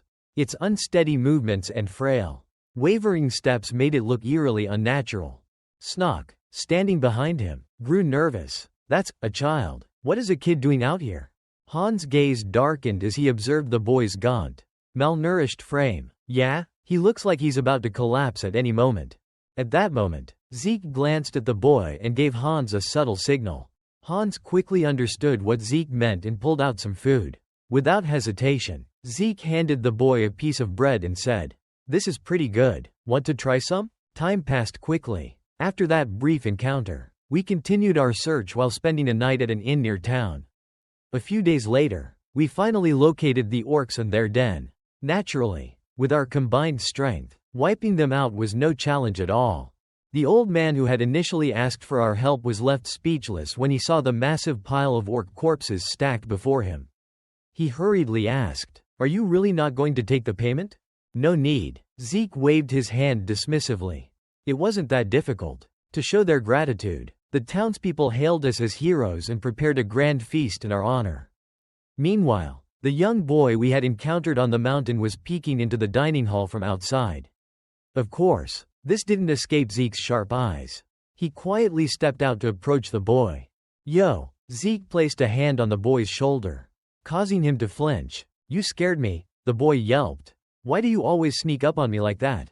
Zeke merely smirked before holding out an oversized piece of bread. "Here, take this. This kid did his part in helping me do some good," Zeke thought to himself. However, the boy didn't accept the bread. Instead, he gently refused. "I'm not here to beg." Zeke chuckled. "It's rude to refuse a gift from an adult. You know. But my mom told me never to take things from strangers. That only applies to bad people." Zeke replied. "So, are you a good person?" the boy asked curiously. In response, Zeke simply grinned. "No, I'm a bad person trying to do good things." The two then found a quiet spot and continued their conversation. "Eat too fast, and you'll get a stomachache," Zeke reminded him, tossing the boy a flask of water. Without hesitation, the boy grabbed it and began drinking eagerly. At that moment, the protagonist glanced at the piece of bread in the boy's hand and asked, Are you taking the rest home for your family? Yes, the boy replied. My parents have been working so hard. As he spoke, he carefully pulled out a cloth and wrapped up the remaining bread with great care. Seeing this, Zeke praised him. That's really kind of you. But didn't they say anything about you taking food from me? No, they didn't say anything. Everyone in town knows you're a good person. The boy said. I also heard that you took care of all the orcs on the mountain. Hearing that, Zeke shivered slightly. A good person. Huh, he mumbled under his breath. Then, as if suddenly remembering something, he turned to remind the boy. Oh, by the way, next time, just walk straight into the inn. Don't skulk around outside like a thief. The boy lowered his head in disappointment. If I go into places like that, I'll just get yelled at. I already spoke to them about you, so it'll be fine. Zeke reassured him. Why are you being so nice to me? The boy asked. His voice tinged with curiosity. Everyone else hates me. Why are you different? Zeke hesitated, lost in thought. Maybe it was because of what Timmy had once told him. That was the first time someone reached out to help us without expecting anything in return. It was surprising. Thinking about that, Zeke finally responded. I guess I'm just a little better than those people. The boy looked at him, confused. But you said you were a bad person trying to do good things. Well, then let's just say I'm a bad person trying to do better than the good ones. Zeke said, trying to cover up his own contradiction. The boy was momentarily speechless before suddenly bursting into laughter. That doesn't make any sense at all. Zeke chuckled along with him, then reached out to ruffle the boy's hair. There are a lot of strange people in this world. You get what I mean? I do. The boy nodded. I wish there were more people like you in the world. If that were the case, the world would be a much better place.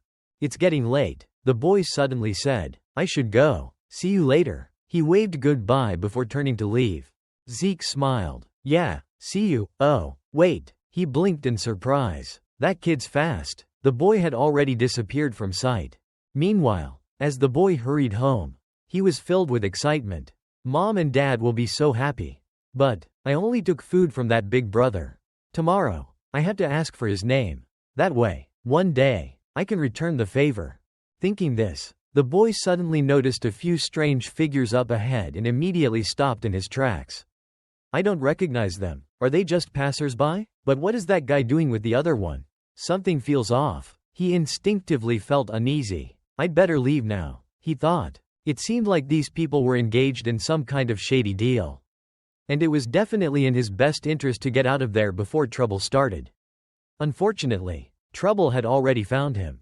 The bald man in the group suddenly turned his gaze toward the boy, his eyes lighting up with excitement. Well, looks like we've got ourselves a little rat spying on us, he sneered. On the other side, the boy froze in sheer terror, his face instantly going pale.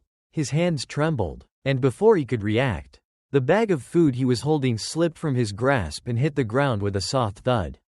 Meanwhile, back with Zeke, he found himself thinking about the boy from earlier. Maybe next time, I should give him something other than just bread. Now that I think about it, I don't even know his name yet. We're already pretty familiar with each other. Huh? Well, I can always ask him tomorrow, Zeke told himself casually. As for the boy Zeke was thinking about, he was currently running for his life, tears streaming down his face as he fled from the bald man. Time quickly passed, and by the next morning, Zeke's group had taken down yet another pack of orcs. Judging by the situation, this seemed to be the last of them. So Hans turned to Zeke with a cheerful expression. That's it, right, Sir Zeke? Snock, who was standing nearby, added. We also checked the area where we first set off, but we only found these monsters. Zeke thought for a moment after hearing their reports. It doesn't seem like any more will be coming. The number of predators in the area has probably decreased as well.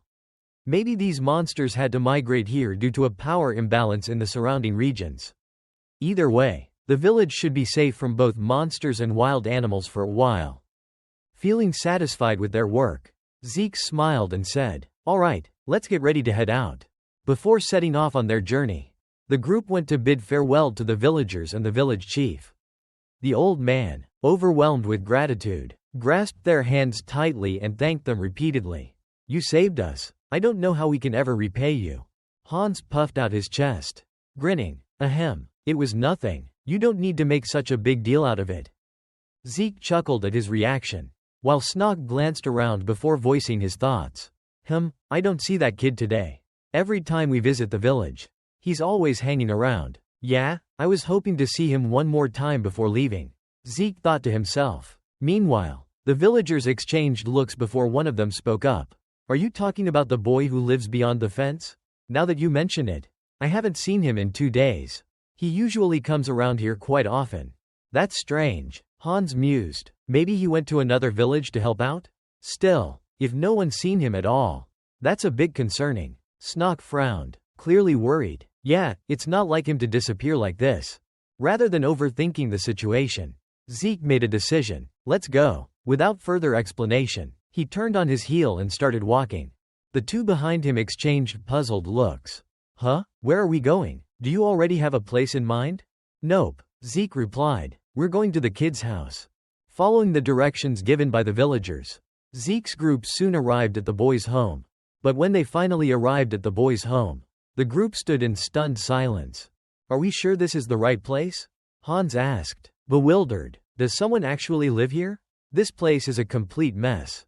Snog, equally shocked, nodded in agreement. Meanwhile, Zeke stepped forward, channeling his magic to sense any presence. I don't feel anyone here. Did something happen to the kid? His expression darkened as he expanded his magic further, scanning the entire area. Then suddenly, his eyes widened. Without a word, he dashed forward, leaving Hans and Snog behind. Sir Zeke, where are you going? They shouted, quickly chasing after him. Following his instincts, Zeke arrived at a dilapidated house. Someone inside is dying. Without hesitation, he kicked the door open. The sight before him was horrifying. 2 lifeless bodies lay motionless in a pool of blood. They're dead. His gaze immediately shifted to the only remaining life force in the room. His heart clenched at the sight. It was the very boy they had been searching for. The child was slumped against the wall, looking as if he were simply asleep. But on his chest was an eerie, unfamiliar marking. Zeke wasted no time, rushing to the boy's side. Hey, wake up, he called out, panic creeping into his voice.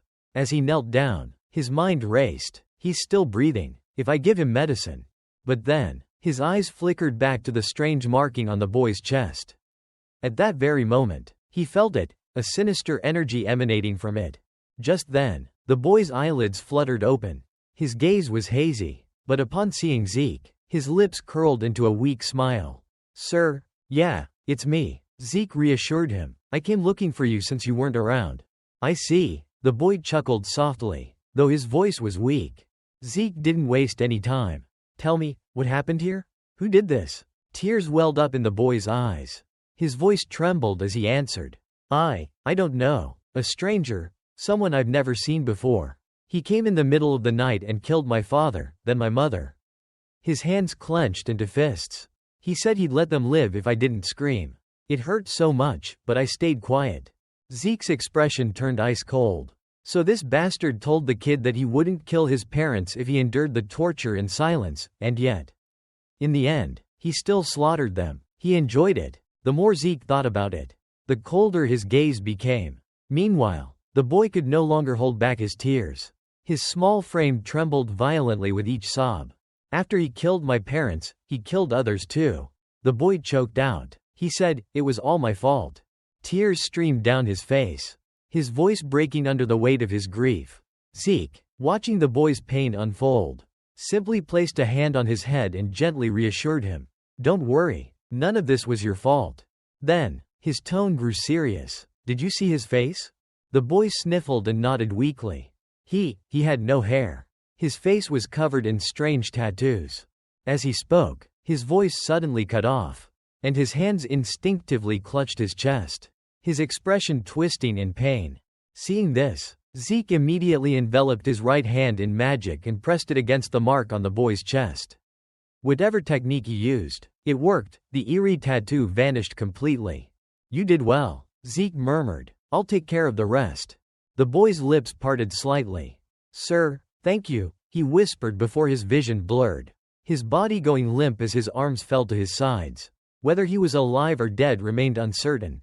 Zeke, without hesitation, reached into his supply bag and placed a piece of bread into the boy's small trembling hands. At that moment, Hans and Snock finally arrived, but when they stepped inside and took in the scene before them, their faces turned deathly pale. Zeke, still kneeling beside the boy, had already made his decision. "Get ready," he said firmly, rising to his feet. "We're going to find the one person who can help us get revenge for this child." As he spoke, an image flashed through his mind, that of a blonde-haired woman. Back with Zeke's group, the night had fallen, and before them, a blazing pyre crackled in the darkness.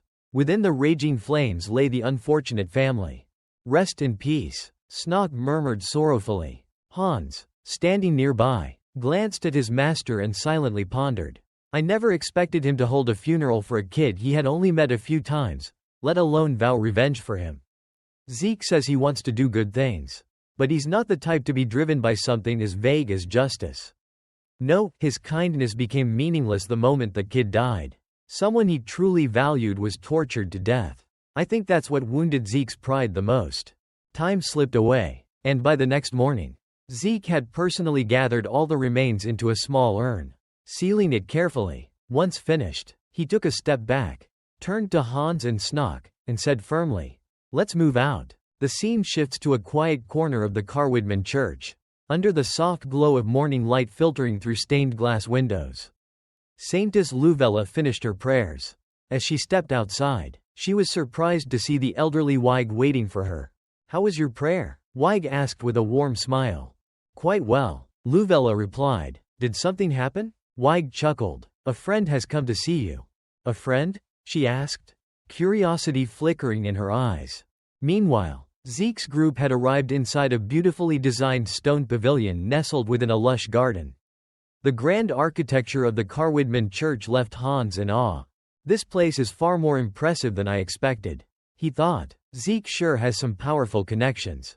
Before they could dwell on their surroundings, a familiar voice called out from behind. "So you really did come to see us?" Recognizing the voice, Zeke stood and greeted her. "It's been a while. How have you been?" Luvella stepped forward, her expression calm and unreadable. Meanwhile, Weig, unable to contain his joy, rushed over and clasped Zeke's hands with enthusiasm. "I'm truly glad to see you in good health." The old man beamed. Yes," Zeke responded, slightly flustered. Hans watched the scene unfold, his thoughts swirling. "A deadly killing machine," smiling. "No matter how many times I see it, I just can't get used to it." Returning to Saintess Luvella, she turned her attention to Hans, offering a nod. "It's been a while, Hans. But, who's this?" she asked, curiosity flickering in her eyes as she glanced at Snock beside him. Hans quickly responded. "His name is Snock, and the mole accompanying him is Noam." Snock and Noam bowed respectfully. "It's an honor to meet you, Saintess." Zeke, ignoring their exchange, turned to Luvella and said, "I've already heard the news. I knew about it shortly before you were granted the name Primel, a title reserved for a true saintess." What?" Luvella gasped, her face turning a deep shade of red from embarrassment. Weig, standing nearby, burst into laughter, clearly amused. "So, you already knew, huh?" In truth, she only needs to accomplish one final achievement to fully receive that title. She's more than ready. Zeke, unsurprised, simply nodded. So, she's nearly there, since this is her final trial before being officially recognized as a saintess. She should choose something grand. Grand? Luvella echoed, confused. "That's right," Zeke affirmed. "For example, the complete eradication of the Vald cult in the north." As he spoke, he began recounting the events he had experienced. By the time he finished, Luvella's face had paled significantly, and Weig could no longer suppress the murderous aura radiating from him. "So, the ones who murdered that boy you were looking after were those bastards?" Weig growled, his fists clenching in fury. Zeke, unbothered by the tension, retrieved a piece of parchment from his belongings and placed it on the table. "That's right. This was the symbol engraved onto the boy's chest. I'm certain you'll recognize it. It's one of the many twisted practices of those Vald scum." Weig's expression darkened as he studied the symbol, while Hans, still trying to process it all, asked, "Wait, black magic that prevents someone from dying?" Zeke elaborated coldly. "It's a type of spell that channels dark energy into a person's life force." keeping them alive even after receiving fatal wounds. It's most commonly used during torture. I've heard that those bastards use it to toy with their victims. A heavy silence settled over the group, the weight of Zeke's words sinking in. After hearing everything, Weig furrowed his brows and voiced his concern. Do you have any information on the one who killed the boy? Zeke responded calmly. The kid described him as a bald man with tattoos covering half his face. The moment those words left his mouth, Luvella muttered under her breath. Colin Trisloa? You know that name? Zeke immediately turned to her. Luvella nodded, her expression dark. He's one of Vald's cardinals. The cardinals are only one rank below their pope. He's notorious for committing all kinds of atrocities. Weig's face hardened upon hearing this, and he turned to Zeke. Are you saying he was at that village? Zeke nodded. That's right. I believe he stopped by to gather supplies, and indulge in what he calls entertainment. The ones he slaughtered were people from the slums, so the village wouldn't make a big deal out of it. Bastard. Weig slammed his fist on the table, his anger boiling over. Ignoring the outburst, Zeke continued. What's strange is that the mountains near the village were suddenly overrun by monsters. There are even new orc strongholds appearing. Something about this doesn't add up. Weig stroked his chin in thought before responding. All right, Zeke, if our enemy is Vald, then the Carwoodman Order will fight to the end. But we don't have any information on their base of operations. The old man sounded hesitant, but Zeke had already anticipated this. He calmly stated, I know the location of their northern sect, and I have leads on their other bases as well. Weig's eyes widened in astonishment. The moment Zeke finished speaking, the old man shot to his feet, his excitement barely contained. Is that true? I have no doubt that Karna's divine blessing has led you to us. Unlike Weig's enthusiasm, Luvella turned to Zeke with a curious look. But how do you know all this? It's nearly impossible to get any intel on the Vald. Just a coincidence, from before my regression. Zeke thought to himself. You seem to know a lot. Luvella continued, smiling playfully, just like with that magic seal. Zeke averted his gaze and let out a nervous chuckle. Ha ha, that magic seal was something you created before I regressed. He mused internally, deciding to move on from the topic. Weig spoke up to confirm. Would you be able to lead us to the northern sect first? I want to investigate that place before anything else. That's fine, Zeke responded. Based on Weig's deduction, if that location was indeed one of their strongholds, then Trisloa himself was likely to be there. Your goal is revenge, isn't it? Weig asked. Zeke's expression darkened. Because of that bastard, I never even got to learn the boy's name. A bitter smile crossed his lips. The scene shifts to a desert region. As previously discussed, Zeke had brought Weig here for an inspection. They stopped before a massive rock formation that resembled a gateway above the sands. Weig marveled at the sight. The world is truly filled with wonders. I never knew a place like this existed. Beside him, Zeke smiled. I guess even you haven't seen everything in this world. I always believed I had witnessed the grandest things in life.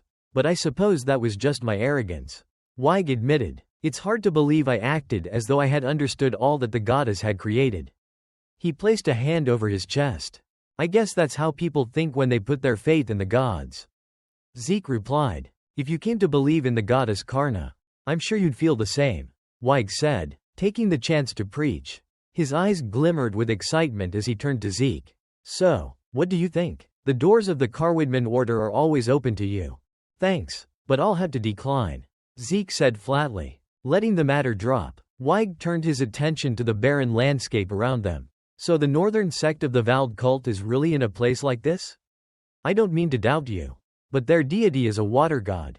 From what I've heard, their temples have to be near a water source. But this place, he gestured toward the towering sand dunes in the distance. Zeke didn't need him to finish the thought. He understood the doubt.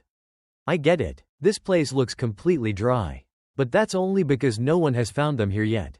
That makes sense. But still, Weig mumbled. Before he could finish his sentence, Zeke had already spurred his horse forward. We just need to go a little farther, he called back with a grin. And so, they continued their journey until they reached a rocky ravine. There, they dismounted and tied their horses before pressing deeper inside. It didn't take long for Zeke to lead Weig to a massive pit. This is the entrance, he said. Weig, though surprised, quickly followed Zeke down. As they ventured deeper into the underground cavern, he was left in awe at the sight before him, a massive subterranean lake. I never would have imagined such a body of water existing beneath this barren land. Weig thought. No wonder no one has ever found this place. Just then, a red light flickered ahead, startling both of them. They quickly ducked behind a rock and cautiously peeked out. What they saw deep within the cavern left them speechless. A colossal structure stood there, its age indeterminate, but what caught their attention most was the symbol carved above its entrance, the unmistakable crest of the Vald cult. Weig's expression shifted. So they really do have a temple here. Zeke, noticing his reaction, smirked. Now do you believe me? Weig didn't hesitate. He grasped Zeke's hand firmly. I will prepare the best that the Carwidman Order has to offer for you. Time passed swiftly. Upon returning to Carwidman, Weig immediately reported their findings, leading to a significant discussion. Haha, it's truly an honor to meet you. The voice belonged to none other than the Pope of Carwidman. Zeke nodded politely, forcing a smile, but inside, his thoughts were anything but pleasant. Damn it, I didn't expect to see him again. The man who once created the undead when I was still the Demon King. He could heal his holy knights from afar. And no matter how much I attacked, they wouldn't die as long as he was around. Back then, I nearly lost my life because of him. He clenched his fist slightly. I never thought I'd actually meet him in person. The Pope of Carwidman, a man known to be nearly impossible to meet face to face. Unaware of Zeke's thoughts, the Pope placed a hand on his chest and greeted him. Zeke, thank you very much for informing us about the heretic's location. I'm only cooperating because I have something I want. Zeke responded calmly. I heard you seek revenge. Will you be joining the battle yourself? The Pope inquired. Of course, Zeke affirmed with a nod. But I plan to infiltrate the shrine while your forces attack them directly. You intend to kill the one responsible for the boy's death? At this, Zeke's lips curled into a devilish grin. Hey, I don't plan on letting him off so easily.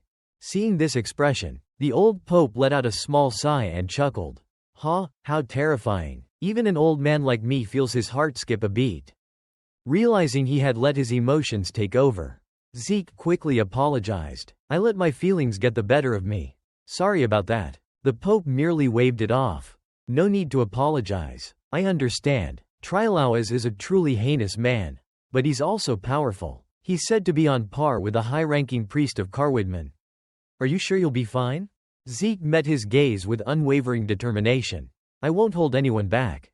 Then you won't reconsider? The Pope nodded in agreement. So be it. Turning to the gathered members, he announced, this operation will be carried out in complete secrecy. We cannot afford to let them realize what we're doing and escape. Hearing this, Weig, who had been silent up until now, finally spoke up. I think it would be best to have these three remain in the shrine as a precaution. That would be ideal, the Pope replied with a smile. Meanwhile, something crossed Zeke's mind, prompting him to speak. Your Holiness, I have a request. What do you need? I'd like to be granted the title of an honorary Holy Knight. Zeke stated his purpose. The Pope, rather than agreeing immediately, turned to him with curiosity. May I ask why? No particular reason, Zeke answered with a sly grin. I just think that bastard Trilauas would be even more pissed off if I had that title.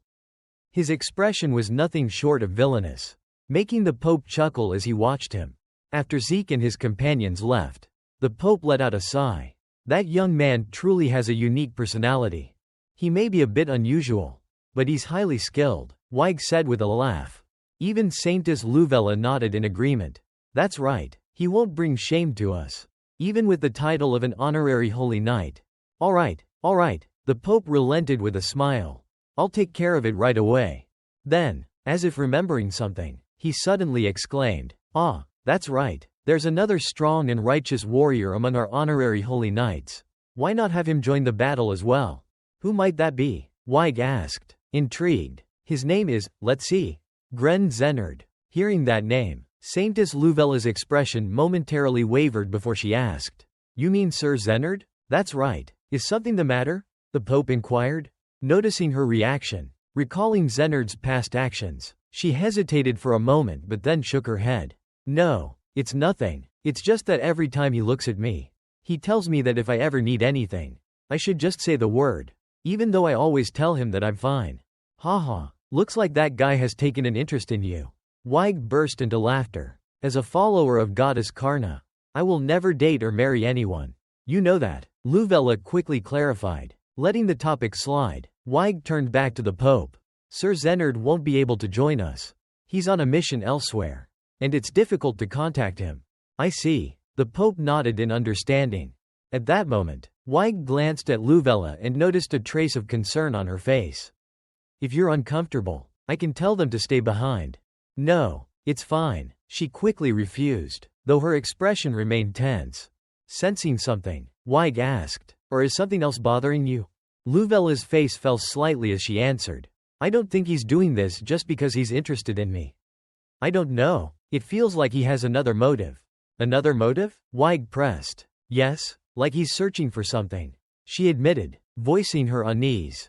Time passed quickly, and soon, the Carwidman Church's crusading forces were marching toward the desert region. Meanwhile, the clergy remained behind, offering prayers for the success of their mission. Upon reaching the massive sinkhole leading underground, Weig signaled for the troops to halt. This is it. From behind, Saintess Luvella stepped forward, gazing into the dark abyss below. It's finally beginning, she murmured. That's right, Weig said solemnly. It's time to pass judgment on those wretched heretics. As planned, Zeke would now separate from the main group to operate independently. I'll be heading out now, he announced. So you're still set on infiltrating the temple? Weig asked. Zeke nodded firmly. Of course, we already discussed this beforehand, didn't we? Beside him, Saintess Luvella, though already aware of the plan, couldn't hide the worry on her face. But, she hesitated, her voice faltering. Zeke, noticing her concern, reassured her, don't worry, even if I get caught, I don't have any valuable information for them to extract. That's not what I meant, she blurted out, her tone sharp with frustration. Zeke smirked, understanding that she was genuinely worried about him. I know what you're thinking. Trust me, I won't get caught, so don't stress over it. With that, he turned his gaze towards Snock and Noam. Oh, and keep an eye on those two brats as well. I've trained them well enough to handle themselves, so they won't die that easily. Yeah, if they do, it's just because they're weaklings, Zeke added with a playful grin. Hearing that, the two young warriors' faces immediately darkened in embarrassment. Ignoring their reactions, Zeke leapt down into the darkness below. See you later. Luvella watched him disappear, then turned to Weig. Are you sure you'll be okay? Weig let out a small sigh. The best thing we can do right now is trust him. That means, it's our turn now, he added firmly. Meanwhile, inside the Vald cult's temple, chaos erupted as soon as the intruders were detected. Emergency! Emergency! A panicked voice echoed. The Carwidman forces are on the other side of the lake. If they manage to cross, we're finished. Advance! Weig roared, leading the charge. The Knights of Carwidman immediately surged forward, cutting through the frenzied cultists in their path. Hold them back, someone from the enemy ranks shouted. Amidst the commotion, a lone cultist, oblivious to the growing panic around him, blinked in confusion. Huh? What's going on? Before he could react further, a hand suddenly clamped over his mouth and yanked him into the shadows. The one responsible? None other than our protagonist, Zeke. Glancing down at the unconscious cultist, Zeke mused to himself. So nothing's changed, huh? I was worried things might be different from my past life. But everything's playing out exactly the same.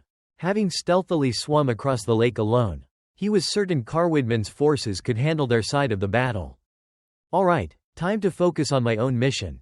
As this thought crossed his mind, Zeke arrived in front of a massive door. This must be the prayer room, he mused. Since this was a temple, it was only logical that they would store their most important relics inside. Without hesitation, he swung the doors open. Inside, a peculiar artifact was placed at the center, a small, pyramid-like object covered in ancient inscriptions. Seeing it, Zeke's eyes flickered with surprise. So, this was created here? If this artifact was valuable enough to make Trilauas come here first, then his top priority was likely to protect it rather than stopping Carwidman's forces.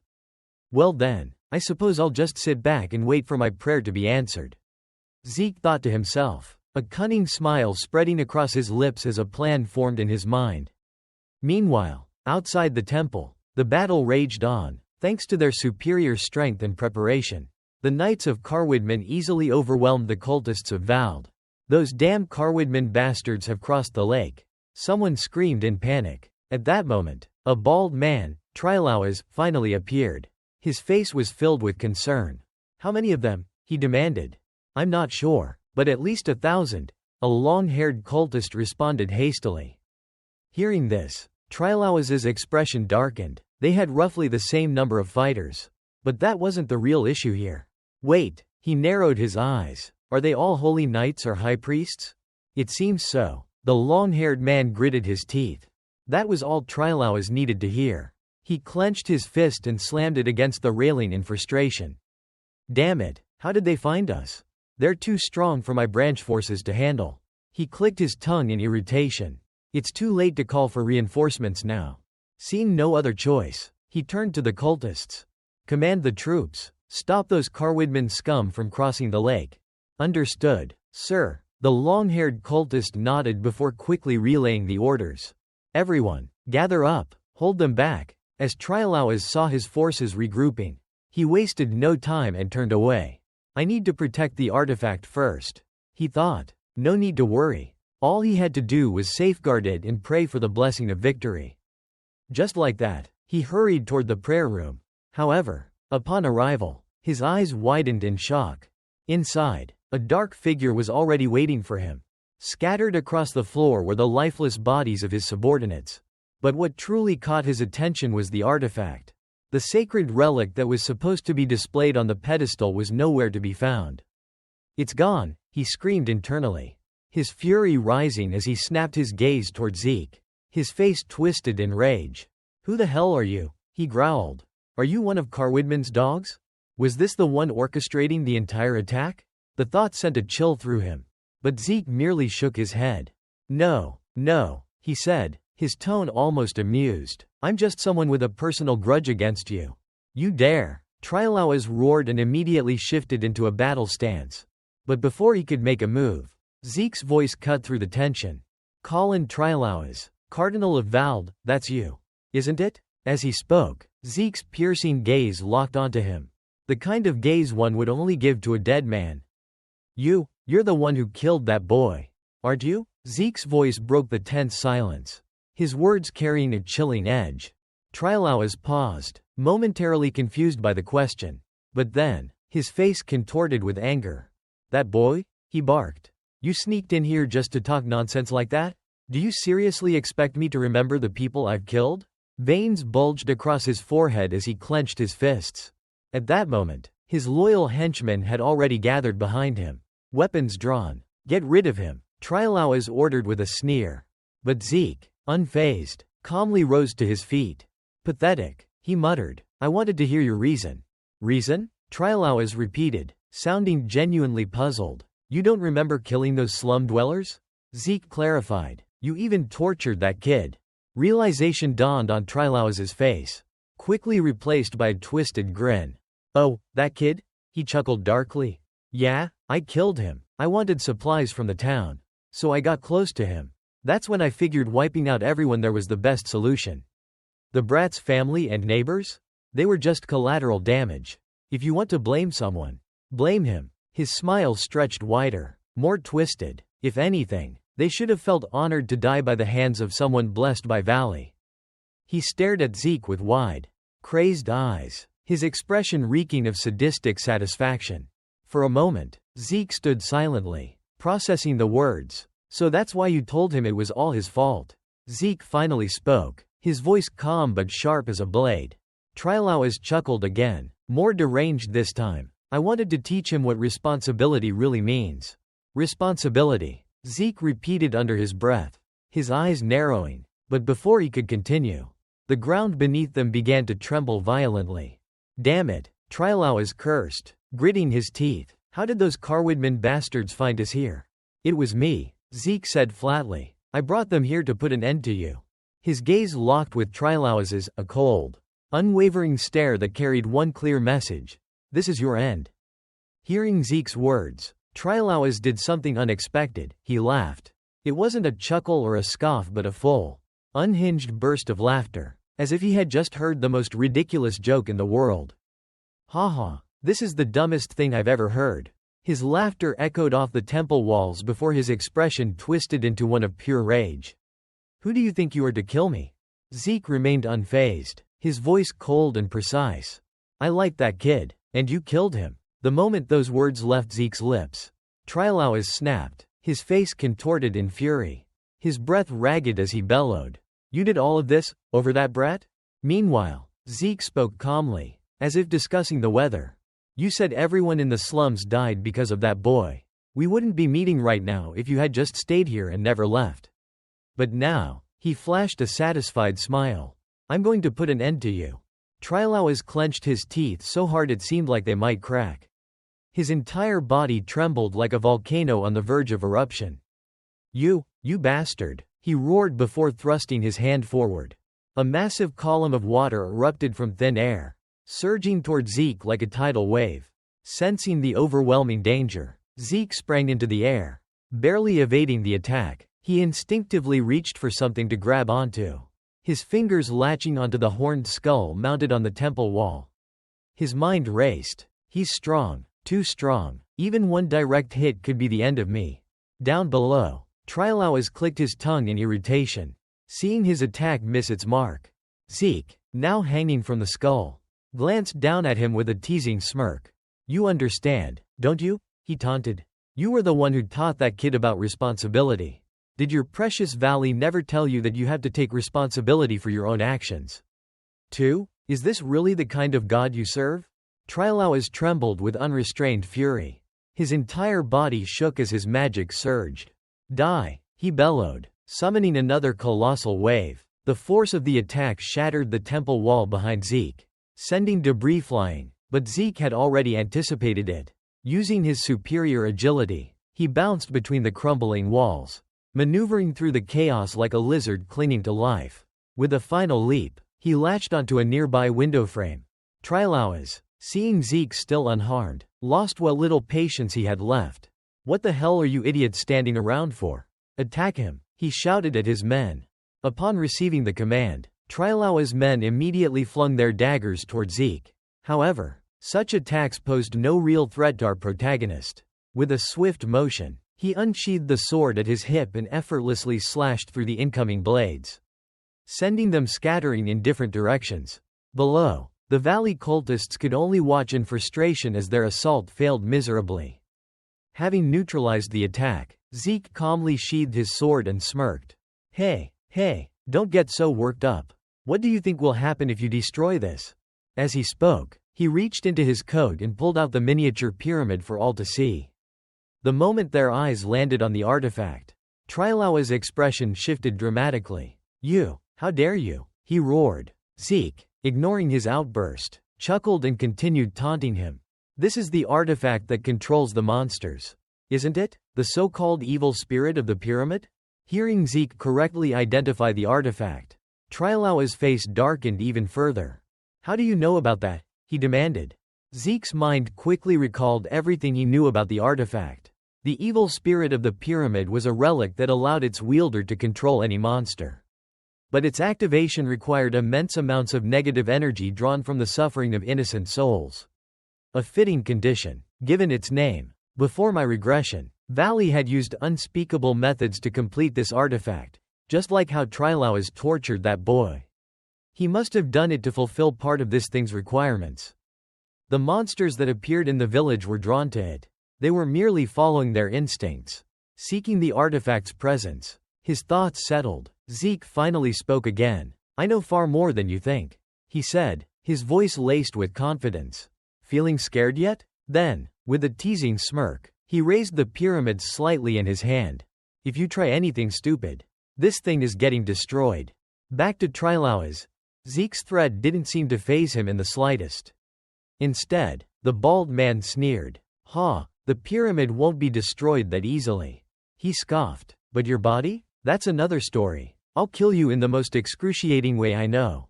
With that, he unleashed another powerful torrent of water aimed directly at Zeke. However, Zeke nearly swung himself from the window ledge, nimbly dodging the attack. Trilauas, unfazed, simply grinned. How much longer do you think you can keep dodging? He taunted. Meanwhile, as Zeke leapt between the walls, he quickly analyzed the situation. I can handle his men, but there's no way I can take Trilauas down in my current state. If that's the case, a plan formed in his mind. You know, it's pretty obvious that you're stronger than me, he said, glancing back midair. It would be stupid to fight you head-on. I'm thinking of running instead. Trilauas narrowed his eyes. You really think you can escape this place? Where exactly do you plan on running? Little rat? Zeke hummed as if in deep thought. Now that you mention it, where should I go? He muttered. Then, without warning, he clenched his fist and slammed it into the wall before him, once, twice, 3 times. Trilauas burst into laughter. What the hell are you doing?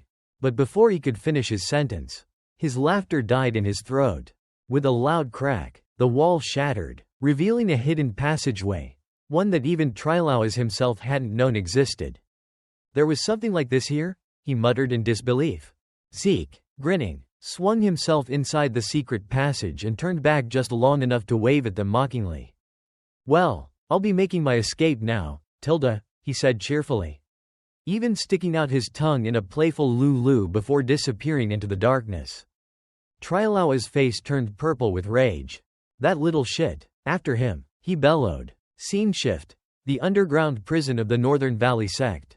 After successfully escaping through the hidden passage, Zeke arrived at an underground prison, a ring of keys jingling in his hands.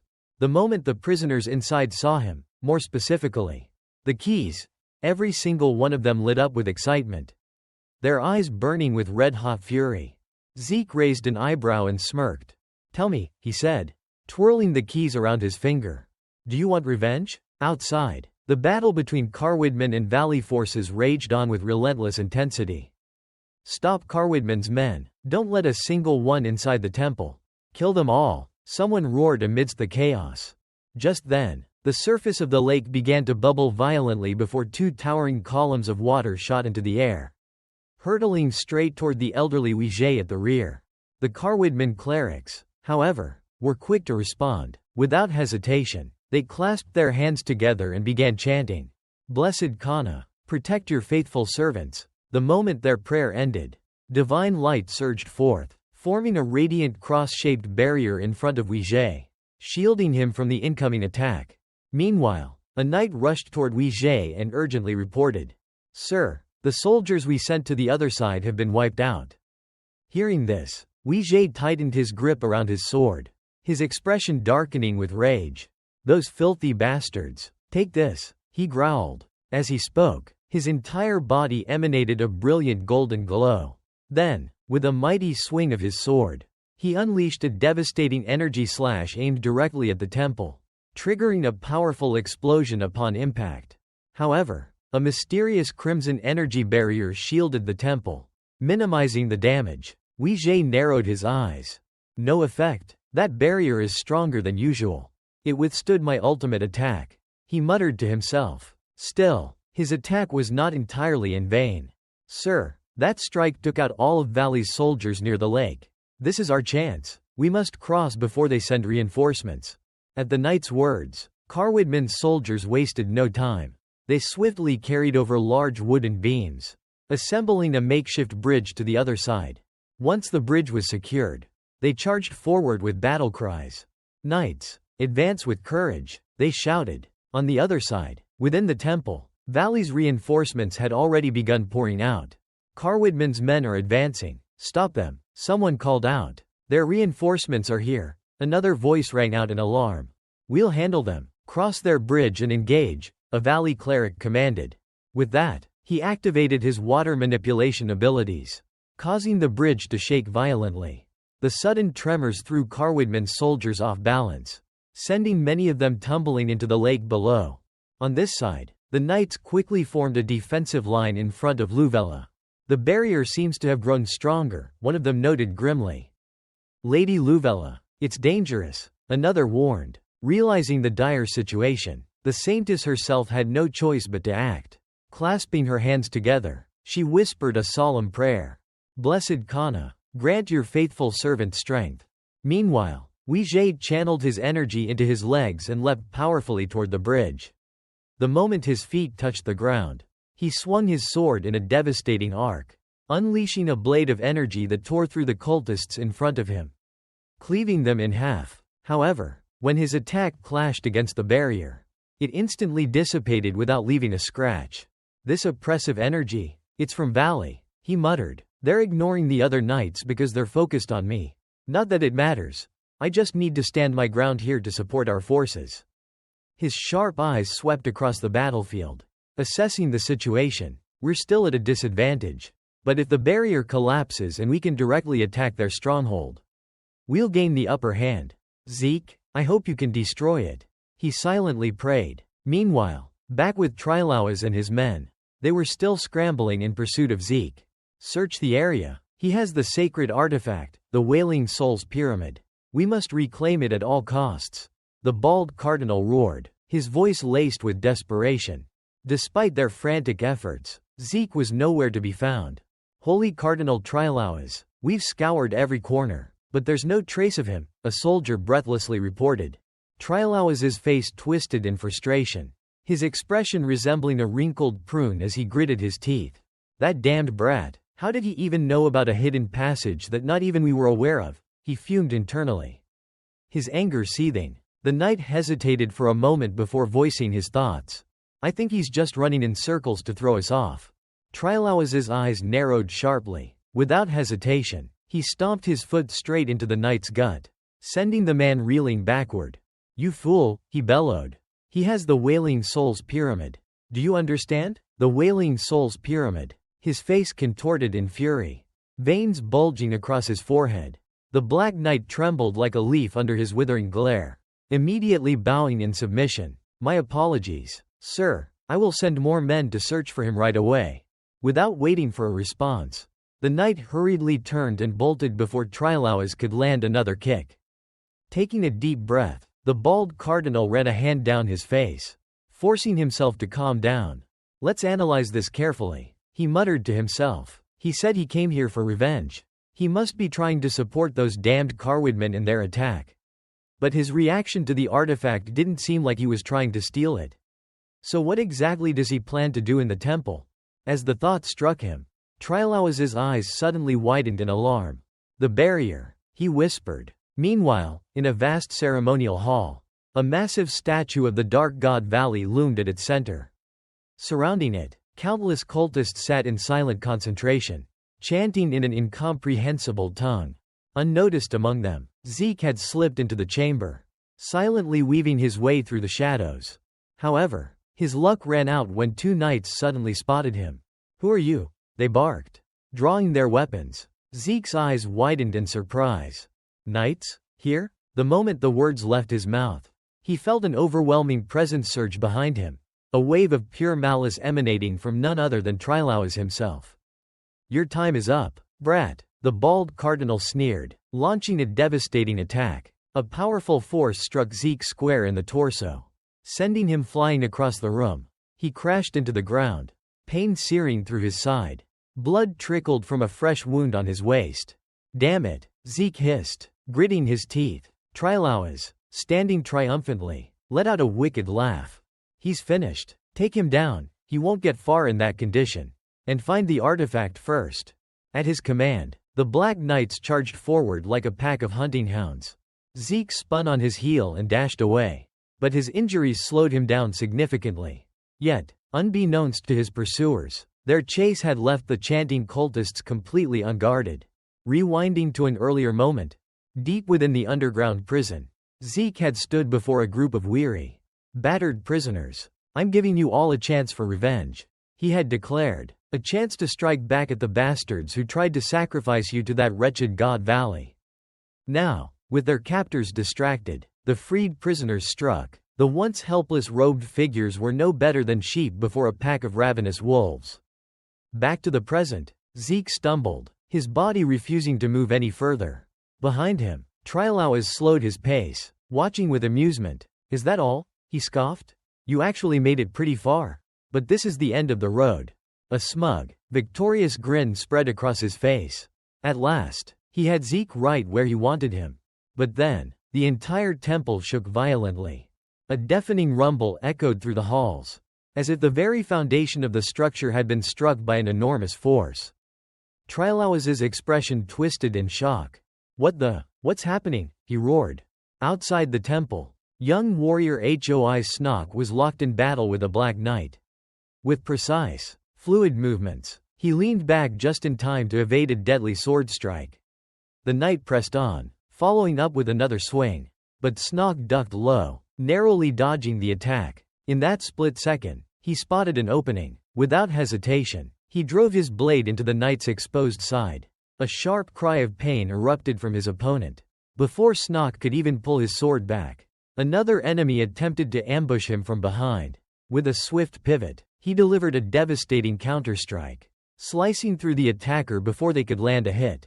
My body, it's moving on its own, Snock thought, marveling at the muscle memory from his training with Zeke. The effects of Master Zeke's drills, they're incredible. Stop the Carwoodman, a knight bellowed, rallying his comrades to press forward. But just as they charged, the ground suddenly erupted with jagged stone pillars, blocking their advance. The one responsible was none other than Snock himself. If I collapse this narrow passage, I could take them all out at once, he considered. But what if the entire cave system comes down with it? Before he could decide, a sudden noise cut through the battlefield, drawing everyone's attention. The knights turned in unison, eyes widening in disbelief. The protective barrier surrounding the temple, once an impenetrable shield, was now slowly fading away. The barrier? It's gone? The Black Knights muttered in stunned confusion. Across the battlefield, Weijie released a relieved sigh. It seems, Zeke has succeeded, he thought. Without wasting another moment, he seized the opportunity. We must ensure they can't restore the barrier. Weijie roared. Destroy their stronghold. The Carwoodman clerics stepped forward, their hands glowing with divine energy. Oh, great Kana, rain down your judgment upon our enemies. With their prayers, concentrated blasts of holy energy shot forward, striking the temple's entrance. Cracks began to spread across the massive stone gate. Inside the temple, Trilawaz stood frozen, his mind racing. The entire temple was trembling, the very walls shaking as if struck by an unseen force. What the hell is happening? He bellowed. Zeke, ever the benevolent trickster, spoke up with a grin. Oh, don't worry about it, he said cheerfully, as if he wasn't injured at all. The temple's protective barrier just collapsed, so now it's under attack. That's all. Trilawaz stared at him, utterly dumbfounded. That's right, Zeke continued, stretching his arms as if warming up for a casual workout. I tricked all of you. I needed to buy time while my allies took down the barrier. Trilawaz narrowed his eyes. There are other intruders? Well, I'm the only one who made it this far, Zeke admitted. But yes, I do have allies. The ones you imprisoned, the ones you were planning to sacrifice. For the first time, Trilawaz's face twisted with uncertainty. No, impossible. My brothers who guarded the barrier, slain by those weak, pathetic offerings? Zeke smirked. You don't believe me? Then come catch me and find out. Without waiting for a response, he spun around and dashed away once more. You think you can just run from me? Trilawaz roared. He thrust out his palm, gathering dark energy before launching a devastating blast toward Zeke. Luckily, Zeke reacted in time, narrowly dodging the attack. The explosion left a massive hole in the temple wall behind him. This is getting interesting, Zeke thought with amusement. Trilawaz, seething with rage, watched as Zeke disappeared around a corner. After him, he barked to the knights at his side. You filthy rat, let's see how far you can run. Gathering more energy, Trilawaz fired several tracking energy orbs in Zeke's direction. Unfortunately for him, his aim was just a bit off, allowing Zeke to evade them entirely. Without hesitation, Zeke kicked open a heavy wooden door and dashed inside. Sir, he's entered the sanctum, a knight called out. Only the highest-ranking holy knights follow me. The rest of you, seal off every exit. Trilawaz commanded. He sneered, convinced that he had finally cornered his prey. But as he stepped into the sanctum, his triumphant grin froze. All around him, the lifeless bodies of the temple priests, those who had once been chanting their sacred prayers, lay sprawled across the floor, drenched in pools of their own blood. Trilawaz's face turned deathly pale as he took in the gruesome sight. What? He stammered, unable to form a coherent sentence. From behind a nearby pillar, Zeke slowly stepped out, his voice dripping with mockery. So, what do you think, Your Eminence? The cardinal's expression darkened with fury at Zeke's taunting tone. Where are the bastards responsible for this? He barked. Zeke shrugged. Who knows? He thought to himself. I'm pretty sure they've already escaped through the secret passage I told them about. Trilauas, shaking with rage, jabbed a finger at him. What is your goal? Why would you do this? Instead of answering directly, Zeke smirked and threw the question right back at him. Still don't get it? Then why don't we ask the fish head over there? He's been watching everything unfold. After all. With that, Zeke turned his gaze toward the statue standing at the center of the room. Trilaua's face flushed red with fury. How dare you speak of Lord Valley in such a... Before he could finish, Zeke cut him off, raising his hands dramatically toward the ceiling. Oh, great and mighty Lord Valley. Surely you have witnessed all that has transpired here. Tell us, whose fault is this? Then, without warning, Zeke suddenly sprinted behind the statue, leaving Trilauas utterly bewildered. What the hell is he doing? The cardinal muttered under his breath. Then, an ominous voice echoed through the chamber. All of this is the fault of Cardinal Trilauas. He slaughtered an innocent boy in a remote village. That act of cruelty ignited the flames of vengeance in another, and this destruction is the consequence of his deeds. Trilaua's breath hitched. His vision swam. Zeke, peeking his head out from behind the statue, grinned. Did you hear that, Trilauas? He said it's all your fault. Trilauas clenched his fists as the weight of those words crashed down on him. His world spun. Could it really be all because of that? At that moment, outside the temple, the voices of the Carwoodman Knights echoed through the air. Search every corner of the temple. Find and eliminate every last one of those valley scum. Slaughter them all. Hearing the commotion, Zeke chuckled. Looks like Ouija, the killing machine, has arrived. Then he turned back to Trilauas. You sure you're okay? And just so you know, if you try to attack me, this fish head is coming down with me. It was a threat, but Trilauas was far too enraged to care anymore. You bastard, he roared. Flames erupted from his palms. And with a violent burst, he unleashed twin energy blasts toward Zeke, completely obliterating the fish-headed statue. Fortunately, Zeke had anticipated the attack and managed to roll out of the way just in time. He let out a nervous laugh.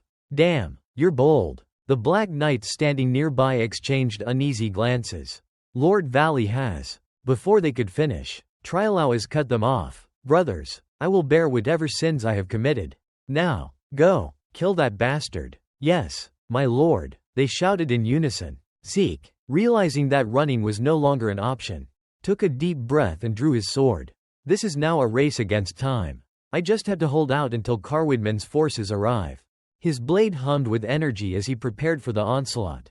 At the same time, several enchanted daggers, crackling with magic, hurtled toward him. With just a few precise swings, Zeke deflected every single one, even redirecting one straight into a Black Knight's forehead, dropping him in an instant. Trilauas clenched his teeth in fury. You damned pest. Die. Summoning his water magic, he conjured a towering column of water from the ground, launching it straight at Zeke. The young swordsman had no choice but to dodge, flipping and rolling to avoid being impaled by the high-pressure stream. But soon, he found himself backed into a corner with nowhere left to run. Trilaua's eyes gleamed with satisfaction. Now, attack him, rip him apart and bring me the vengeful soul of the pyramid. His triumphant shout was suddenly interrupted by a desperate voice. Brother Zeke, dodge. It was the Holy Maiden, Luvella. Hearing the familiar voice, Zeke instinctively ducked just in time. A golden energy wave shot across the room, blasting away all the Black Knights. Are you all right? Luvella asked, her voice filled with concern. At that moment, the relentless killing machine, Ouija, arrived. Seeing reinforcements finally here, Zeke sighed in relief and walked toward them. I'm fine. Apologies for arriving late, Ouija said with a nod. Luvella then shifted her gaze toward the object in Zeke's hand. Brother Zeke, what is that? Zeke smiled and held it up. This is the holy relic of Valley, the vengeful soul of the pyramid. If completed, it grants the wielder the power to control all monsters in existence. Hearing that, Luvella's expression darkened. Then why are you still holding it? Destroy it immediately. That's the best option. Huh? Zeke agreed. Without hesitation, he tossed the miniature pyramid onto the ground, then infused his sword with magic, preparing to strike. Seeing this, Trilauas broke into a cold sweat, his face as pale as if he had seen a ghost. No, stop him, he bellowed in desperation. The last two remaining knights sprang forward, determined to stop Zeke, but the Carwidman knights intercepted them with ease. Before they could react, Weijie dashed in, delivering a single, decisive slash, ending them both in an instant. This is all your fault, Zeke muttered before driving his sword straight into the pyramid relic. A desperate scream tore from Trilauas's throat as he collapsed to his knees. No, Trilauas, you filthy heretic, Weijie spat in disgust before swinging his blade, severing one of Trilauas's arms. The bald man shrieked in agony, his cries echoing through the chamber. The last remaining knight, witnessing this, called out in a panic, "Your Eminence!" But his moment of distraction proved fatal. The Carwidman knights seized the opportunity, striking him down without hesitation. His body fell lifelessly beside his fallen comrades. Weijie turned his piercing gaze toward Trilauas and delivered his final judgment. Colin Trilauas, Cardinal of Valley, face the judgment of the god Cana. He raised his sword, preparing to end the heretic's life. But just before the blade could reach him, the ground beneath Trilauas erupted in a sudden explosion, filling the air with thick dust and debris. Luvella rushed forward. "Sir Weijie, are you all right?" "I'm fine," he answered calmly. As the dust settled, they quickly realized that Trilauas was gone. "He escaped," Weijie said, his voice tinged with regret. "He must have conjured a barrier at the last moment." Luvella let out a deep sigh. "Oh, for heaven's sake, if only we had searched the temple together from the start." Her words trailed off as her eyes widened in shock. "Wait, where's Zeke?" she asked, looking around in confusion. Meanwhile, outside the temple, Trilauas emerged from a hidden passage. At least no one else knew about this escape route. He muttered bitterly, but his relief was short-lived as he clenched his fists in frustration. "I can't believe this entire branch was wiped out so easily. I even lost the vengeful soul of the pyramid. It's all because of that bastard." Grinding his teeth, he slammed his fist against the rocky wall, his mind consumed by rage. "I'll kill him. No, I'll make him suffer a fate worse than death," he vowed. But before he could stew any longer in his fury, a voice echoed from above. "What took you so long?" "I've been waiting, dear Cardinal." Trilauas's eyes bulged as he looked up, only to see Zeke standing casually atop the rocks, as if he had been expecting him all along. How did you know about this place?" Trilauas stammered, his eyes filled with disbelief at Zeke's sudden appearance. "Oh, come on, don't look so surprised." Zeke chuckled as he casually leapt down, landing right in front of him. "I happen to know a secret passage in the temple that even you weren't aware of."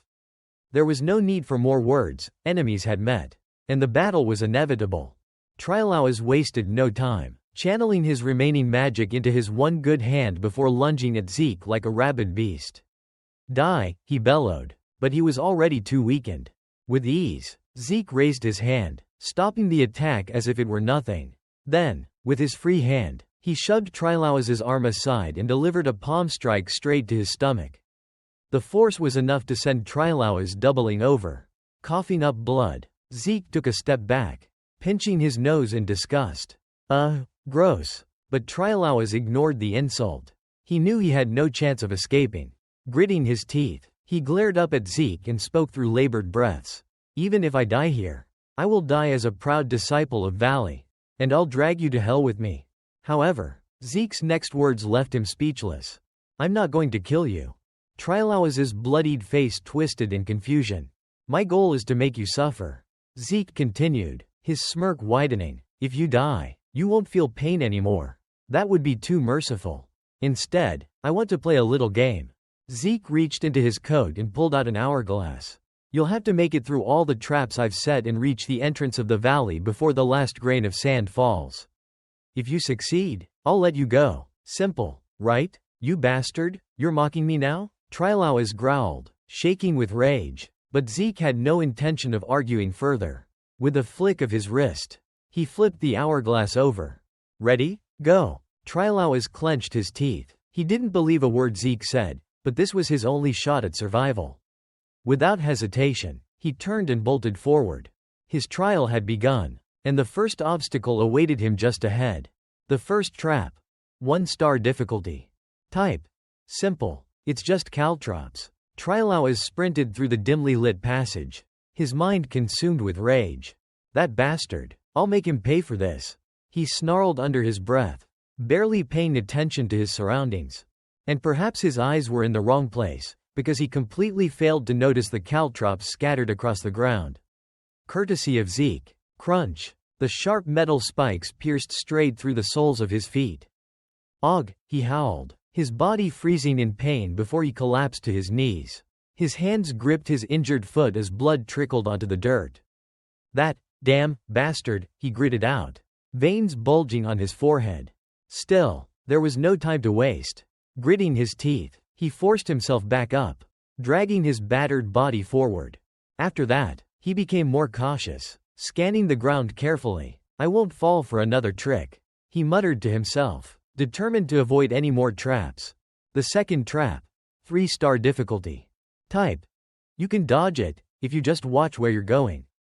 At least, that's what he thought. Reality had a different plan.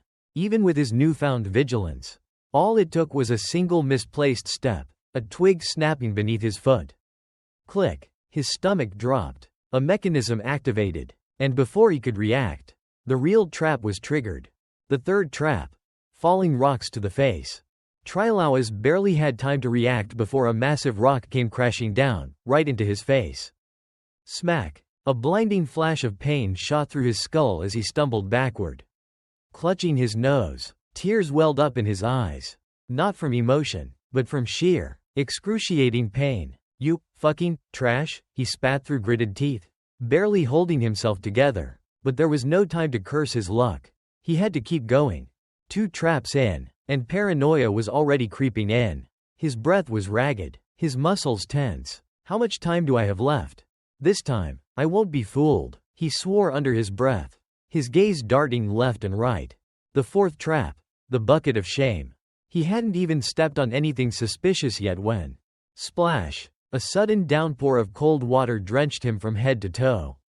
What the hell? He roared, shaking the water off like a wet dog. Zeke, watching from the sidelines, was enjoying every second, but he wasn't done. Before Trilauas could recover, Zeke appeared behind him in a blur, sticking out his foot. Thud. The bald man face planted straight into the dirt. Well, at least you don't have to worry about your hair getting wet, Zeke quipped, grinning. It finally hit Trilauas. He'd been played. You damn bastard. The final trap. 5-star difficulty. Type. Zeke is the trap. Time crawled forward, second by second. Somehow, through sheer stubbornness, Trilauas finally reached the exit. But he wasn't about to let his guard down just yet. I made it, he panted, eyeing Zeke warily. But what about the hourglass? His gaze snapped toward Zeke's hand, where the hourglass still had a tiny bit of sand left. His lips curled into a triumphant grin.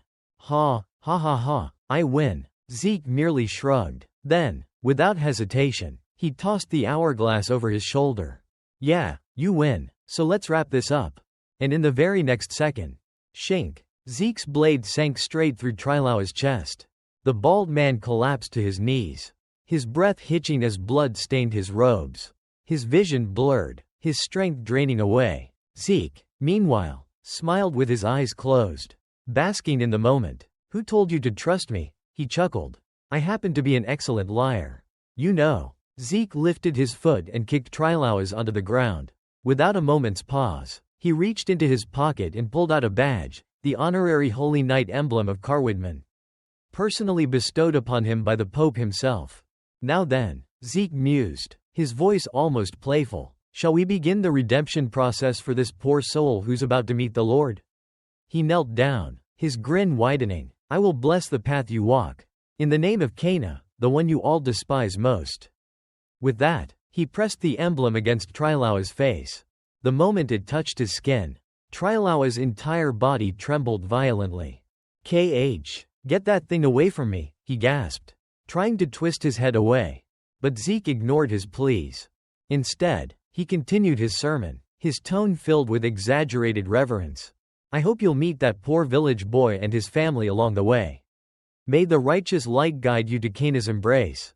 Fear not, child. Kara will shelter you beneath her radiance, and the brilliant path shall lead you to her. The weight of their sins shall be lifted, and your faith shall be your only companion on this journey. As Zeke spoke, Trilaua's eyes grew wild, his breath hitched, his pupils dilated in a mix of fear and fury. He opened his mouth to scream, and then everything went white. He was floating. Endless, blinding whiteness surrounded him in all directions, stretching beyond the horizon. Strange, ethereal figures drifted through the air, massive whales and stingrays gliding silently through the sky like celestial phantoms. Trilaua's body felt weightless. Am I dead? He whispered. Where is this place? Then, a shadow appeared in the distance. A tall, looming figure stood not far from where he lay. The moment Trilaua's gaze landed upon it, his lips curled into a relieved smile. Valley has come for me, he thought, his chest swelling with satisfaction. The great valley has arrived to take me away. My faith was never misplaced. But then, as his eyes adjusted to the being before him, his expression faltered. The figure's form was twisted, unnatural, its neck stretched out in an inhuman manner, the elongated face inching closer and closer until it was right in front of him. And then, it spoke. This is all your fault. Back in the real world, Trilaua's body lay motionless. He was gone. Zeke let out a slow breath, casting one last glance at the lifeless form. Then, he turned his attention to a small glass vial sitting nearby, the vessel containing the remnants of the village boy's family. He held it up against the dim light, speaking softly. Did you see that? I put in a lot of effort for this revenge. His voice dropped to a near whisper. So, go to a better place now. Kid. Time passed quickly, and by the following day, the group had completely wiped out the remaining disciples of Valley. To ensure nothing remained, they went a step further, blowing up the entire temple. As Zeke watched the flames engulf the shrine, he found himself lost in thought. Carwidman and I have destroyed Valley's northern chapel. Weijie had initially wanted to bring Trilaua's corpse back to the Carwidman church, displaying it as proof of their victory. However, after hearing Zeke's plan to prevent the body from receiving a proper Valley burial, Weijie ultimately backed down. With their work completed, the group set out on their return journey. While they traveled, Hans turned to Zeke with a curious expression. Sir Zeke, are you sure it's all right to travel with Carwidman like this? Why not? Zeke shrugged. We're headed in the same direction anyway. And they've prepared well, food, camp supplies, everything. Even as he spoke, his expression darkened slightly. To eliminate Valley's northern branch, I had to rely on Carwidman's power. But I need to find out who's truly pulling the strings behind all of this. His thoughts were interrupted by a sudden voice from ahead. Lord Weijie, welcome. Up ahead, a squad of soldiers stood waiting, reinforcements. Perhaps. Weijie immediately recognized the man at the front and greeted him. Oh, Lord Twen, you brought reinforcements from the Holy City? Indeed, Twen said with a bright smile. But it seems I arrived too late. I heard you've already taken care of Valley's northern chapel. As the two conversed, Zeke stifled a yawn, still groggy from the journey. But then, his tiredness vanished the moment his gaze landed on a familiar figure among the soldiers. A memory from his past life surged forward. Demon King Moore, I hope you'll walk a righteous path in your next life. Gren Zenard. Zeke narrowed his eyes, deep in thought. Night fell, and the group set up camp to rest. To celebrate their victory, they held a small banquet. Haha, who would have thought you'd handle Valley so cleanly? Sir Zeke? Twen laughed heartily. And we even have Carwidman's blessings. What a joyous occasion. As he spoke, Twen's gaze shifted toward Zeke and another knight beside him. And with two honorable knights here, what luck could be better? Right, Lord Weijie? Indeed, Weijie responded with a warm smile. But Zeke? He wasn't feeling festive in the slightest. After all, who could possibly be happy upon seeing the man who once killed them in a past life? Of all the ways for us to meet again, he thought grimly. Across from him, the knight in question slightly bowed. It's an honor. My name is Gren Zenard. Hearing those words, Zeke fell silent for about 3 seconds before finally speaking. My name is Zeke. Apologies if this seems rude. But may I ask you something? Of course, Zennard replied with a nod. Zeke narrowed his eyes. What do you think about the phrase, becoming a good person in your next life? As he asked, he carefully observed every subtle expression on Zennard's face. I'm not sure what you mean by that. Zennard replied, his brow slightly furrowed. May I ask why you're bringing it up? Zeke didn't answer. He simply stared at Zennard, scrutinizing him with an intense, piercing gaze. The sheer weight of that look made Zennard feel uneasy. And it wasn't just him. The others seated at the banquet table also sensed the strange shift in atmosphere. One by one, they turned their attention toward the two men. Their curiosity piqued. Then, out of nowhere, Zeke suddenly burst into laughter. Haha, it's nothing, he said, waving it off. That's just something a hero from a novel once said. You reminded me of him. That's all. Hearing this, Twen chuckled and threw an arm around Zennard's shoulder. Haha, is that so? Well, looking at you, Sir Zennard, it's no surprise people would mistake you for a hero. Zennard responded with a somewhat awkward smile. You flatter me, my lord. There are many knights of honor far more deserving than I am. At that moment, the voice of the Saintess, Luvella, chimed in. That's true, but Sir Zeke here is just the same, she said with a warm smile. While Sir Zennard's contributions to Carwidman are irreplaceable, I believe Zeke is a great hero in his own right. She gestured toward Zeke, making him furrow his brows in confusion. Of course, she continued playfully, he's not exactly how he appears on the surface. Zeke shot her a glance. You're making the mistake of judging people by their appearance again, he said dryly. Did you forget my advice already? Do you need me to remind you? Luvella let out a small sigh of exasperation. You always say that? As the two of them continued their cheerful conversation, Zennard's expression darkened slightly. Apologies, but as someone who has taken on the role of a saintess, shouldn't you be more careful with your words, my lady? After all, you represent Carwidman, he said gently, offering a subtle reminder. Luvella blinked in surprise. I'm sorry. Don't worry about it, Twen interjected with a casual chuckle. No one forbids a saintess from having fun with her friends. Wei Zhe, who had been listening nearby, also nodded in agreement. Indeed, the changes Lady Luvella has undergone only reflect her growing strength. The voices around her will only continue to be more supportive. Hearing their reassurances, Zennard scratched the back of his head awkwardly. I let my arrogance get the better of me. I apologize. No, Luvella replied quickly. I wouldn't have changed this much on my own. It's all thanks to Zeke guiding me. What happened in 40 was a turning point, she explained earnestly. To which Zeke added, I had my own reasons for changing, which is why I was able to help Lady Luvella. Zennard, now curious, tilted his head. Would you mind telling me what that reason was? I can't help but wonder. Zeke stroked his chin thoughtfully before answering. In the past, someone once told me to become a good person. Because of those words, I decided to do my first good deed. And who was that person? Zennard asked. Someone shrouded in justice. Zeke replied with a slight smirk. Personally, I find that kind of thing irritating and annoying. But if I ever meet him again, I'd like to tell him this. I followed your advice. And surprisingly, living this way isn't so bad after all. What do you think? Does that answer satisfy you, Grand Zennard? He flashed a bright smile. Time passed quickly, and once the banquet had concluded, Zeke collapsed onto his bed, utterly exhausted. Lying there, he let his thoughts wander. Grand Zennard, more importantly, it seems like he hasn't regressed.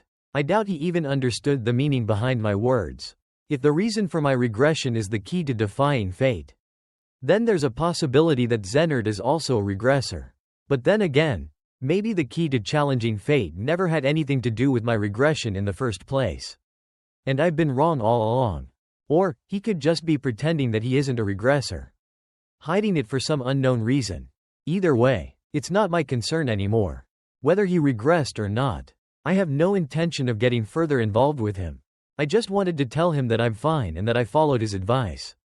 And honestly, I think it was really helpful. Living this way isn't so bad after all. So, my relationship with Zennard in this life ends here. With that final thought, Zeke closed his eyes. Meanwhile, much like Zeke, Zennard sat in his tent, deep in thought about the very same issue. Zeke, who exactly are you? He looked exactly like the Zeke he remembered. Yet his demeanor and personality were completely different. There was one thing Zennard was certain of. This Zeke was neither the Demon King Zeke Moore nor the heir to the White Brigade Steelwell. Could he be the brave Zeke? Zennard muttered to himself, but then immediately shook his head. No, that's not it either. It doesn't feel the same. That left only one possibility: he was an anomaly. The moment that thought crossed his mind, Zennard clutched his head, his teeth grinding in frustration. But why? Why now? That guy never changed until this moment. If he's acting according to his own will, no. That's too dangerous. I've lived for 1,000 years, I know this too well. No matter what form Zeke takes, his overwhelming, destructive power remains the same. In fact, he's even stronger now. Strong enough to be a threat to me. Should I eliminate him now? Zennard bit his lip, deliberating over the choice, but after a long moment, he let out a deep sigh and abandoned the idea. No, I need to understand why he changed first. I also want to know why someone as naive as her changed as well. She once said that Zeke was the reason for it. That bastard. How dare he do this? As he thought about it, his expression twisted into something deranged, his eyes dark and wild. It took him several seconds to regain his composure, exhaling sharply before refocusing his thoughts. Too many variables in this regression. I need to stay calm and plan ahead. First, I'll assign someone to observe Zeke's actions, then I'll decide how to deal with him. With that resolution in mind, Zennard finally lay back on his bed. But just as he closed his eyes, Zeke's words echoed in his head. I hope you'll become a good person in your next life. Do you understand the meaning of those words? Why did he say that to me? The question gnawed at him. Time passed quickly, and after a few days, Zeke's group was preparing to leave the Carwidman Church. Goodbye, Lady Luvella. Safe travels, Zeke, she replied with a nod. While the two young men, Hans and Snock, also bowed in farewell to Luvella, she couldn't help but murmur. Sir Zeke is truly like the wind, gently blowing past, drifting freely wherever he wishes. Old man Ouiget seemed to share the same sentiment. Indeed, it would be nice if he could rest for a while. I wonder if we'll ever meet him again. Take care, Zeke, she thought to herself. Back to our protagonist. Zeke looked at the two troublemakers in front of him and double-checked. You packed everything, right? Of course, Hans declared confidently, but his smug expression quickly faded as he asked.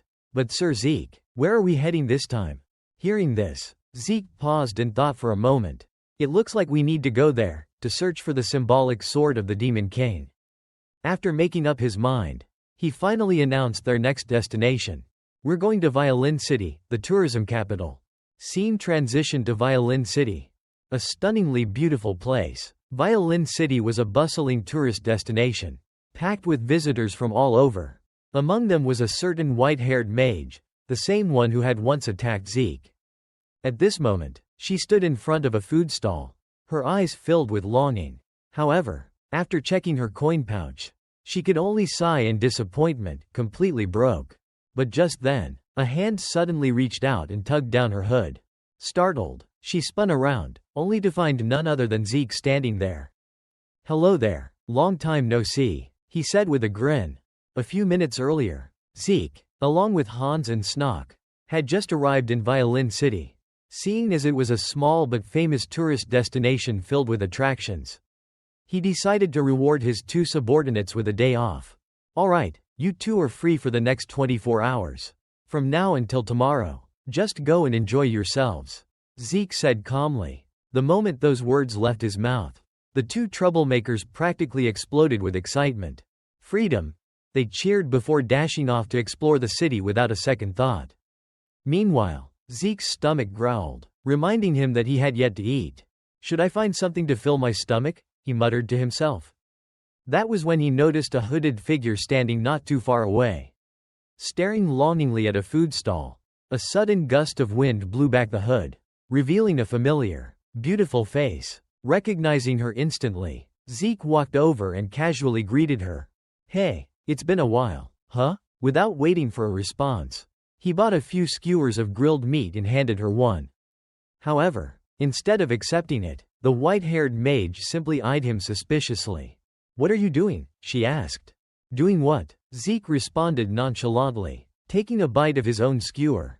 She narrowed her eyes and pointed directly at him. Did you forget what happened between us? At this, Zeke paused for a moment, pretending to think. What happened between us? Oh, you mean how we were madly in love? He grinned playfully. Her face immediately twisted in frustration. And without another word, she spun around and started walking away. Come on, I was just joking, Zeke called after her. Just say what you want already. She snapped. Zeke simply smiled. I already told you. Let's go on a date. Hearing this, her eyes narrowed in suspicion. You really think I believe that? That's not your real intention. Maybe not, but I am curious about you. I don't want to talk to you, she said, frowning. Still, Zeke wasn't one to give up easily. That's why I suggested a date, so I can stick around and figure you out. You think I'll just agree to that? She scoffed. I have no idea, Zeke admitted, but I do know how you feel right now. Saying this, he held out 3 skewers of grilled meat and tempted her further. Right now, you really want to eat these? And just as Zeke had predicted, she couldn't resist the aroma of the grilled meat. She devoured the skewers at an astonishing speed, leaving him sitting beside her in shock. Damn, she eats a lot. She must have been starving. Good thing I bought skewers. If it were something more expensive, I'd be broke by now. Glancing at the pile of empty sticks beside her, Zeke chuckled before speaking up. So, what's your name? As soon as he asked, he hesitated. Maybe it's still too soon to ask that. But to his surprise, the white-haired mage paused, swallowed her last bite, and answered, Layla, that's my name. And with that, the two of them continued their stroll through the city together. From sampling different drinks to visiting a clothing store where Zeke made her try on all sorts of outfits. The date was turning out to be more lively than expected. At one point, Layla tried on a long white dress. And for some reason, she suddenly looked a little embarrassed. Hey, cheer up. This is why I told you to go shopping when you get the chance, Zeke said with a grin. After all, this is a date. A faded old cloak just doesn't fit the occasion, don't you think? Layla, however, remained unimpressed, her brows still furrowed. So this is why you dragged me into this? Just to play dress up with me? No, Zeke replied, stroking his chin. You'd look great in anything. I just wanted you to try on different outfits. If anything, you should blame yourself for being too beautiful. At that moment, a waiter arrived, placing a glass of beer in front of them. Zeke slid it toward Layla. Here, drink up. You'll feel better. Without hesitation, Layla grabbed the glass and downed it in one go, exhaling in satisfaction as she set it back down. However, the moment she finished, Zeke's expression suddenly changed. His voice dropped to a dramatic tone. Oh no, you actually drank it? He sighed, shaking his head. What do we do now? I poisoned that drink. But rather than showing any fear, Layla merely rolled her eyes and smirked. Oh, please, smart move. Beer tastes better with a little poison in it. For a moment, the two of them locked eyes, locked in an intense staring contest. In the end, Zeke was the first to break, sighing in defeat as he finally dropped the act and got to the point. All right, fine, enough messing around. Who exactly are you? Turning back to Layla, her expression turned serious as she countered his question. What about you? Are you really Zeke? I don't remember ever changing my name, Zeke replied. Then what about your surname? Layla pressed. My surname? He blinked. Don't tell me you mean that one you mentioned before, Moore? No, she said flatly. Brave, that's your surname, but if you were to change it, I think Steelwell would suit you better. Zeke Steelwell, he muttered to himself. Before he could ponder further, a commotion erupted nearby, drawing both of their attention. Come on, show me how a hero punches, a mocking voice rang out. Didn't you dream of becoming a great hero? Then hit me. This is between the two of us. Another voice snapped back. Why are you butting in? Zeke immediately recognized the voices and stood up, making his way toward the source of the conflict. Sure enough, he found Hans and Snock in the middle of an argument with some thugs inside a tavern. What are you two doing here? Zeke asked as he pushed through the crowd. Upon seeing Zeke, the goons sneered. And who's this? The great hero's sidekick? One of them taunted. Come on, hit me. What's wrong? Scared? Before Zeke could respond, Snock turned to him and quickly explained. These guys eavesdropped on our conversation and started picking a fight. We didn't want to cause trouble, so we ignored them, but they just kept pushing. You handled this all wrong. Zeke sighed, shaking his head. Just then, one of the thugs caught sight of Layla standing behind Zeke. His expression immediately shifted to one of sleazy interest. Well, the chick standing behind you is pretty cute. He chuckled. Without hesitation, he shoved Zeke aside and sauntered up to her.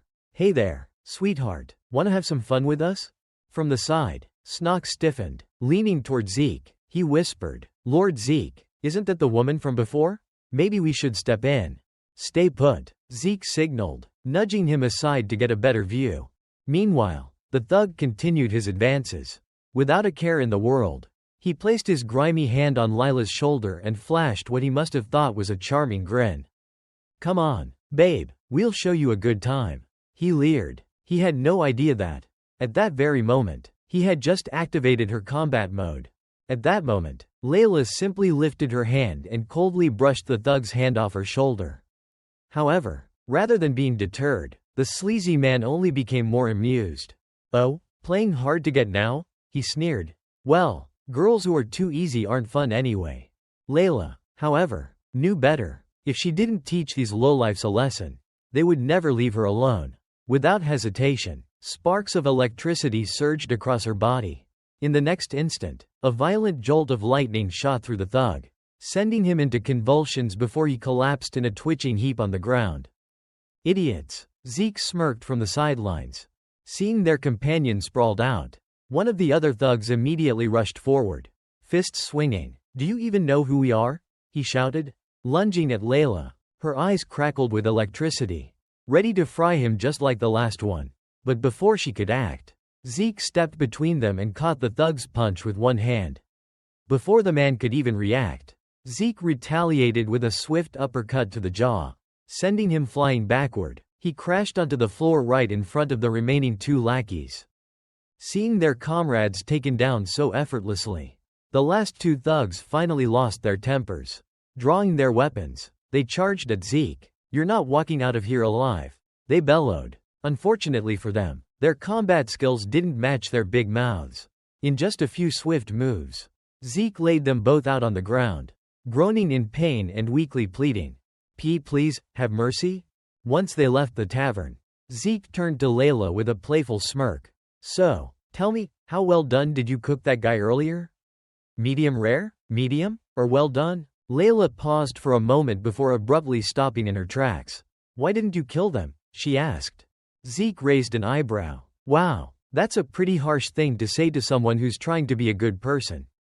If you're really trying to live righteously, shouldn't you avoid violence altogether? She challenged. If it's self-defense, then it's not reckless, he countered. Layla studied him for a moment before nodding. I think I understand you now.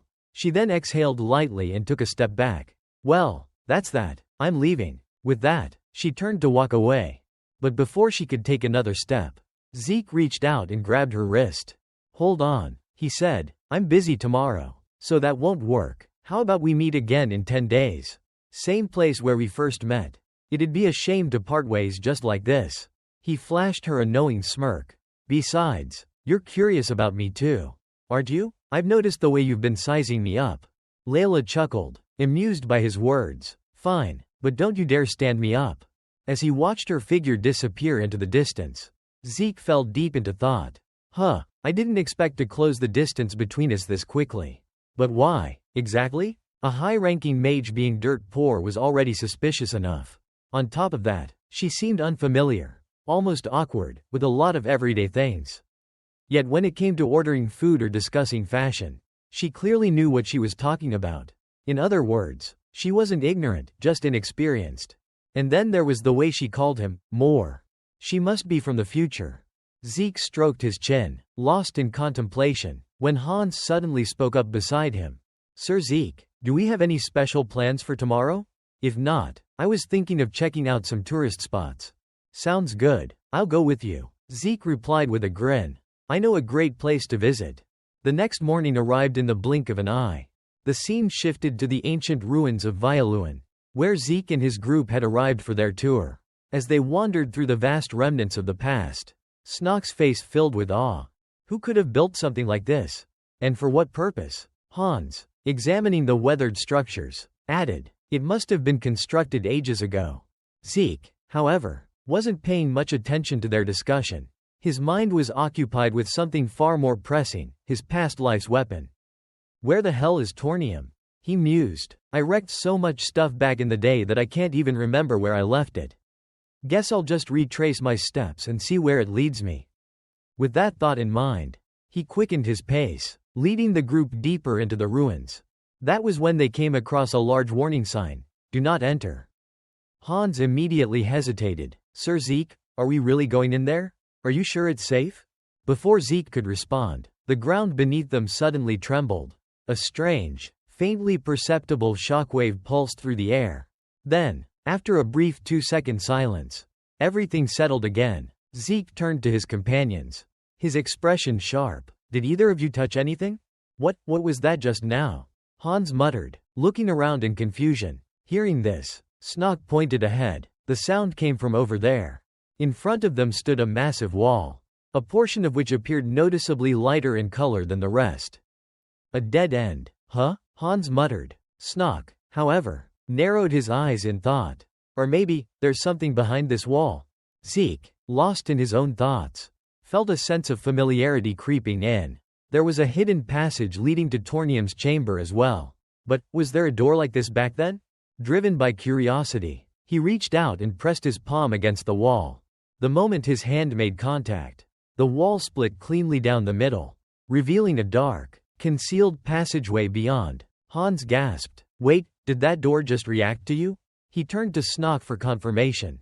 We touched it earlier, but it didn't budge, right? Not an inch, Snog confirmed, eyes wide with disbelief. Even Zeke himself was caught off guard. Why did it only react to me? This was completely different from before. And the energy here, something was interfering with his senses. What's causing this? He frowned, but there was no time to hesitate. Without another word, the three of them stepped into the passageway. As they moved forward, Zeke felt an odd sense of familiarity. But it wasn't connected to Tornium.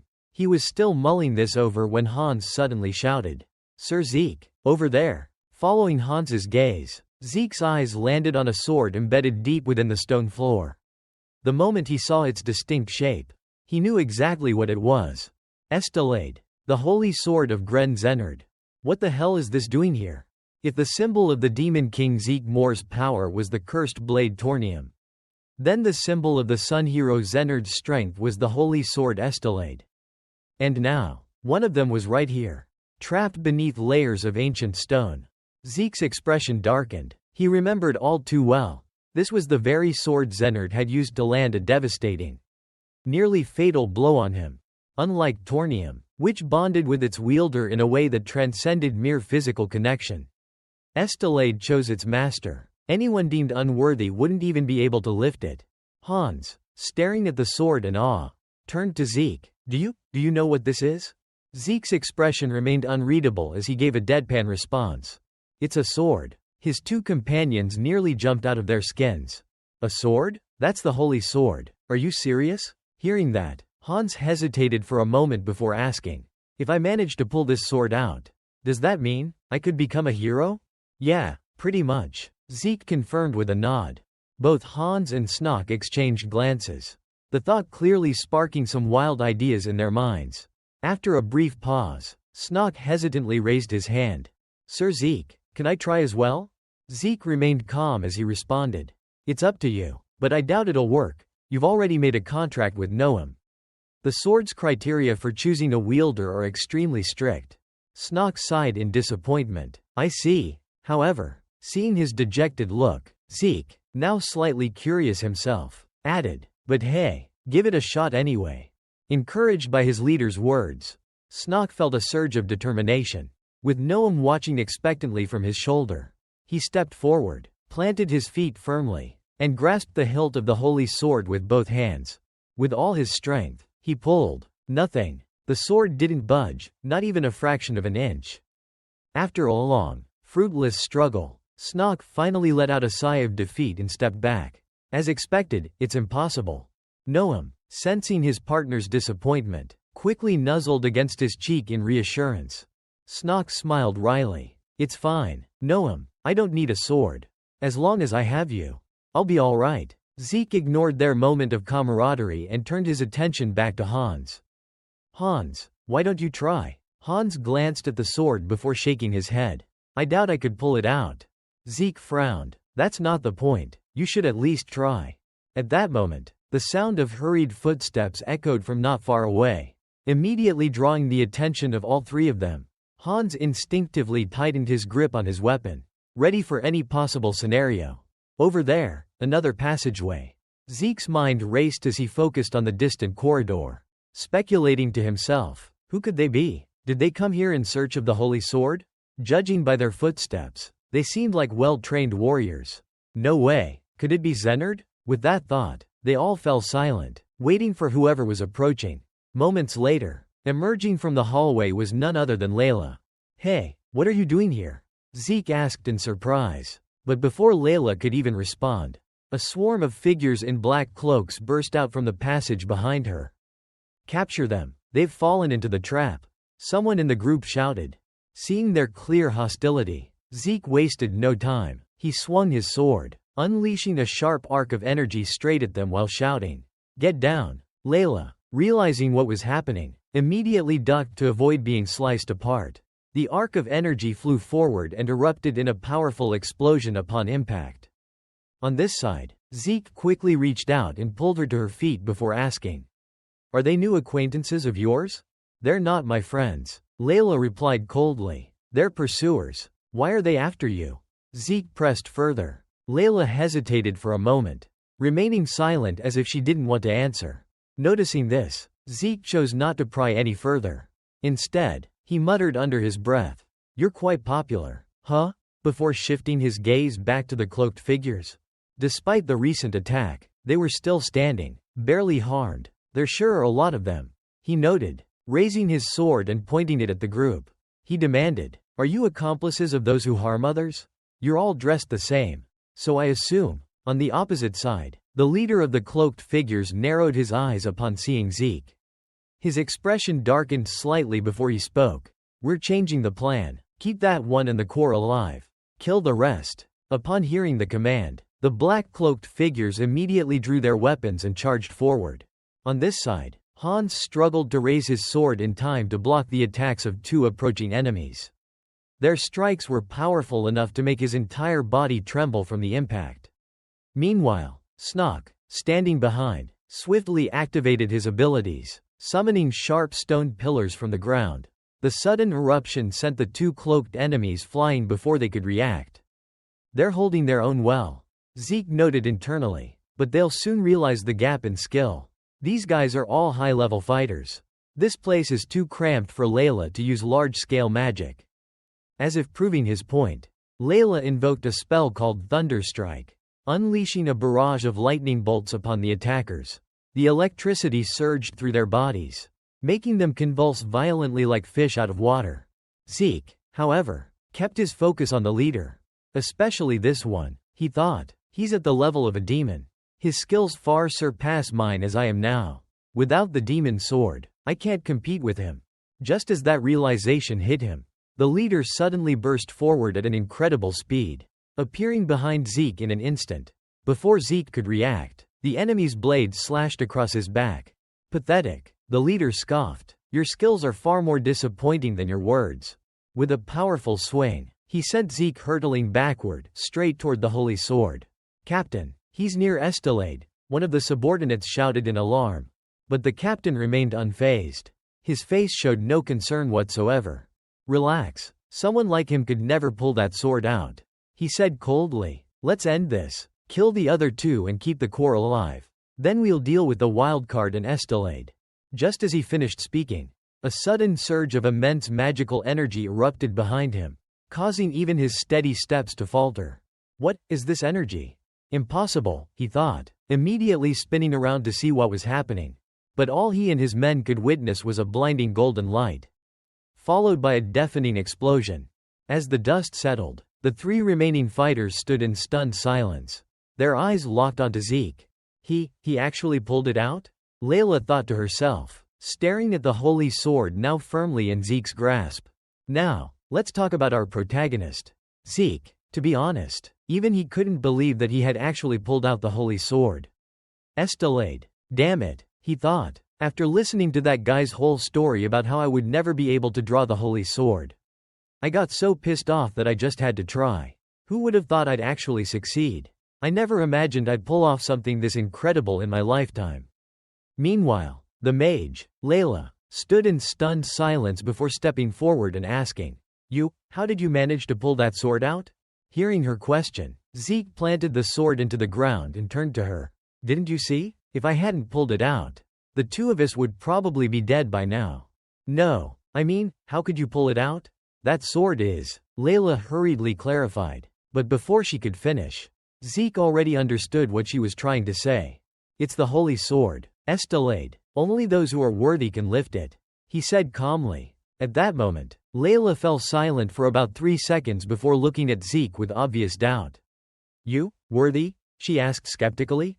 I have no idea. Zeke shrugged. Then, without hesitation, he pushed the sword back into its pedestal. Shocking Layla. Why the hell are you putting it back in? She asked. Visibly confused. I don't want to use it. It doesn't suit me, Zeke explained. You do understand what that sword represents, don't you? She reminded him. Of course, Zeke was fully aware of its significance. But he had already made up his mind about which weapon he wanted to wield, his old sword. Tornium. I don't care. I'm planning to use a different sword, he stated. Layla's expression shifted as if she had started to piece something together. Don't tell me, you're planning to use Tornium? She asked. You know about that sword too? Zeke replied, surprised. Then, as if he had completely put the whole matter behind him, he casually waved at the other two ahead of them. Oh, you guys are still alive. Looks like we're done here. Let's move on, he said with a grin. However, just as he turned to leave, Layla suddenly grabbed his arm, forcefully pulling him back toward the holy sword. Pull it out, she demanded. I said, pull it out. Use this sword instead of Tornium. Her voice was filled with absolute seriousness. However, Zeke remained firm and refused coldly. No, this sword was destined for someone else. I'll only use Tornium. Hearing this, a hint of frustration appeared on Layla's face as she questioned him. Didn't you say this time you'd live a righteous life? Then the sword you should be holding is delayed, not Tornium. Is she worried that if I use Tornium, I'll be corrupted? Zeke thought to himself. Then he responded calmly. Living a righteous life doesn't require me to wield delayed. Yes, Tornium is a cursed sword. But that doesn't mean its wielder is always doomed to fall. Layla fell silent for a moment, absorbing his words. Then, after some hesitation, she suddenly reached out, grabbed Zeke's arm, and pleaded softly, no, please, use delayed. Before Zeke could answer, a sudden sharp pain shot through his arm. What the? Why do my fingers suddenly hurt? He muttered, confused. At that moment, strange root-like patterns began forming on the nail of his middle finger. At the same time, the holy sword, delayed, unleashed a violent surge of energy, forming a swirling storm of raw power. The phenomenon left Zeke even more puzzled. What the hell is happening now? He wondered. Outside the raging energy storm, Hans and Snock struggled against the pressure it emitted, unable to move closer. With clear concern in their voices, they called out, Sir Zeke. Inside, Zeke turned toward Layla and pointed at the storm. Is this your doing? No, this isn't magic. It's possible that the sword is trying to transport us to another dimension. Layla speculated. Zeke let out a heavy sigh. Damn it, looks like I don't have a choice. With that, he turned and shouted to his companions. Hans, Snock, stay put and wait for me. If I don't return for too long, just go back ahead of me. Wait for me at the inn. Yes, sir, but you're the only one who can open the entrance, aren't you? Hans asked worriedly. Zeke quickly thought of the path Layla had taken earlier and reassured them. There's still another way out. The path Layla used to get in. It's blocked, Layla added. Damn, this is getting tricky, Zeke muttered to himself. At this moment, realizing that Zeke was worried about his subordinates, Layla cast a spell, creating a small hole in the swirling energy storm. She then tossed a ring through the opening and instructed. This might help. Zeke gave a nod of approval. You really can do anything. Huh? Sir Zeke, please be careful, Hans called out. Don't worry about me. Take care of yourselves first, Zeke replied. And with that, both he and Layla vanished before Hans' eyes. Seeing this, Snock couldn't hide the concern on his face. He'll be all right, won't he? Of course, Sir Zeke will be fine. Hans reassured him. But Senior, what should we do while we wait for him? Snock asked. Hans thought for a moment, then glanced at the fallen black-cloaked figures scattered around the room. A grin spread across his face. I guess, we loot them.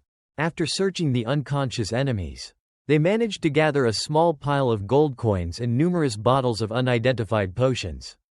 Sir Zeke will be thrilled when he sees all this. Snock chuckled. Yeah, we scored a lot of gold and potions. Should we grab the rest, too? Of course, just stuff everything into the magic pouch.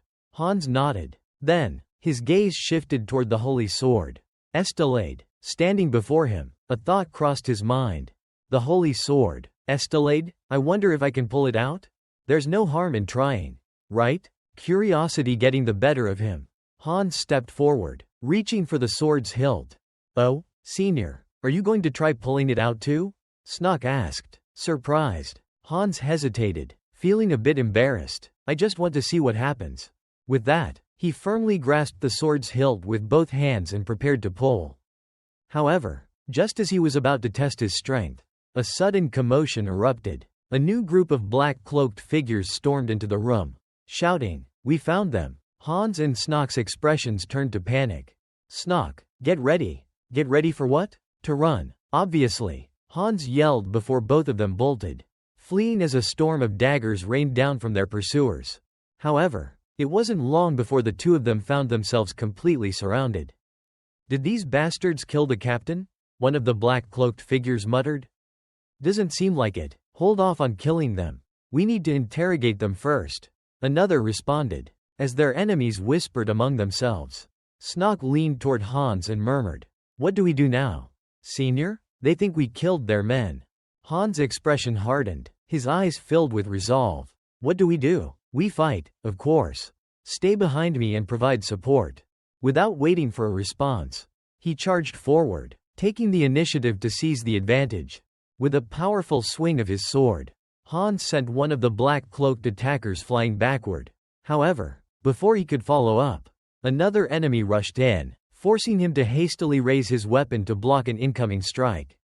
The sheer force of the clash told him immediately, these enemies were no pushovers. Meanwhile, Snock utilized his abilities, launching several sharp rocks toward one of the enemies in an attempt to pin them down.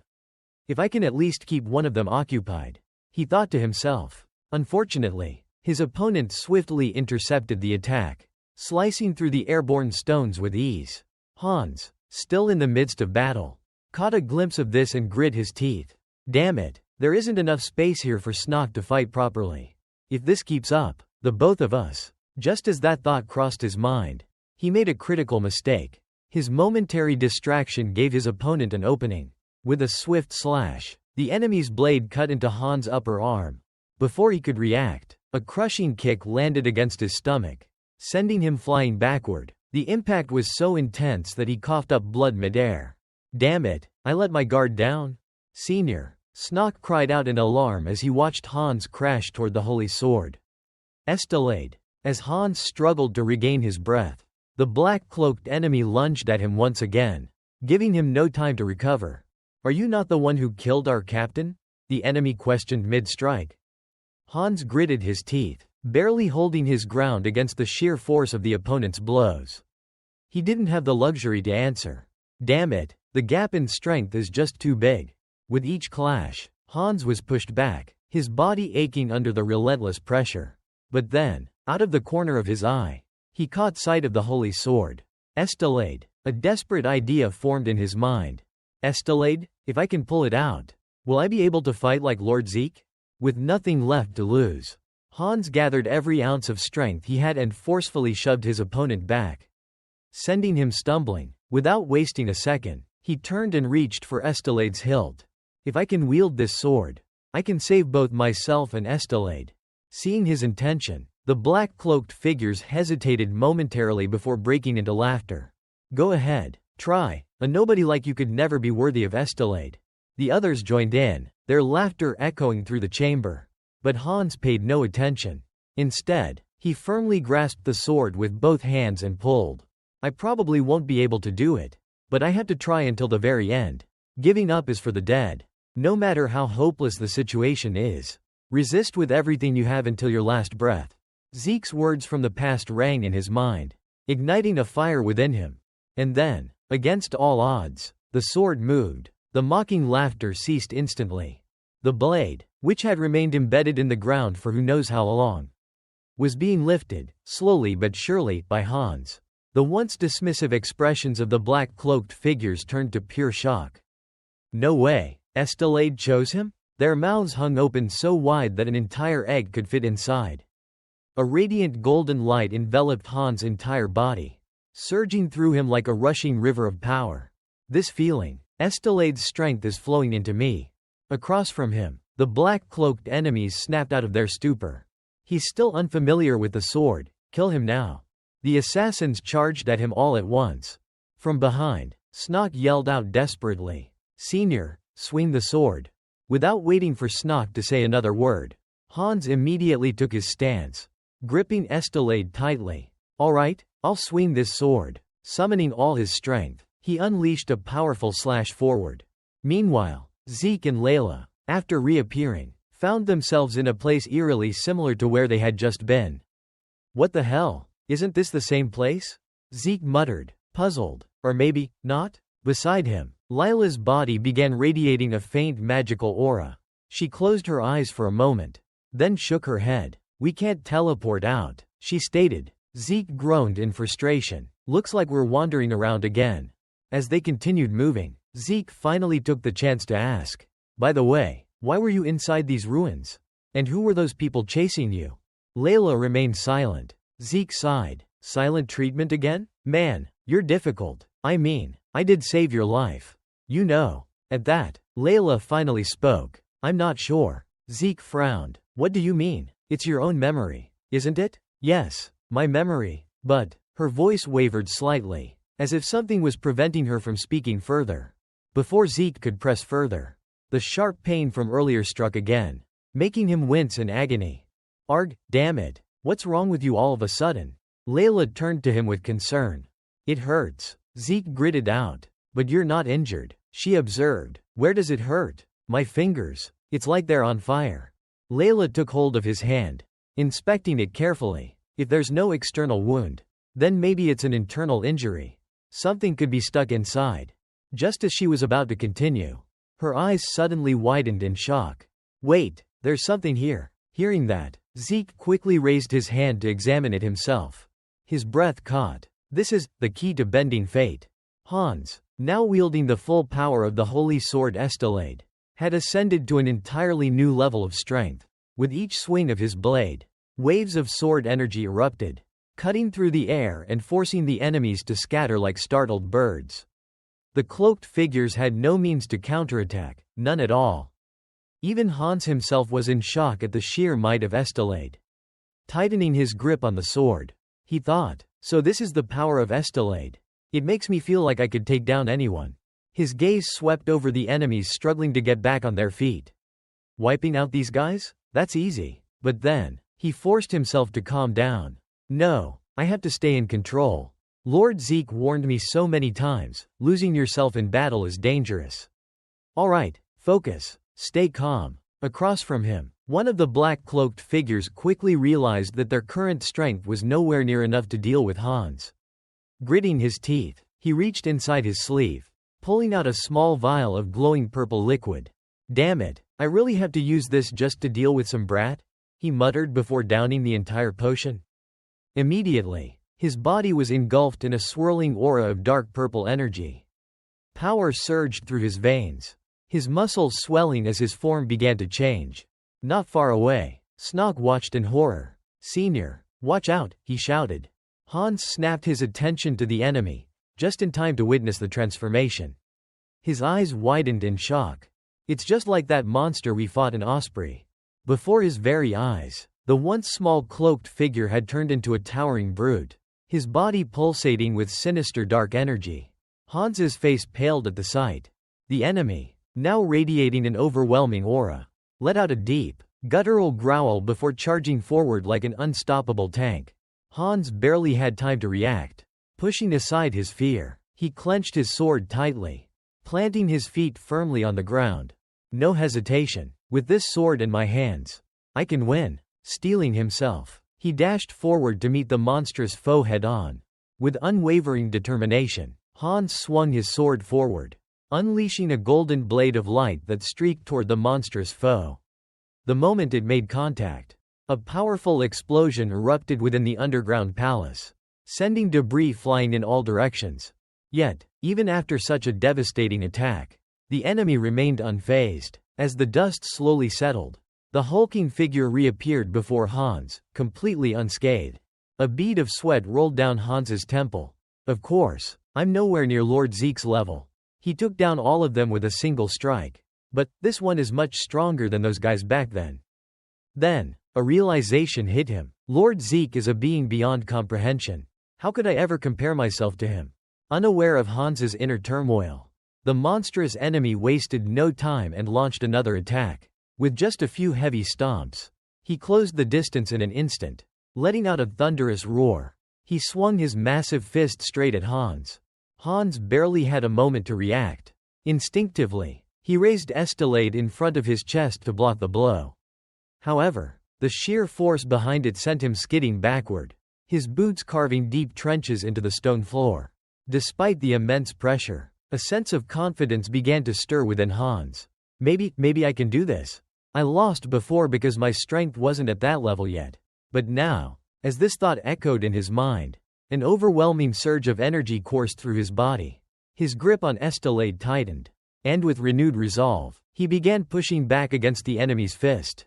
Inch by inch, he forced the monstrous brute's arm away. Realizing the stalemate, both fighters leapt backward, creating distance once more. The beastly foe bellowed in frustration. Arrogant fool. Hans, however, had no time for pointless exchanges. While his opponent wasted time shouting, Hans seized the opportunity. He lunged forward, gripping Estelade with all his might.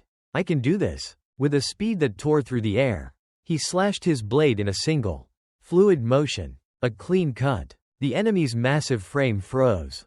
Then, with a sickening thud, his head detached from his body, rolling to the ground as his lifeless form crumpled in defeat.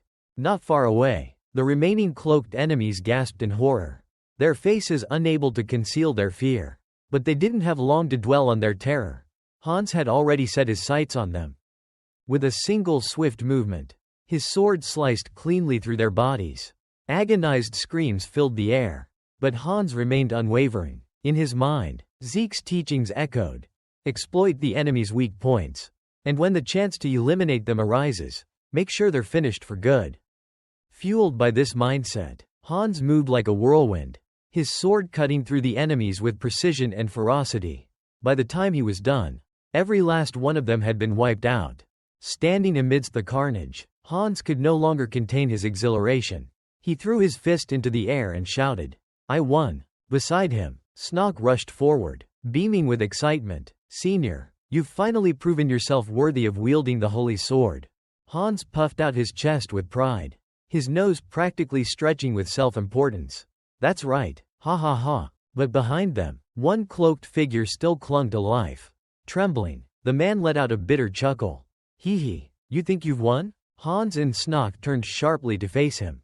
The man's lips curled into a sinister sneer. In the end, all of you will perish along with the nightmare that's about to descend upon this city. Everything will be destroyed.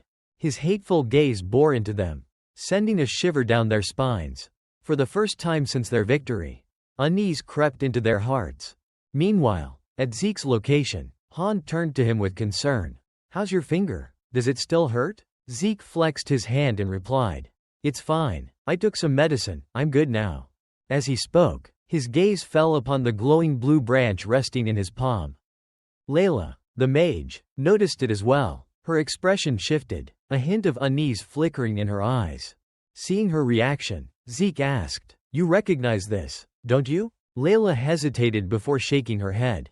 Something about it unsettles me, but I can't quite figure out why. Her voice carried a trace of doubt. Her expression clouded with uncertainty. Meanwhile, Zeke began to piece together his own thoughts. So, that means you used to know something about this, right? Layla hesitated before shaking her head again. I'm not sure. Watching her closely, Zeke could tell from her expression that she wasn't just playing around, she genuinely didn't know. Then, out of nowhere, the glowing branch in his hand shifted, pointing firmly in a particular direction. Zeke's eyes narrowed. Is it telling us to go that way? Turning to Layla, he spoke up. Looks like we'll be doing a bit of walking. Just the two of us. His voice held a sharp curiosity. I have a lot of questions for you, Layla, even the smallest details. I want to know what you've been up to. Layla glanced at him, her gaze unreadable, before nodding slightly. All right, if it's something I can answer. Zeke smirked. Good, then let's get moving. Zeke and Layla continued their journey in silence for a while, before Layla suddenly turned to him. So, have you decided what you want to ask me? Zeke hesitated, rubbing the back of his neck. Yeah, but... Layla raised an eyebrow at his uncertainty. Then ask already. But I'll only answer 3 questions. Zeke blinked. Just 3? Layla nodded. Take it or leave it.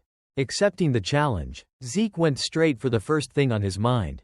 Alright then, first question. Where is that thing? Layla's expression turned cold. And what if I don't want to answer that? Zeke shrugged. If you can't answer, then judging from your condition, your memory must be messed up. Layla let out a soft sigh. You're right, but don't worry. Anything I can't answer won't count against your 3 questions. Hearing that, Zeke smirked. Fine, then my real first question is, what's your real name? Layla's eyes widened in shock. What? I told you already. My name is Layla. Zeke narrowed his gaze. But isn't that just an alias? I figured you just made it up on the spot when I asked. Or maybe, Core. The name those cloaked weirdos kept mentioning, is that your real name? Layla's frustration bubbled over. No, that's not my name. My name is Layla, and that's the truth. From Zeke's perspective, he could see her reaction was genuine, but something still felt off. He stroked his chin in thought. How should I interpret this? Core, does it have a different meaning? Is she rejecting her real name? Or, did she never have one to begin with? He exhaled, deciding whether to press harder with his next question. Smirking, he asked, all right then. Question number 2. The information you've been telling me so far, how do you even know all of this? At this, Layla's expression darkened. A long pause followed before she finally spoke, her voice quieter than before. I saw it, in my dreams. Zeke raised an eyebrow. Your dreams? She nodded. Dreams of 2 people, 2 futures. One, the hero of the sun, wielder of the holy sword, destined to protect the world. The other, the demon king of power, wielder of the cursed blade, destined to destroy it. Her gaze dropped to the ground. And I experienced everything they saw, everything they felt, through those dreams. There was a sadness in her voice. Something almost haunted. Zeke frowned. So that's how she knows so much. Zeke couldn't hide his shock as he processed Layla's words. He immediately followed up. So, how do those dreams end? Layla simply shrugged. A lot of things happen. Sometimes the demon king wins. Other times, the sun hero is the victor. There are times when both of them die. And sometimes, a completely different future unfolds, leaving them both confused. But most of the time, everything ultimately leads to a final conflict between the sun hero and the demon king of power. Zeke furrowed his brows. Do you have specific information about that future? Layla sighed. I don't know the details, my memory isn't perfect. That answer only made Zeke more restless. Why isn't it perfect? He pressed. But this time, Layla didn't respond. Instead, she picked up her pace, walking ahead of him. That's 3 questions. We're done. Wait, hold on. Zeke reached out, grabbing her shoulder. I still have one more question left. Layla suddenly spun around, her voice sharp with frustration. Why are you so obsessed with these questions? Aren't you in the same situation as me? You've seen the future in your dreams too, haven't you? You're trying to fix something related to the Demon King, right? Zeke stiffened, caught off guard by her words. So, that's what she's thought this entire time? Just like how I assumed Layla had regressed. She thinks I've seen the future through dreams? His thoughts raced. Dreams of the future, huh? If Layla was telling the truth, then the story she had witnessed must have been his and Gren Zennard's. And if her dreams truly showed multiple possibilities, then that meant there were countless potential futures. Because she said there were times the Demon King won. That means, before I regressed, I was just one of many possible futures. Right? And unfortunately, I ended up in the one where I had to face my own death. That realization sent a wave of unease through Zeke, his expression darkening. Noticing his discomfort, Layla hesitated. For the first time, she looked at him with something other than exasperation. There was a flicker of sympathy in her gaze. Zeke let out a long sigh, calming himself down before speaking again. There's still one more question left. Right, Layla? She nodded. That's right. Have you decided what to ask? Without warning, Zeke leaned in, his face suddenly much too close to hers. Layla stiffened, her cheeks turning slightly red. This time, my question is about you, he said with a teasing smile. What's your favorite color? Layla blinked, completely caught off guard. What? Zeke repeated, grinning. Your favorite color? Don't tell me you can't even remember that?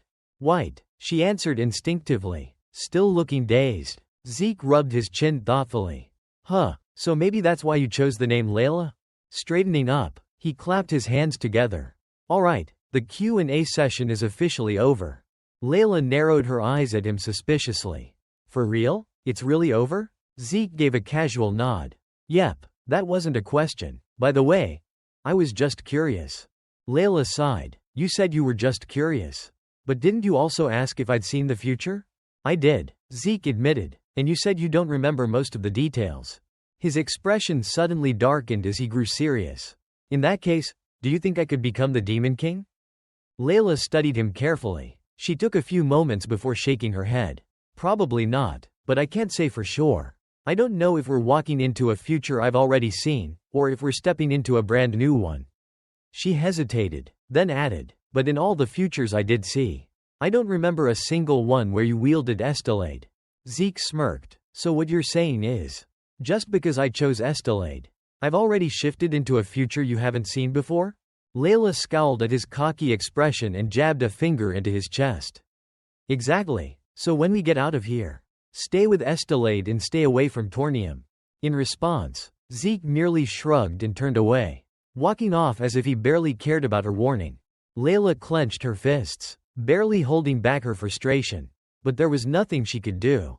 They continued moving forward, but after only a few steps, Zeke suddenly came to a stop.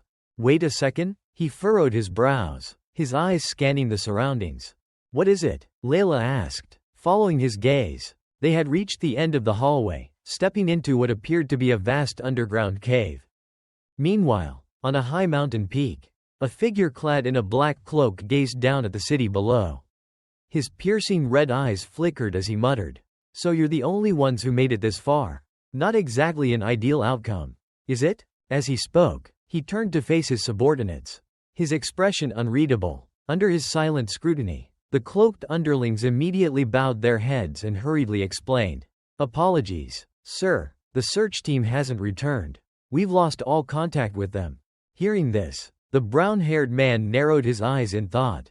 But after a brief moment of consideration, he dismissed the matter with a wave of his hand and gave his next order. Phase 1 has failed. We're moving on to Phase 2. Yes, sir. The two subordinates responded in unison before quickly departing. The brown-haired man, however, remained where he stood, his crimson eyes still fixed on the city below. A dark chuckle escaped his lips as he murmured, "They're probably living in blissful ignorance, completely unaware of what's coming. How utterly unacceptable." Then, as if savoring the thought, he let out a slow, sinister laugh. The scene shifts to a small inn within the city. Lying on his bed, Snock idly stared up at the ceiling, his thoughts racing. After a long pause, he suddenly spoke up. "Senpai, are you still awake?" Next to him, Han let out a bored sigh. "What is it?" Snock hesitated before voicing his concern. "Do you think Zeke is all right?" Han's response was immediate and firm. "I'm sure he is. I've never seen him get seriously hurt or struggle with anything before." Snock knew that was true. But even so, he couldn't shake the unease gnawing at him. "But, it's been over a day now." Han rolled onto his side, his voice calm as he reassured him. "Worrying won't change anything. The best thing we can do right now is rest and prepare for whatever comes next. Zeke knows how to take care of himself. And that girl with him, she's no weakling either." Hearing that, Snock finally exhaled a bit of the tension he had been holding in. Yeah, I guess you're right. Seeing that his words had reassured his companion, Han laid back down, his tone becoming more contemplative. Honestly, though, I'm more concerned about something I heard back at the ruins. Snock turned toward him, curious. What do you mean? Han's gaze darkened slightly as he recalled the chilling words. Before one of those cloaked bastards died, he muttered something about a terrible nightmare descending upon this city. In response, Snock seemed unbothered by the ominous warning. He shrugged and said, I think those were just the desperate words of a dying man. Trying to scare us before he went. Han exhaled. I hope you're right, but let me ask you something. Snock, if a real nightmare were to descend upon this city, what would you do? If you found yourself in a situation where survival wasn't guaranteed? The unexpected question made Snock freeze for a moment. But then, with quiet determination, he admitted, honestly, it would be terrifying, but I'd still help everyone. I made up my mind. I'm going to share the burden with Naoan. I can't just abandon people and run away just because things look bad. As he spoke, he gently cradled the small mole-like creature in his arms. Han listened and then shifted his gaze toward the sword Estelade, which lay beside Snock. A knowing glint flashed in his eyes. I figured as much. Once you've been chosen by that sword, running away isn't an option. Is it? He murmured, almost as if the heavens had been waiting for this very moment to test them. A blood-curdling scream suddenly rang out from outside. Without hesitation, both Han and Snock rushed to the window. What's happening? They exclaimed as they peered outside. What they saw was pure chaos. Towering, humanoid monsters with savage eyes were wreaking havoc in the streets, relentlessly attacking civilians. Cries of fear and rage echoed through the city as people scrambled for safety. Help! Somebody help! A horde of monsters has invaded the city. Han and Snock exchanged a tense glance. There was no doubt about it. This was the nightmare the cloaked man had warned them about. Meanwhile, back in the cave, Zeke felt an unsettling sense of foreboding creeping over him. Instinctively, he tightened his grip on the sword at his waist. Layla, walking just ahead of him, suddenly called out, Zeke, look up. Following her gaze, he saw something shifting on the ceiling of the cave, a pulsating mass of viscous liquid. Writhing ominously. Before either of them could react further, the amorphous creature sensed their presence. From within the shifting mass, a razor-sharp tendril lashed out, aiming directly for Zeke. But Zeke was faster. With a single, fluid motion, he unsheathed his blade and sliced through the tendril effortlessly. The severed tendril hurtled backward and exploded in a violent burst, sending shockwaves rippling through the cave. Zeke instinctively shielded himself, his eyes narrowing in bewilderment. What the hell was that? He blurted out. That didn't even feel like an attack. Where the hell did this thing come from? Ahead of him, Layla furrowed her brows, her gaze sharp and focused. Over there, more incoming, she warned. Following her line of sight, Zeke spotted a group of shadowy figures standing motionless in the distance. Their forms were humanoid, yet unsettlingly distorted. Without warning, one of them suddenly swung its arm, which morphed into a razor-sharp tendril and lashed out at Zeke. Reacting on instinct, Zeke tilted his head to the side, narrowly dodging the attack. Damn it, this is a mess, he muttered before launching himself forward. Like a gust of wind, he dashed toward the creatures, his blade flashing in the dim cave light. In a single, fluid motion, he cleaved one of the shadowy figures clean in half before it could even react. Meanwhile, another creature lunged at Layla, its arm extending like a spear. Layla, however, was prepared. She swiftly conjured orbs of fire and unleashed a barrage of explosive attacks, reducing the approaching enemies to smoldering fragments. Yet, despite their relative weakness, the sheer number of these creatures was overwhelming. Even Zeke, who thrived in combat, found himself growing weary of the never-ending onslaught. This doesn't even feel like a real fight anymore. He grumbled. Hey, do you know anything about these things? Layla quickly shook her head. No, I don't have the slightest clue. Zeke sighed, running a hand through his hair in frustration. Great, total chaos. And I don't even know where this path leads. How long are we gonna be stuck here? Layla glanced at him, then, seemingly out of nowhere, asked, Are you worried about them?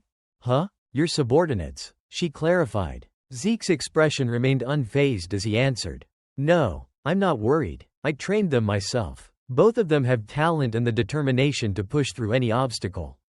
They kept up with me throughout the entire training regimen. That being said, he paused briefly, his tone laced with amusement. They both have some ridiculous dreams, which could be a bit dangerous. Layla raised an eyebrow in curiosity.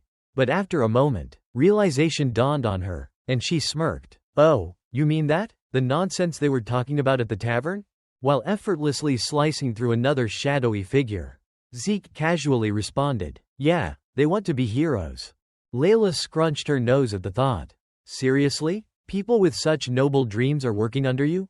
Zeke shrugged, his expression remaining indifferent. Why not? No one understands heroes better than I do. Layla crushed a shadowy creature beneath her boot and nodded. Well, if that's what they dream of, they better act fast. There's nothing more dangerous than a sense of justice without the power to back it up.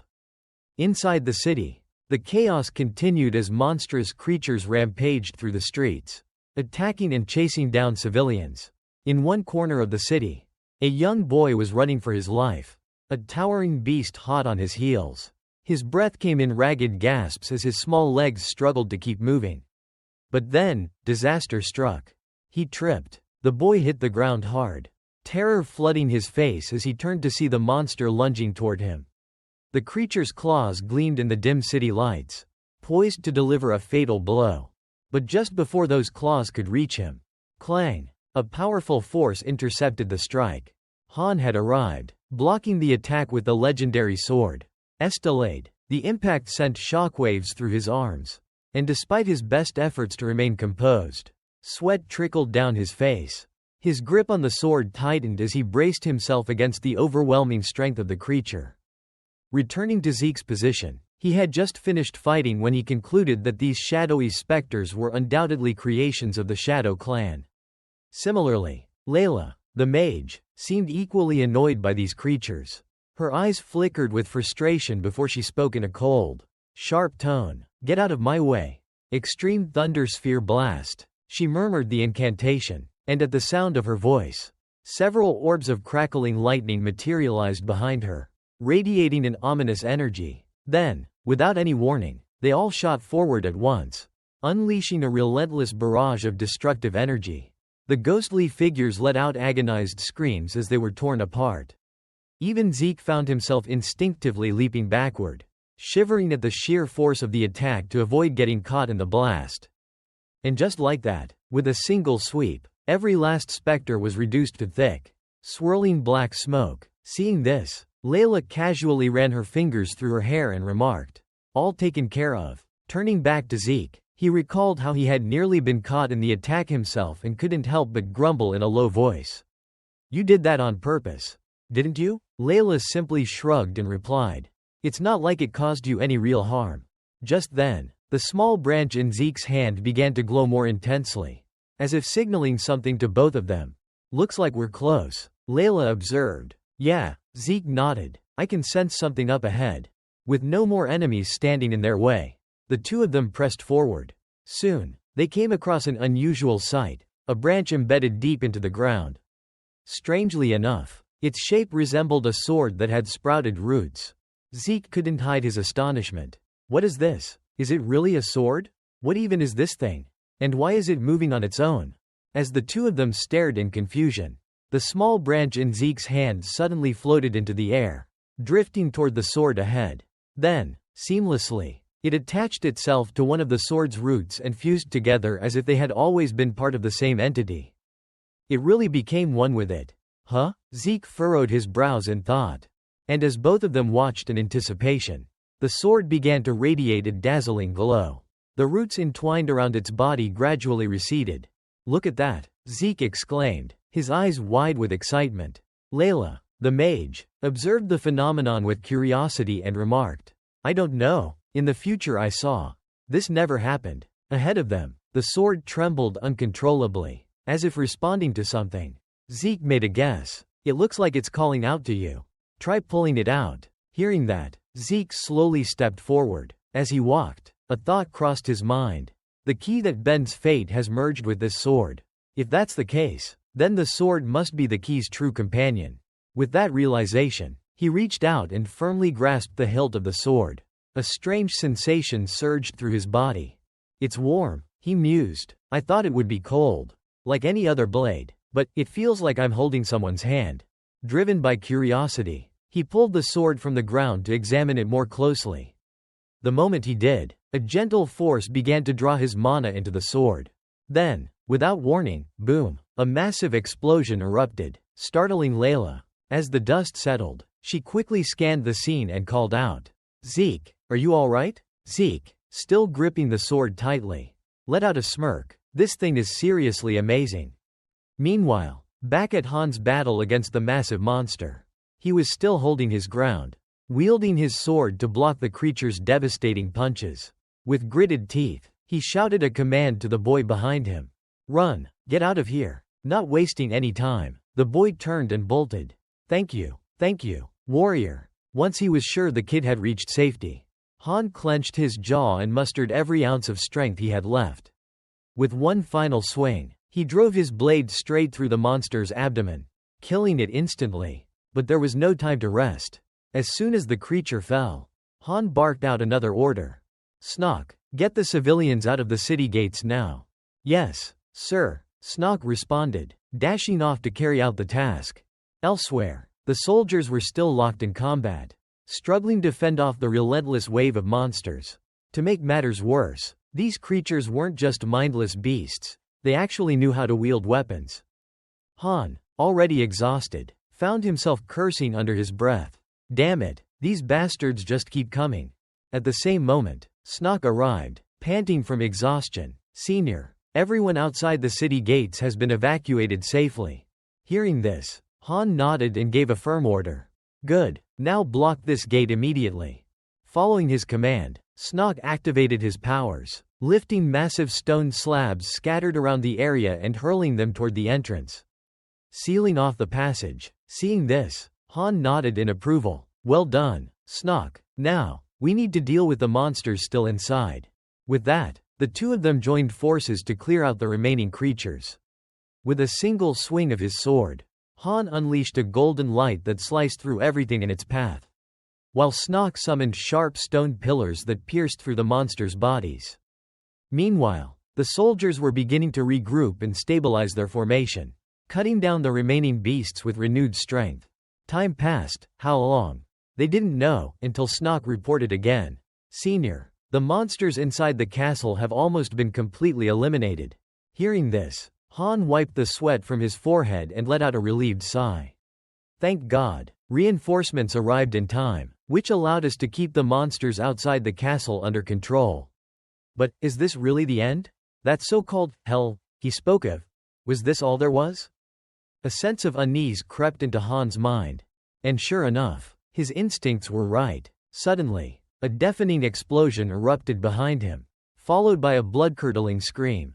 The sound made everyone snap their heads around, only to see that the stone barrier Snock had created to block the gate had been completely obliterated. Once again, an overwhelming wave of monsters surged in, their numbers beyond terrifying. The soldiers gripped their weapons tightly, their expressions tense as one of them shouted, "This isn't good." There, before he could finish, a sword came flying from the distance, slicing clean through the necks of several soldiers in an instant, sending them straight to the afterlife. "Hey, too slow," a mocking voice sneered. The sword spun in the air before returning to the hand of a cloaked figure. His piercing gaze locked onto Han as he coldly asked, "You, the one who wields magic, what exactly are you?"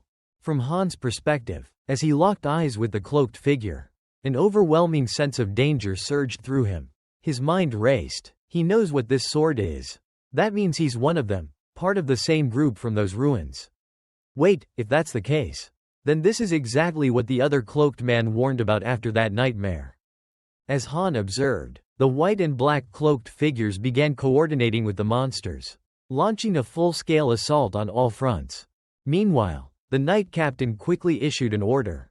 "Everyone, stop them at once." "Yes, sir," the soldiers responded without hesitation, rushing forward to attack the leader of the cloaked figures. However, the man in the black cloak seemed irritated by their advance. Without warning, He activated some unknown ability, and his sword shot forward at a terrifying speed, slicing clean through the necks of the charging soldiers in a single motion. The attack was so fast that none of them had time to react before their bodies collapsed lifelessly onto the ground. Witnessing this, one of the knights dropped his sword in sheer despair. This is impossible. This can't be happening. At the same time, several giant monsters locked onto him, their eyes gleaming with deadly intent. The knight's entire body trembled as fear consumed him. "I'm going to die," he muttered under his breath. But just as the creatures lunged, salvation arrived. "Get down," Snock shouted. With a swift motion, he unleashed his magic, summoning razor-sharp stone pillars that shot up from the ground, impaling the monsters and hoisting their massive bodies into the air. On the other side, Han wasted no time, cutting down another creature before turning his attention back to the battlefield. Seeing the knight still paralyzed with fear, Snock quickly grabbed his fallen sword, thrusting it back into his hands. "Take it, get a grip. We need every single person we can get right now." Without hesitation, Snock and Han charged forward, intercepting the advance of the massive monsters. Their fearless assault inspired the soldiers behind them, igniting a spark of hope that had long been buried under fear and despair. "Hope, is it finally returning?" one soldier murmured. "Do not be afraid," the knight captain's voice rang out. "Don't forget, the warriors stand before us. Go, protect the people." Encouraged by his words, the soldiers slowly regained their fighting spirit. With newfound determination, they rushed forward, holding the monstrous horde at bay. The cloaked leader, however, remained silent, observing the battlefield with an unreadable expression. His gaze then shifted toward Han, who was battling fiercely nearby. Without warning, he lunged forward, aiming a deadly strike at him. Han barely caught sight of the attack in time. Reacting swiftly, he spun around, raising his sword to block the blow. But the sheer force behind it was overwhelming, forcing him backward. His feet dug into the ground, carving deep trenches as he struggled to hold his stance. As the two locked weapons in a tense standoff, the cloaked man's eyes flared with intensity. "Why," he growled, "why does someone like you possess such power?" Meanwhile, in another part of the castle, Zeke and Layla found themselves back in the very first chamber they had entered. "So, it really has returned to where it belongs," Zeke muttered absent-mindedly. Layla, arms crossed, responded with a knowing look. "Didn't I tell you? I knew this would happen." Zeke glanced at her, skeptical. "You used high-level spatial magic just based on a gut feeling?" Layla shook her head. "That wasn't magic. The sword has a unique connection to this place. I simply followed its pull." Zeke narrowed his eyes. "And how exactly did you figure that out?" Layla merely shrugged. "I just felt it." Zeke looked down at the sword in his hands, his mind swirling with questions. "What even is this thing? It called us here, but why? What are you really?" Just as that thought crossed Zeke's mind, the entire room trembled slightly. His brow furrowed as he sensed something amiss. "Something's happening in the city. It feels like someone is launching an attack. I need to go check out the situation first." He quickly scanned his surroundings, his eyes landing on the numerous corpses of cloaked figures strewn across the chamber, remnants of those Han had defeated earlier. "More bodies? Did Han and Snock take them down?" he muttered. But as he spoke, his expression suddenly froze. A strange realization hit him like a bolt of lightning. Whipping his head around, his gaze locked onto the stone pedestal where the sword had once been lodged, only to find it completely empty. "What? It's gone?" A wave of shock surged through him. "Han, did he?" Zeke closed his eyes momentarily, focusing on the lingering energy in the room. When he reopened them, his suspicions were confirmed. This aura, it belongs to Han, so he's the one who pulled out Estelade. Though surprised, he quickly shook off the thought. There were more pressing matters at hand. He turned to Layla and spoke with urgency. "Come on, we need to get outside. We have to assess the situation." Beside him, Layla stood frozen, her face drained of all color. A shiver ran through her as she muttered in a trembling voice. "This is my fault. They're here for me. They're attacking the city because they want to take me." Hearing this, Zeke furrowed his brows and questioned her in return. Does that even make sense? Would they really declare war on an entire city just to find one person? Layla responded with a faint nod, the panic still evident on her face. This only heightened Zeke's suspicions. Going this far just to capture one person? That either means they're completely insane, or she's far more important than she lets on. Letting out a deep sigh, he continued, "First of all, let's get one thing straight. This whole mess isn't your fault. So don't start thinking that way. Anyone who'd attack an entire city just to kidnap one person is a complete lunatic. But before we assume anything, we should head up there and see for ourselves if they're really after you." As he spoke, he gestured toward the ceiling, which was still trembling from the ongoing battle above. Layla hesitated for a moment before voicing her thoughts. "They're going to be different from the ones we've faced before. They didn't come unprepared, they brought an entire army." In response, Zeke merely flashed a confident grin. "Doesn't matter, even if it's only temporary. Right now, I'm untouchable." Without wasting another second, the two of them rushed outside, only to be greeted by the sight of a city in ruins. Screams and the sounds of battle echoed from every direction. Buildings lay in shambles, and the sky was darkened with smoke and fire. Yet, amidst all the chaos, Zeke still wore his usual smirk. "How nostalgic," he mused to himself. "Scenes like this used to be my everyday reality." Before he could reflect further, a group of black-cloaked figures spotted Layla. A red-haired man leading them barked out an order, his voice filled with sadistic amusement.